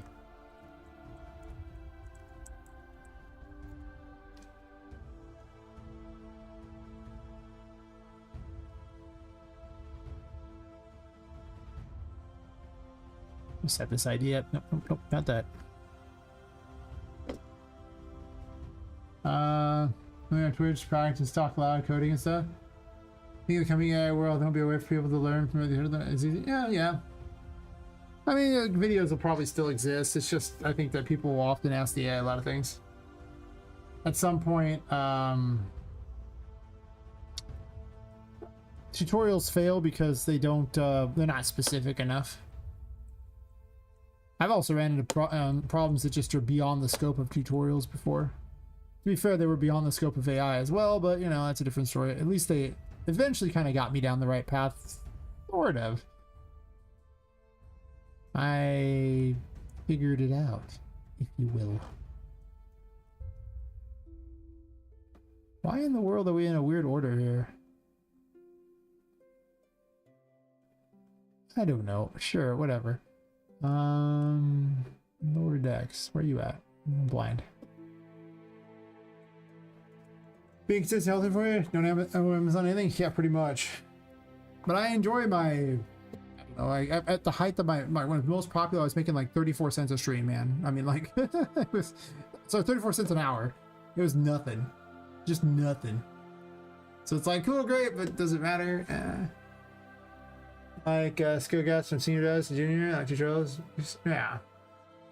I mean, if you collab with people, you'll get it. But if you're a solo dev, well, obviously collabing is not really much of a thing for us. It's hard to collab because you're working on one type of project and they're working on one type of project, and the two projects don't really coincide. So it's like, great, cool, but what's that supposed to do for me? Nothing. Okay. Oh yeah, Bezos wants up for time. Bezos, yeah, they're making the money off us. I mean, I guess for all the crap I give Twitch, at least they do pay me money. None of the other ones actually pay me money, so that's fair, but...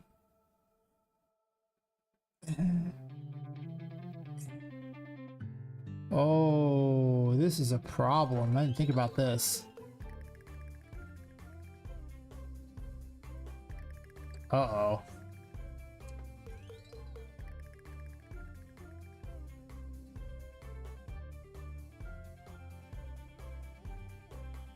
That's a problem. Remember who comes to the devs, speak aloud, my process, to get people to understand the process? Yeah. Still no YouTube money? No, you have to get $100 there, and I don't have enough subs to get advertising money yet. I have...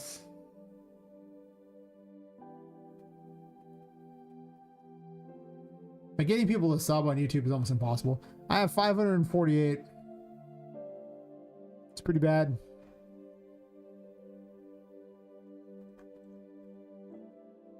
And if you want to see something really ugly, for me, like there's a sub like that, but I have 22,000 valid watch hours in the last 365 days of the 4,000. So I have a crap ton of watch hours, but I don't get any ad money because I don't have the 1,000. Yeah. 500 gets you the ability to have memberships, and people can like donate you money directly. But you need to get $100 before they even pay you, and I think I'm up to $20, all because of Sarah. Thanks, Sarah, by the way. You're still watching. Yes, it's so hard to get. Like, and I do way better on, like, you know, the watch. Like, you know, the number of people watching on YouTube is so much higher than the number of people watching on Twitch ever is for me, because I mean, the Twitch community, well, they're great, is small, but it is what it is. I mean, I just chat with people like that. I mean, any money I get just gets donated towards the game anyway. It would be nice if the game had a budget.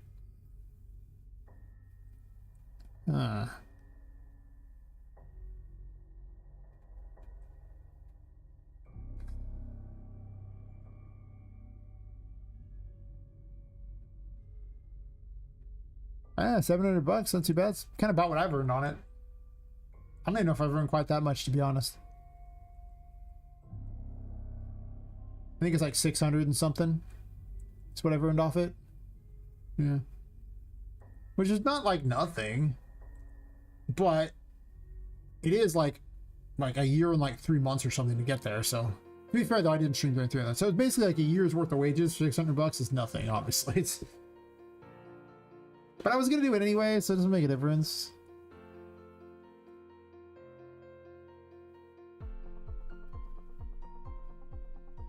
I've run into a problem here. I was gonna put Charlotte wandering through here, but the problem is she spawns in based on these things, and there's more than one. So if you enter from a different area, she wouldn't spawn. But she doesn't despawn based on that. It's just whichever one has it will cause her to spawn. The system did not account for this scenario. Do I shelve the plans for this? I was gonna ever just wander through because it's such a big area, and it seems like a perfect area for her to wander around. And it also gobbles up a useless section. I think it's in half. Oh. Oh, that's fair. Talking about same ratios, you think? Honestly, I might would like you, people like you would have more views and price software at less. Yeah. I mean, Pirate earned his way there for whatever it's worth, right? I don't begrudge people their success.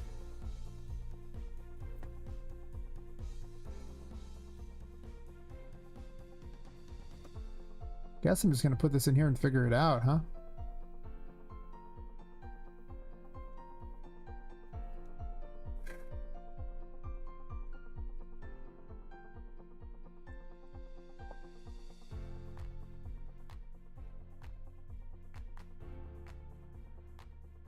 Yeah. I don't know, if I stream consistently, if I didn't have health issues, I would make a lot more money, I'm sure, streaming. I'd be able to consistently, instead of having to take perpetual breaks, which just keeps ruining everything. And that's just, yeah, it's just a problem. Not much I can do about that. Still can't figure out what's causing them. I mean, it's random luck, success, nepotism, professional success, but I don't know, like seeing game dev and oh yeah. Well, I mean, he does the smart thing. He actually streams non-game dev most of the time. See, that's why he gets views. You know, World of Warcraft got him like most of his people for the most part. So when you stream something that's actually popular, it's a lot easier to get views, right? Like if I was trying to do well on Twitch, I would not be streaming this. This is a bad decision if you're trying to make money on Twitch, for sure. It's just such a small section of it. Yeah, I appreciate it. Definitely. Yeah, yeah, it's just such a small percentage.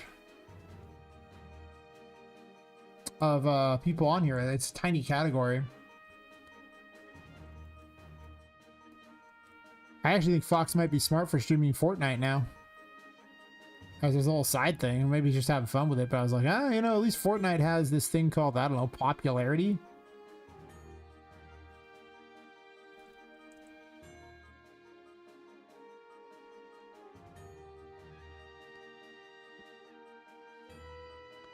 You know, maybe I rethink this system. Oh, well.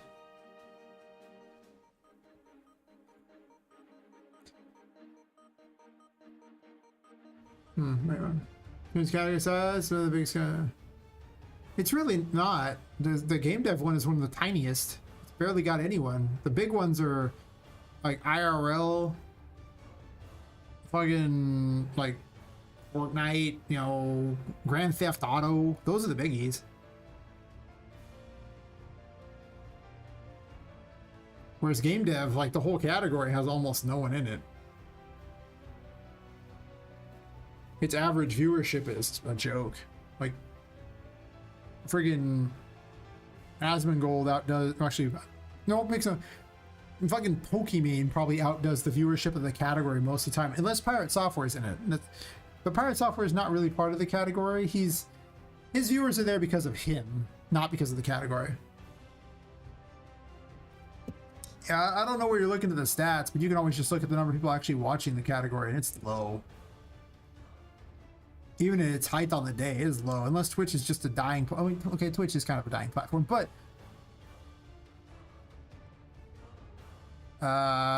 it's just pretty bad.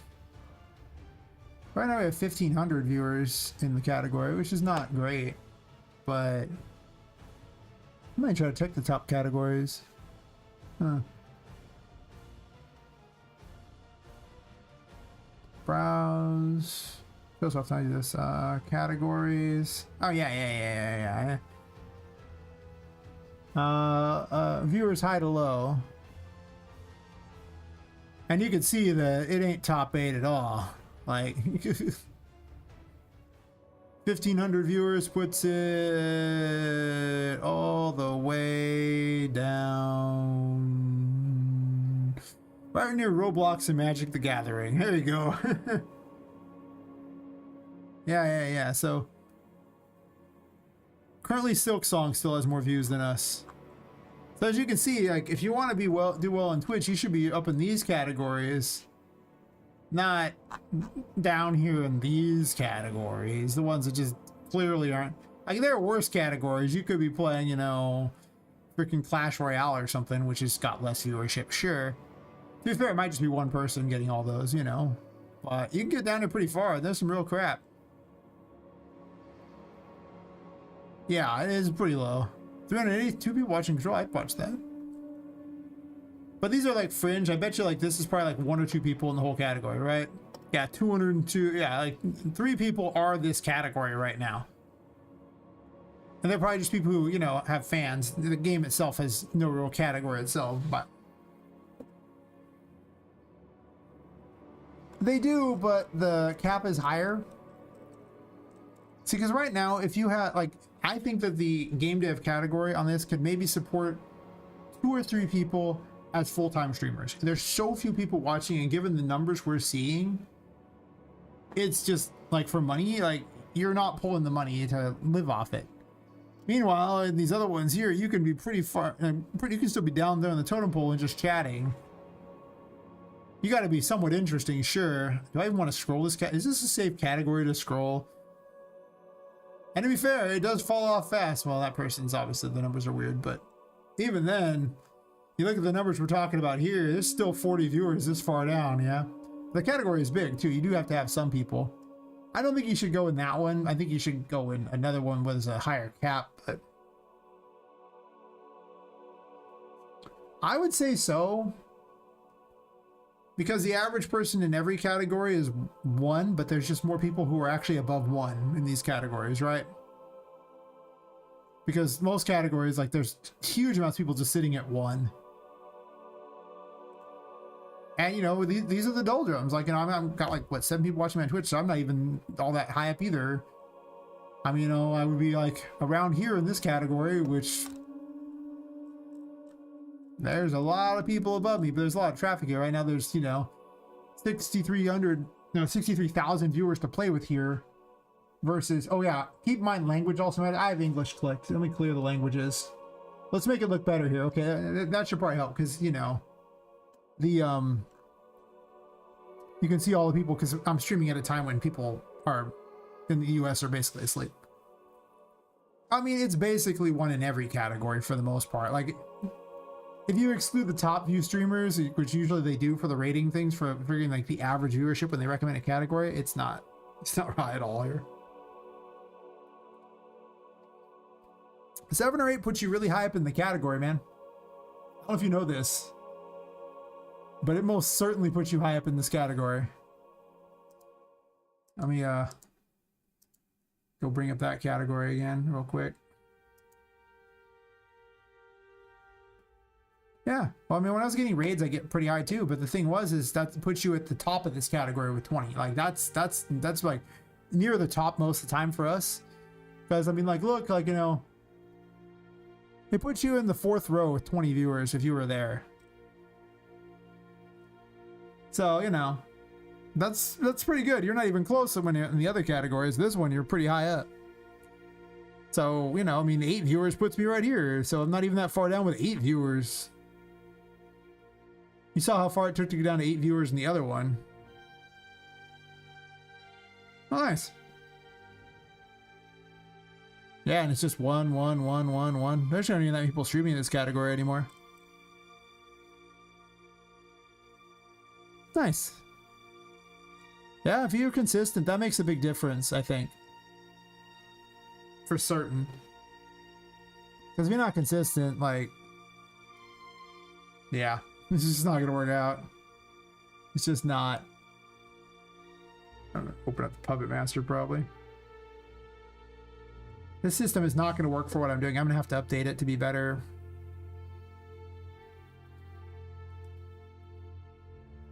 I think I need to take the room info spawning thing and do it there, but then I'm gonna have to manually position everything. Ugh, I can't use the 3D widgets. That's horrible, not to reposition everything. Ugh. Yep. Oh, how long does it take to get to the bottom of friggin' one of the big categories? Infinite. I'm just looking at Grand Theft Auto here because it's up.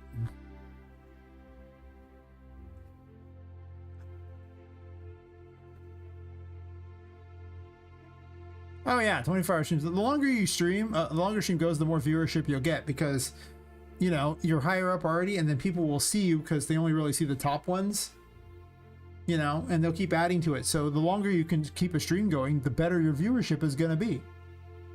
It literally just rewards the longer you stream. It's not about quality of streaming, it's just time. Yeah, look at this. We're still at like 50 viewers.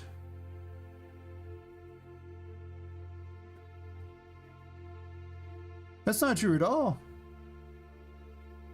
Look at this, like, we're not even at the 1 viewer side. You get to the 1 viewer category like that in like 7 or 8 rows.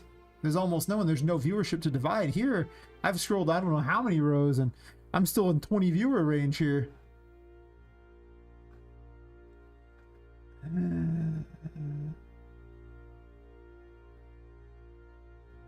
Because at the end of the day, this is more entertaining to people because you can interact with people too. It creates content. I think the reason why what makes our category somewhat easy to get into is simply that people raid. Well, they used to. I haven't seen a lot of raids in a long time, but also I've been streaming, so take it from what you will on that. I mean, look, we haven't even got down. Like, these still at 3 or 4 viewers, and I don't even know how far I've scrolled. Infinite. But I mean, it's so much easier to get traffic in these ones. It's just, our category is like, if you don't get rated, you're basically going to sit at the bottom for the most part, unless you do really long streams. But our category is real tiny. I mean, this has like 63,000 viewers, something like that, and this one has like 1,500 at the best time. Keep in mind, these are also, you know, other languages too. God help you if we just click in English. Doesn't tell you the total viewers for English, but as you can see, it fell off pretty hard. Most of this category is like 2 or 3 people at the top, right? Oh, it's 404 right there. So that's almost a third of the category right there. Yeah, I do rate out a few, but more than just me. Yeah, our category is wholesome. I'm just saying, like, you know, you'll never find real success in it because the cap is still low. There's just not enough people in the category, you know, not enough viewers to really make a living for more than like 2 or 3 people. So you got to kind of branch out and build your own, you know, audience, or you'll never get there. Not that I've gotten there, man. Like I say, I don't consistently stream because of health issues. If it wasn't for the health issues, I would be so popular by now. I've lost so much popularity each time. I get like the stupid popularity, especially on YouTube, and it just falls apart because I can't stream for months. It's just terrible. Yeah, well, I mean, you should try to be good at everything you're doing, right? Because it's not even good for marketing, to be completely honest.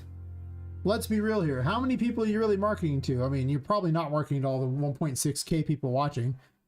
After all, as we saw, these ones aren't even in English. There's over 500 viewers here that are in Russian. Or you could go to some place like X. Allow me to show you how many views I've had on X. That way. Let me show you the way.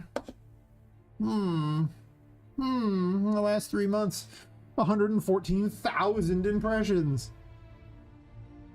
Yes, this is how you get viewership on your game if you want people to look at your game. It's not happening on the good old on Twitch. YouTube tries, but yeah. My content says, you do, you better off doing YouTube devlogs, not streaming. I don't know if that's true. Devlogs don't necessarily do well. In fact, most devlogs do very badly. There's just a couple that do great, but for the most part, I mean, I've tested devlogs. They don't. Streaming will get you hours watched, you know, if you aren't particularly popular to start with. Because you can pop to the top of everyone's subscription list if you're streaming and they're subscribed to you. Hours long for streaming, sorry to parse what's happening. Yeah. Games with bright lights sounds yeah. Well, if I want like people to be entertained, I usually just start playing my game. That's the secret. Because anything else just leads to, you know, like they don't know what's going on with the coding. Coding isn't very fun for people to watch. Let's not pretend. I guess I'm gonna have to redo the system. Damn. I was just thinking about, there's just no world this works out otherwise.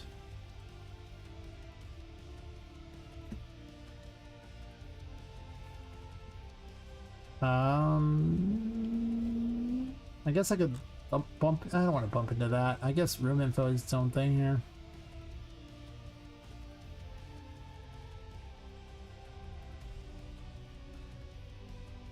Care for how streamers in the category? Don't you know what's going on with their code coding? Yeah. Well, most of them probably just vibe coded it anyway. Good for them. Yes, good for them. There is. And it most certainly is an array. I've seen some really impressive ones, and I've seen some. So anyway, I don't want to be mean to people.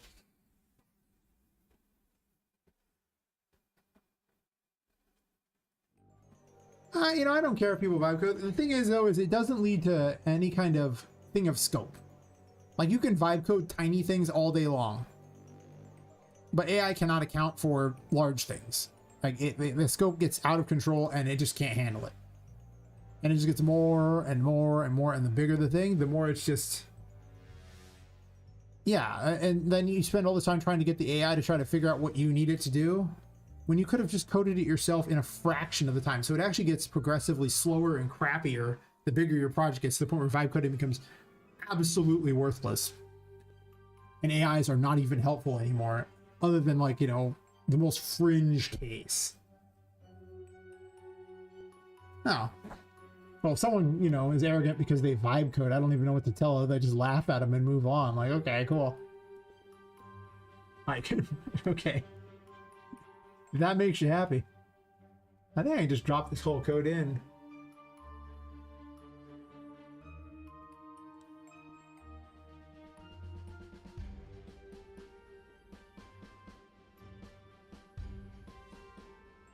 I don't want to remake this whole system, but I kind of have no choice.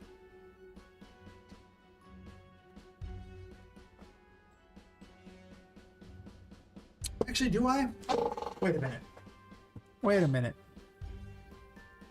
Can I just program this into the NPC system? Or could the encounter system itself just have a spawn thing built in for regular stuff? Do I need this room info system? Well, I want to check the room they're in, but I guess the encounter system does that anyway. Some people doing AI art, like watching people debate their skills feels absurd. They don't have any skill. If you're doing AI art, you have no skill in art. None. Not a zip. You know who has skill in art? The AI. The AI did it. You literally have a worker doing it for you. The worker has skill. You have no skill. If you, yeah. It's like AI music, AI, you have no skill. You told the worker to do something, you didn't like what the worker did, you told them to do something else. This is no different than hiring someone off of Fiverr. Like, you figured out how to be a better boss. There's your skill. That's it. That's your skill. You figured out how to be a better boss. But you have no actual art skill or music skill in that world. Oh yeah, vibe coding the same way. If you like literally just told the thing to program this for you and you just copy paste it over, you have zero skill. Other than being a boss. That's what you do. You're a boss. You tell people what to do. This is not a hard skill to have either. So it doesn't transfer well over other people. People don't go, oh my God, I want to hire you because you could tell an AI to do something. Nobody does this. You have to prove you can do something with it that's interesting. It's when the AI can't spit it out for you and you take what the AI gives you and manage to, you know, merge it with other things to make something unique. That is when it gains value. But if you just let the AI do it, it's nothing. Yeah, the problem is they're not really figuring out to be much of a better boss. It's not that hard. The AI is designed to be easy to use. Now, I don't think that's true at all. CEOs are actually one of the hardest jobs to do. You have to build a whole company and there's no path to success. And if you fail, well, you lose your job. Like, you know, you gotta be forward thinking and create things that just didn't exist. Now, some CEOs have it easier than others for certain, but what'll get replaced is all the middle management.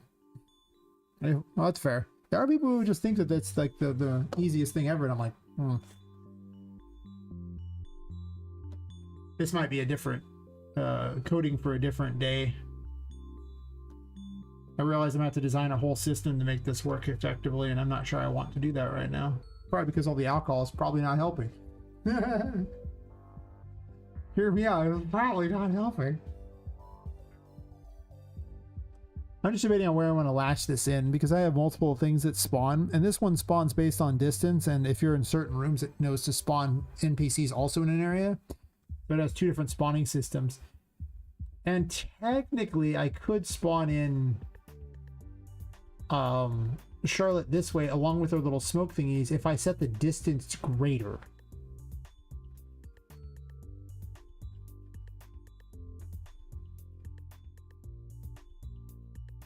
And I guess I could rope the whole puzzle system into here too, as opposed to what I have now. But this system's also finicky and weird. So I don't know. Tiddly villain. Yeah, maybe I'll just design some things for the moment. I wanted to have her crawl around this area, and I think it could be cool, but I just think that it's not gonna do what I want per se very well. Because of the simple fact that it's an odd shape, right? That's my issue right now. This is just an odd shape. So you'll enter from this direction and then it'll spawn only if you're in this particular block and not the other one, which is my issue.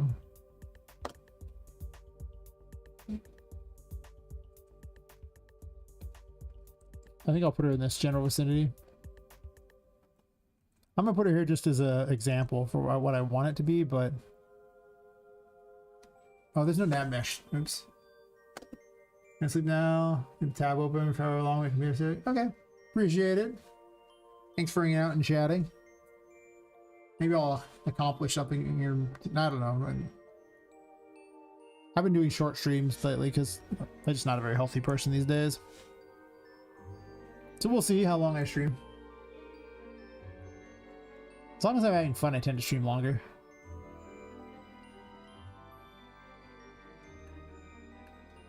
Yeah, putting Charlotte in a hallway is not a bad idea, I think.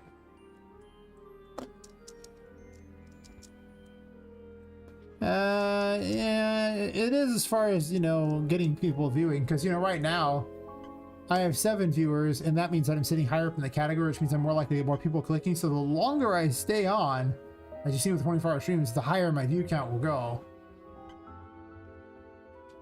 So it is beneficial to do that, but at the same time, I also end up really unhealthy from streaming a lot, so it's not a great idea. Oh, there's a nav mesh. Jam and have her chase after you in this room, I think.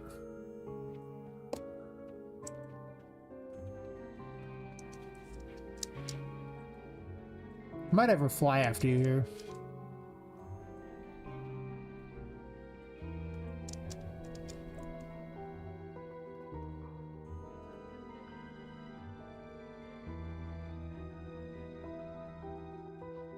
I guess you can't leave that then? Yeah, this just doesn't...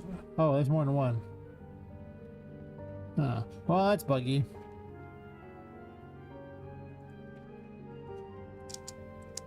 Yeah...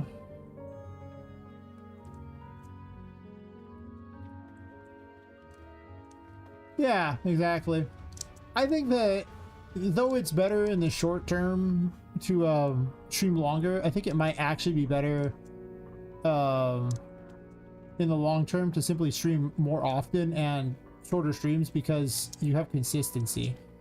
It doesn't matter how long your streams are. If you can't maintain consistency, then you'll just lose the traffic anyway. So that doesn't help.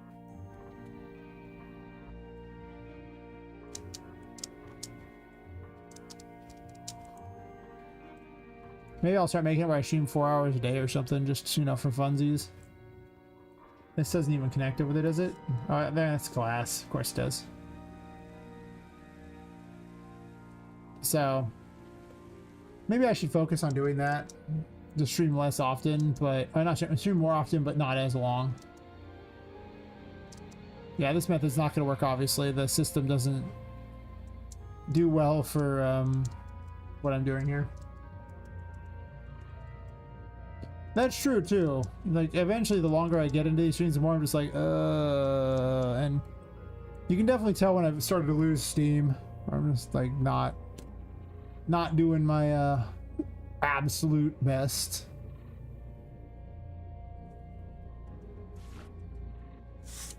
Or I'll get sidetracked on things more often, and things just don't get done.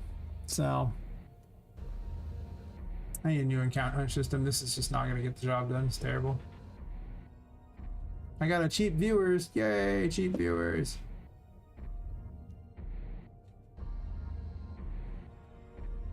That's true. Yeah. It is definitely better in the long run, I think. I definitely should be focusing more on long-term streaming in general. I was going to add a word to that, but my brain's blank. And then be able to hang out and also chat with people or in other streams too, for that matter. Like, if you really want to do well in streaming, I should be talking in streams when I'm not streaming, but I don't know. I never set out to be a streamer. I set out to be a game dev. And so, I guess, same thing being a YouTuber. I never set out to be a YouTuber, so that doesn't help.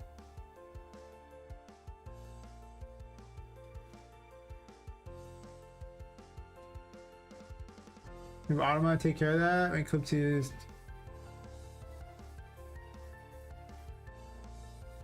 Wait, what kind of clip is a tutorial? Wait, what?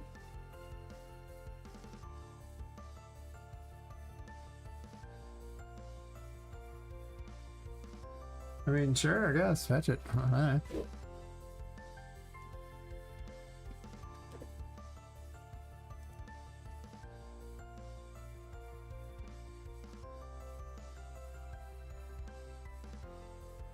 Yeah, I almost wonder if all the code should just be on Poppet at all times.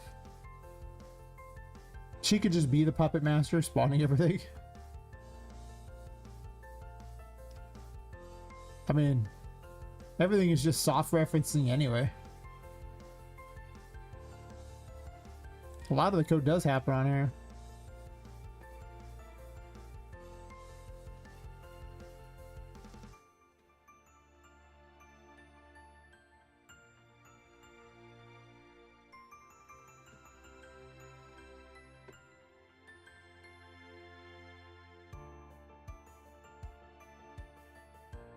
Well, that's fair. I just want to talk to people while I stream. Or while I work on my game. That's it. Game dev's a lonely hobby. I just want to talk to people. I get the feeling I've already made this system. That's why I'm double checking that I didn't already make this system or something that could get the job done. There's so many systems involved. I already checked the room info right here. Do I?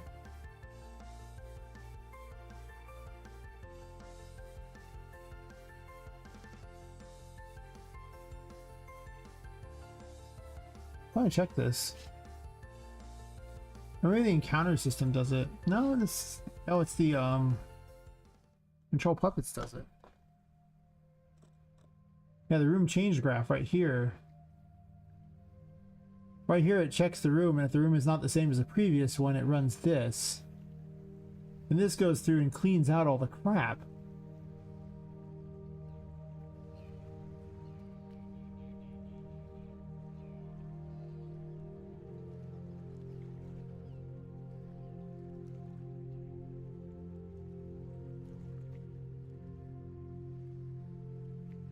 Which is fine. Previous room info happens here. Can I just add this into here to save time? Can I just save myself all the effort? Blah, blah, blah.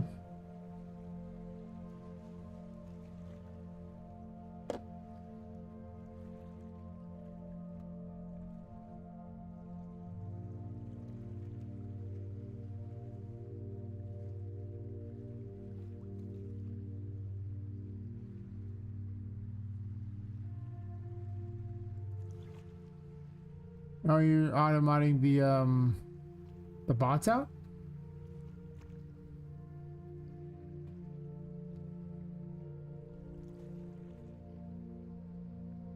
Oh, cool, thanks. That's what you're talking about. I apparently I just already had too much alcohol while I was trying to figure. I was like, wait, what? What are we talking about? The best thing about it is after a while I don't care that.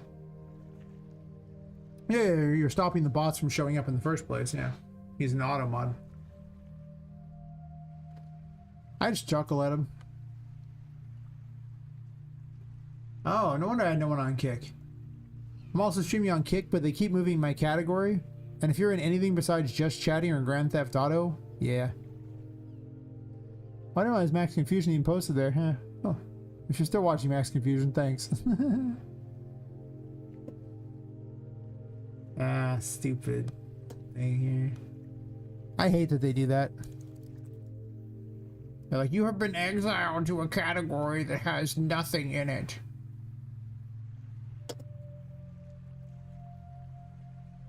I realize I haven't streamed on Kick in a while, so I figured I'd also stream there, but it's not really that useful, per se.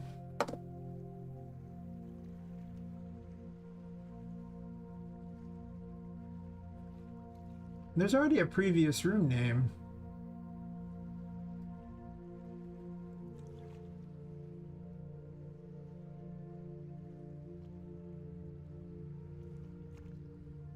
So if I just do this at the very end, is there any reason why I'm doing it this order?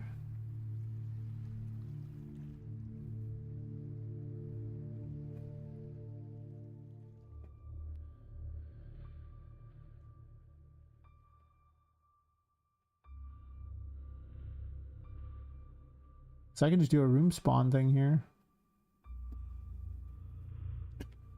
They'll move you around.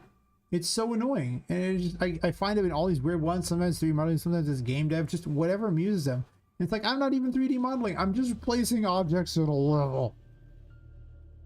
And coding things. And they'll just exile you to a category that has no viewership. None. Nada. Zip. And then you're just dead. That kick just killed your stream. They do it all the time.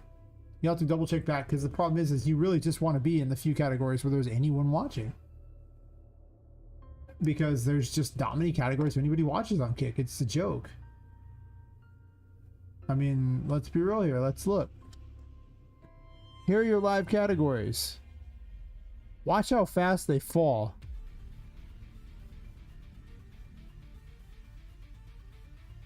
I mean, like, yeah. You start falling down here, there's just no one in the category. Like, you're fighting for nothing. Yeah. And game dev just, yeah. For watching, yes. Woo! Like, you're not gonna get. There's just no viewers. Nobody's looking at that category. What's the point? So you just move yourself to the big one. I know they're trying to pretend like they have multiple categories, but they really don't. Not really. Also, the kick back thingy is terrible. It's the kick back in. But there is viewership here as long as you're not doing game dev. Game dev just doesn't have the viewership, so it doesn't make much sense.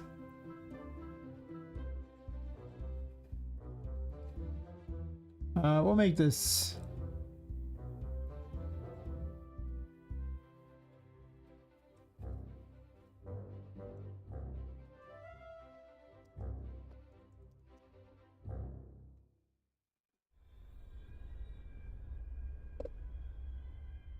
I'll just grab all the room info off here. I'm gonna have to redo all the room info everywhere though. It sucks.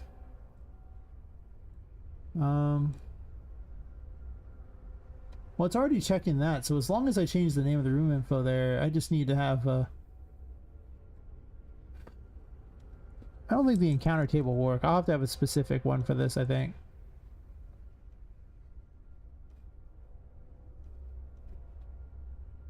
Yeah, it would just be the NPC thingy here. I don't know. There's people there. I thought about streaming to Rumble as well. It's another one to try. Any that builds an audience. Plus, Rumble just pays you money, whereas, you know, I don't get money on YouTube or anything, so it's kind of like, cool, great, but neat. Oh, I don't want a function, though. I want a variable. Oh, room info. Bonds, I guess. Sure. Let's just do, I guess, a string, I suppose. Alright, I just need an array. I don't need a string. An array of... What are those called? NPC struct, I believe.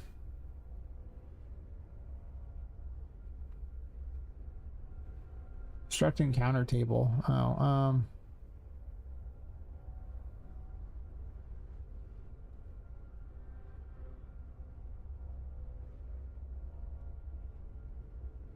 my time machine system is up and running. I'm going to start looking at multicasting. Oh, okay, fair enough. The only thing that sucks is when dealing with YouTube, you just get copyright claimed like crazy. You gotta be so careful about that. It is terrible. Encounter. But other than that, you know, struct NPC. That's what I wanted. Yeah. No, we're not with this.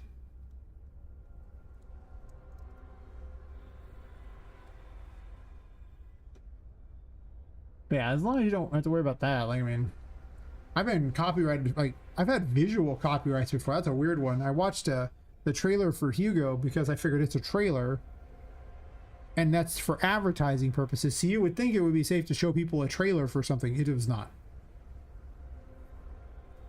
It most certainly was not. I was like, oh God, what am I doing?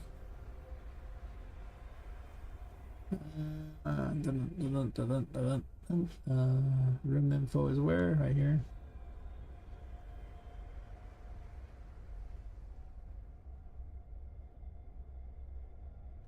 Oh, actually, never mind. I want the, I could just do an actor array. Do I want to spawn in levels? That's a good question. Do I? Is that what trying to cover income versus? They want your revenue? Everything? Yeah.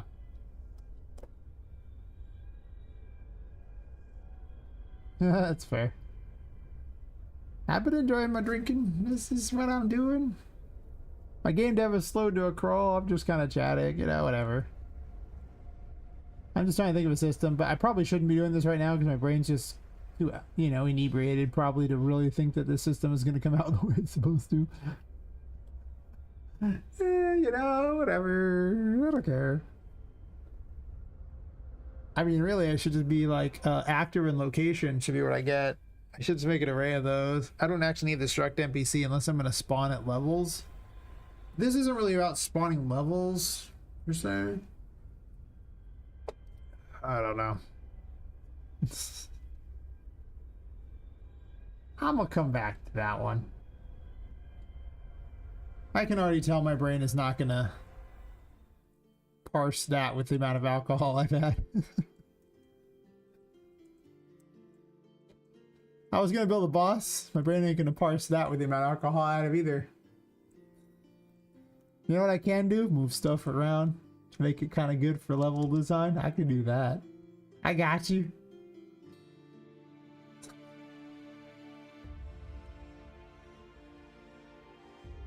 I pulled all the pipes way over here, so this way you could I could block it off when you enter the area. Oh. Well, thanks again for hanging out, Matt. Sleep well. I'll have to hit you up. I don't know if you're streaming tomorrow or not. I'm going to be doing my work tomorrow, so I'll be around. I gotta hit more streams. I've been chatting people. I've been hermiting. I'm a hermit. It's terrible. I gotta stop being a hermit. Sally spawns in at least. She'll kind of jump around. I stole the attack pattern off the other ones there. I was mostly looking to see what happened with where these spawned at. So I need to make those way taller. So that blocks everything.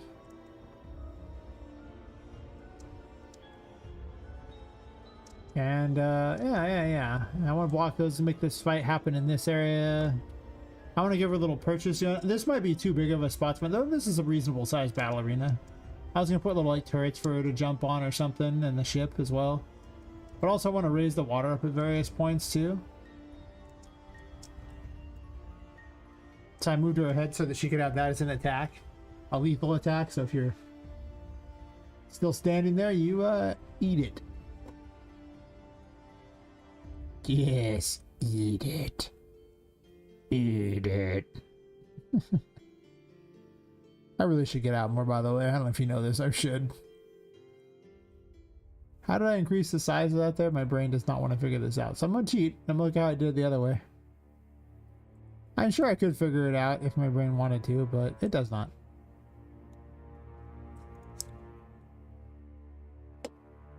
Almost a good time to just play the game.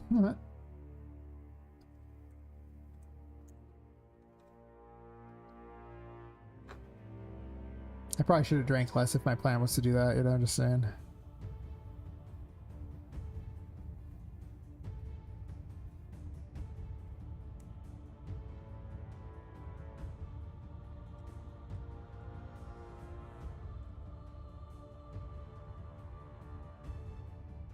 Oh, I literally just went to each spine point and just increased it by 20, huh? Damn.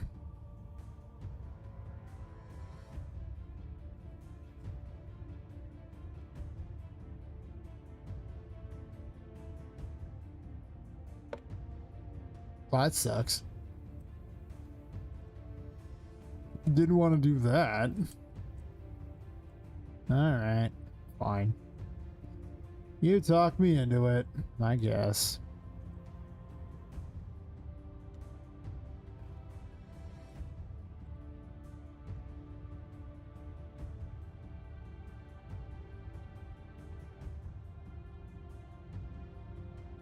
Not what I want. Can you click the point? Actually, if I click this point, I should be able to click the other point too. Should be easy. Let's set it 10.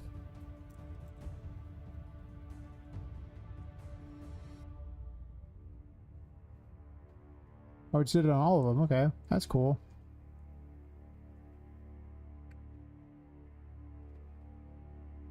Gotta lock the player in here. Can't let him out.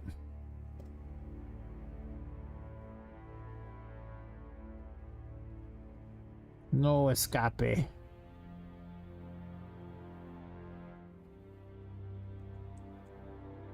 Yes, you are stuck. You will play with the pirate girl. Probably.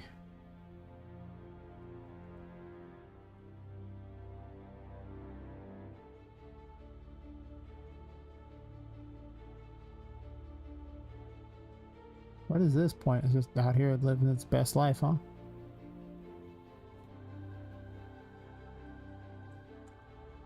Sure.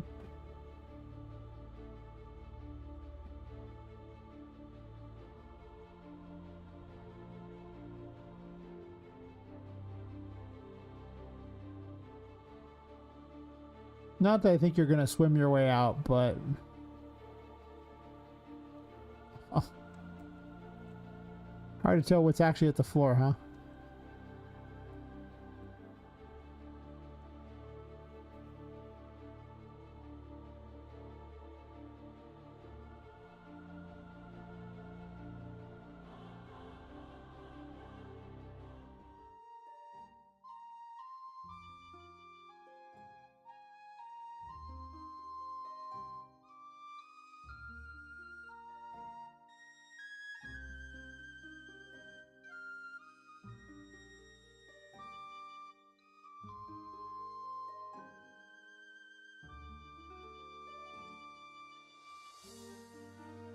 Why is it saying multi on this? That's weird. It's gonna be selecting one point, not multiples.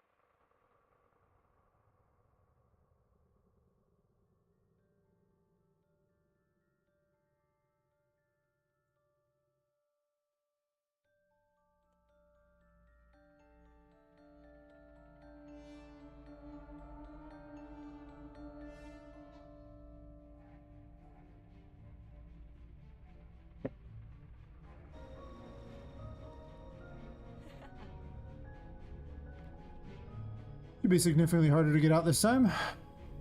Or they're going all the way to the ceiling.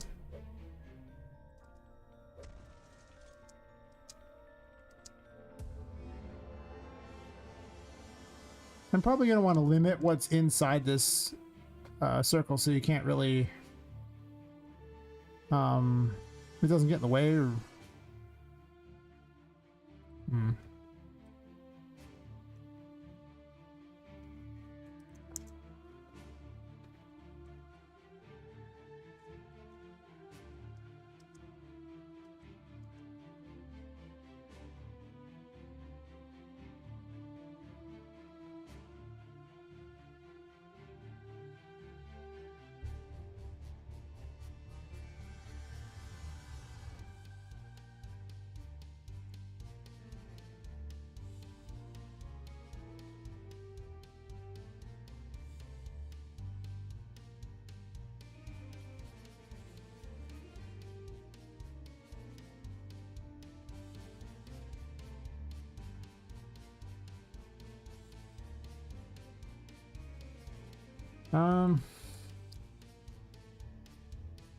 Well, I didn't want to have to put rocks over the top of all this thing here to keep them from out of this little area. So I think I need to just run the pipes really long.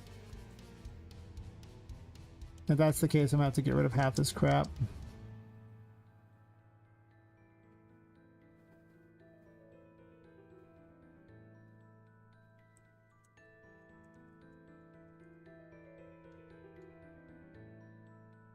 I'm not sure I even care about these at the moment. I could just reduce them there, size them a bit here.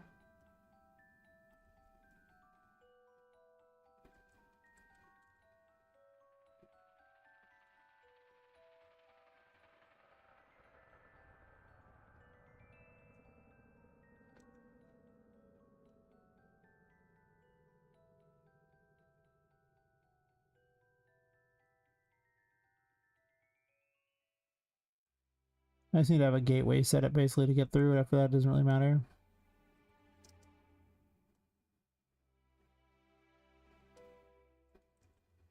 I could put skeletons hanging off the wall. Well, it probably wouldn't look that great because of the other things in the way. Well, that'd work, but gotta move things out of the way here. So that's sort of a thing.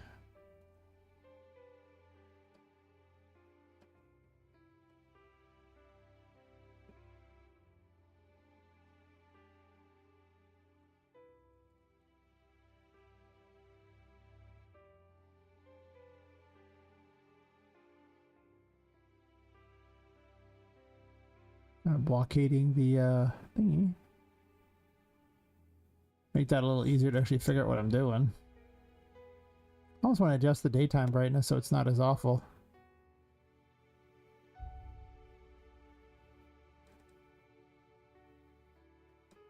Whatever.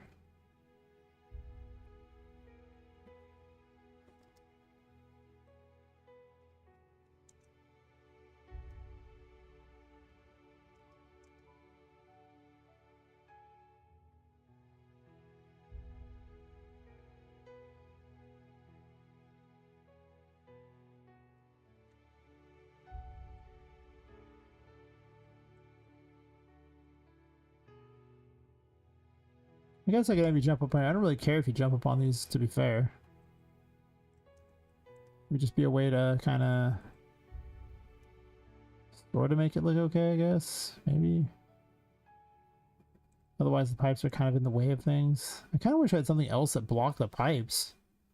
Some other method, but unless I have Sally give you something that can open up a pipe, it doesn't really work like that. That is kind of a problem.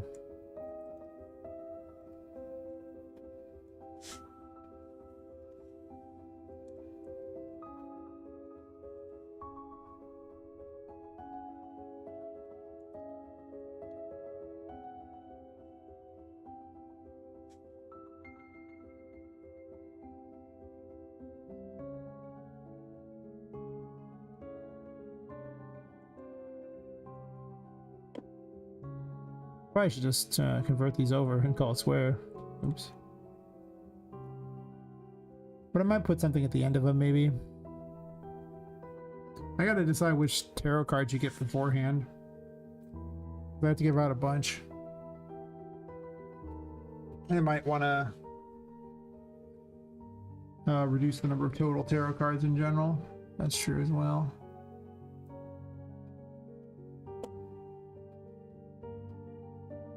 Drank way too much. True.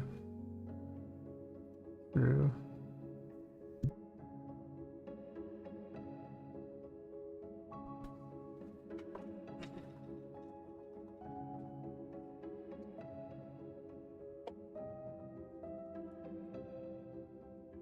I could run a test of the game, but I don't really have a reason to test that portion of the game right now necessarily. I did a bunch of bug fixes, I guess. There's gonna be no mushrooms in this area. I think I'm gonna remove them because I don't want extra light sources. I don't want her to be able to control the lights in this fight.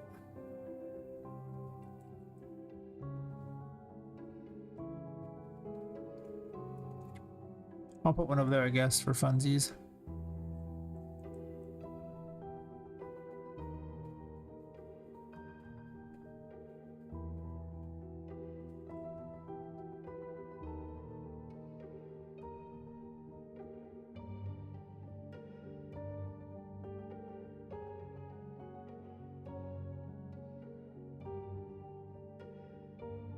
Put 4 lights in the fight.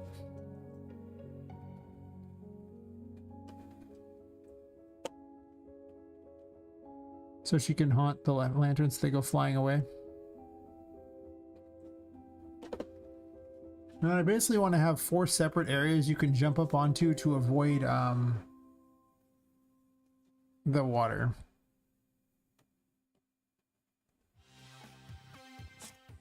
Huh. Hmm.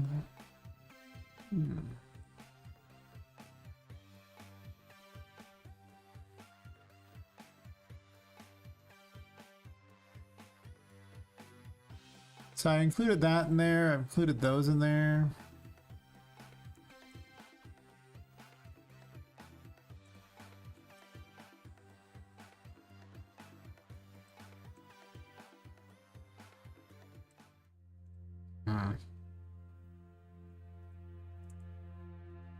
So technically you'd be able to get up on these if you wanted.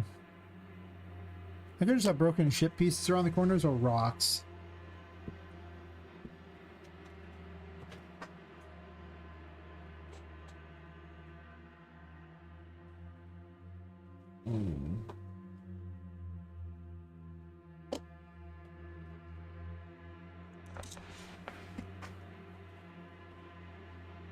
I'm gonna change this thingy to something else too, but that's a different tale for a different day. Can't even walk on this. Interesting. I guess if I gave it a blocking volume, it probably could. Though being able to fall through it is kind of its own fun, but at the same time, if I don't give it some kind of thing, it kind of becomes useless, right? At what point can you cross it? There's never a cross option. Got it.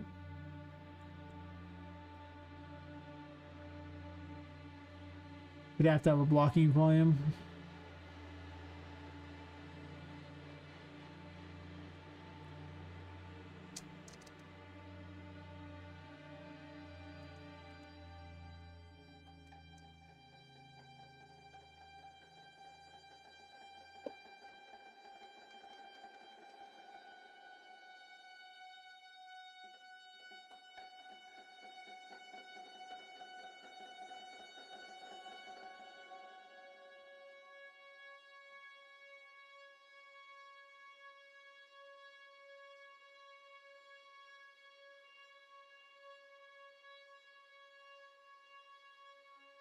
There we go. Maybe not that high up, but you know.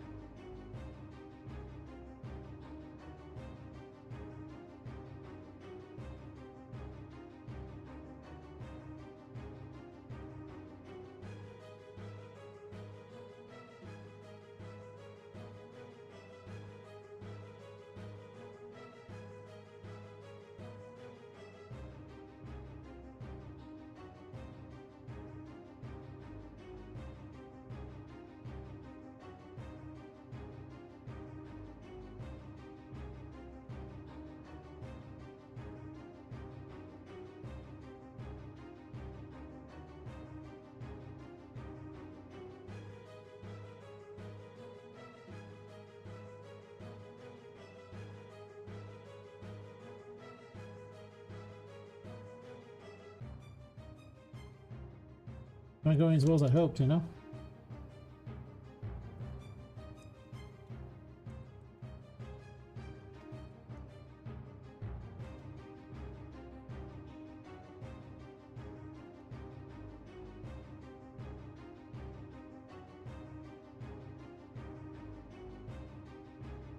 Oops, that was not what I wanted.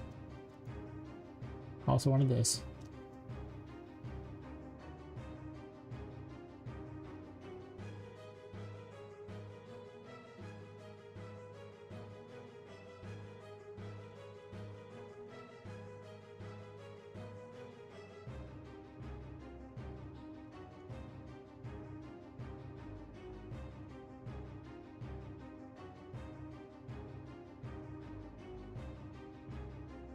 Not gonna work very well, from what I can tell. Maybe I'm just having rocks or something up there, or it's just having a flat object. Like just a piece of wood would probably be much more effective than what I'm doing.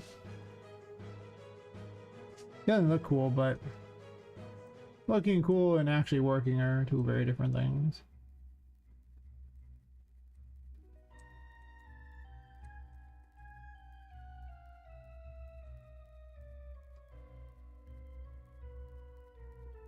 Not sure I want to go inside the ship here, probably not.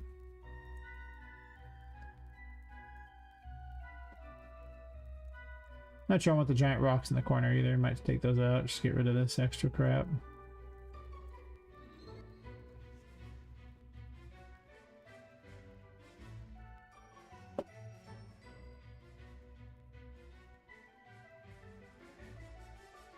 Kind of want to sanitize my battle arena a bunch if I can, with some minor exceptions. Because if I don't, a player can jump on them and that becomes its own issue. I guess it wouldn't be the worst, but...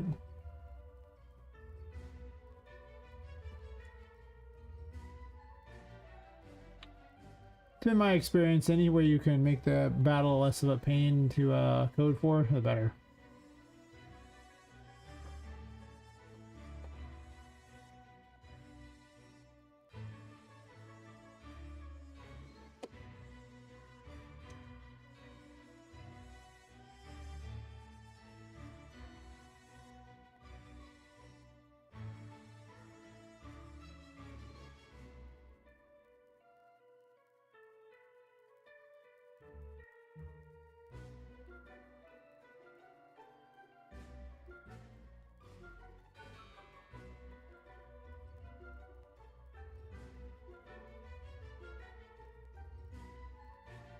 I guess the question is, did I really want to block off this area that much? And I don't know if that's true or not.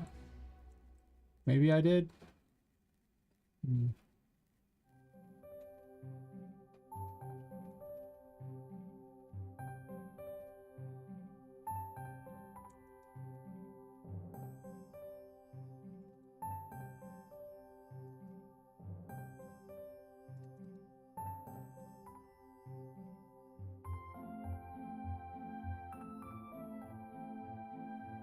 I'm just gonna have her teleport around, I guess, so... Jumping in around for bosses is... Well, specific points. It's kind of hard. Like, you can do it, but...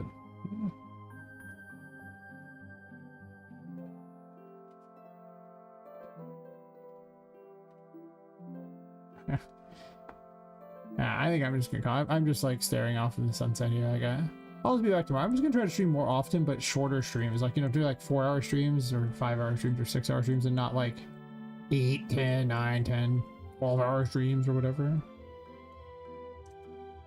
But yeah, I'll be back tomorrow around the same time. I'm probably less intoxicated, so probably feel free what I'm doing.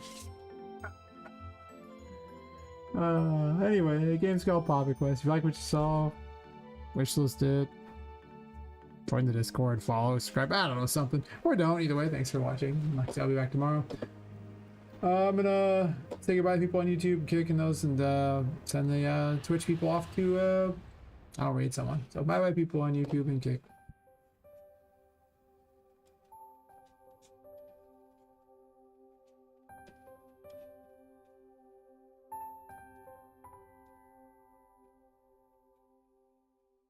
Alright, who can we raid?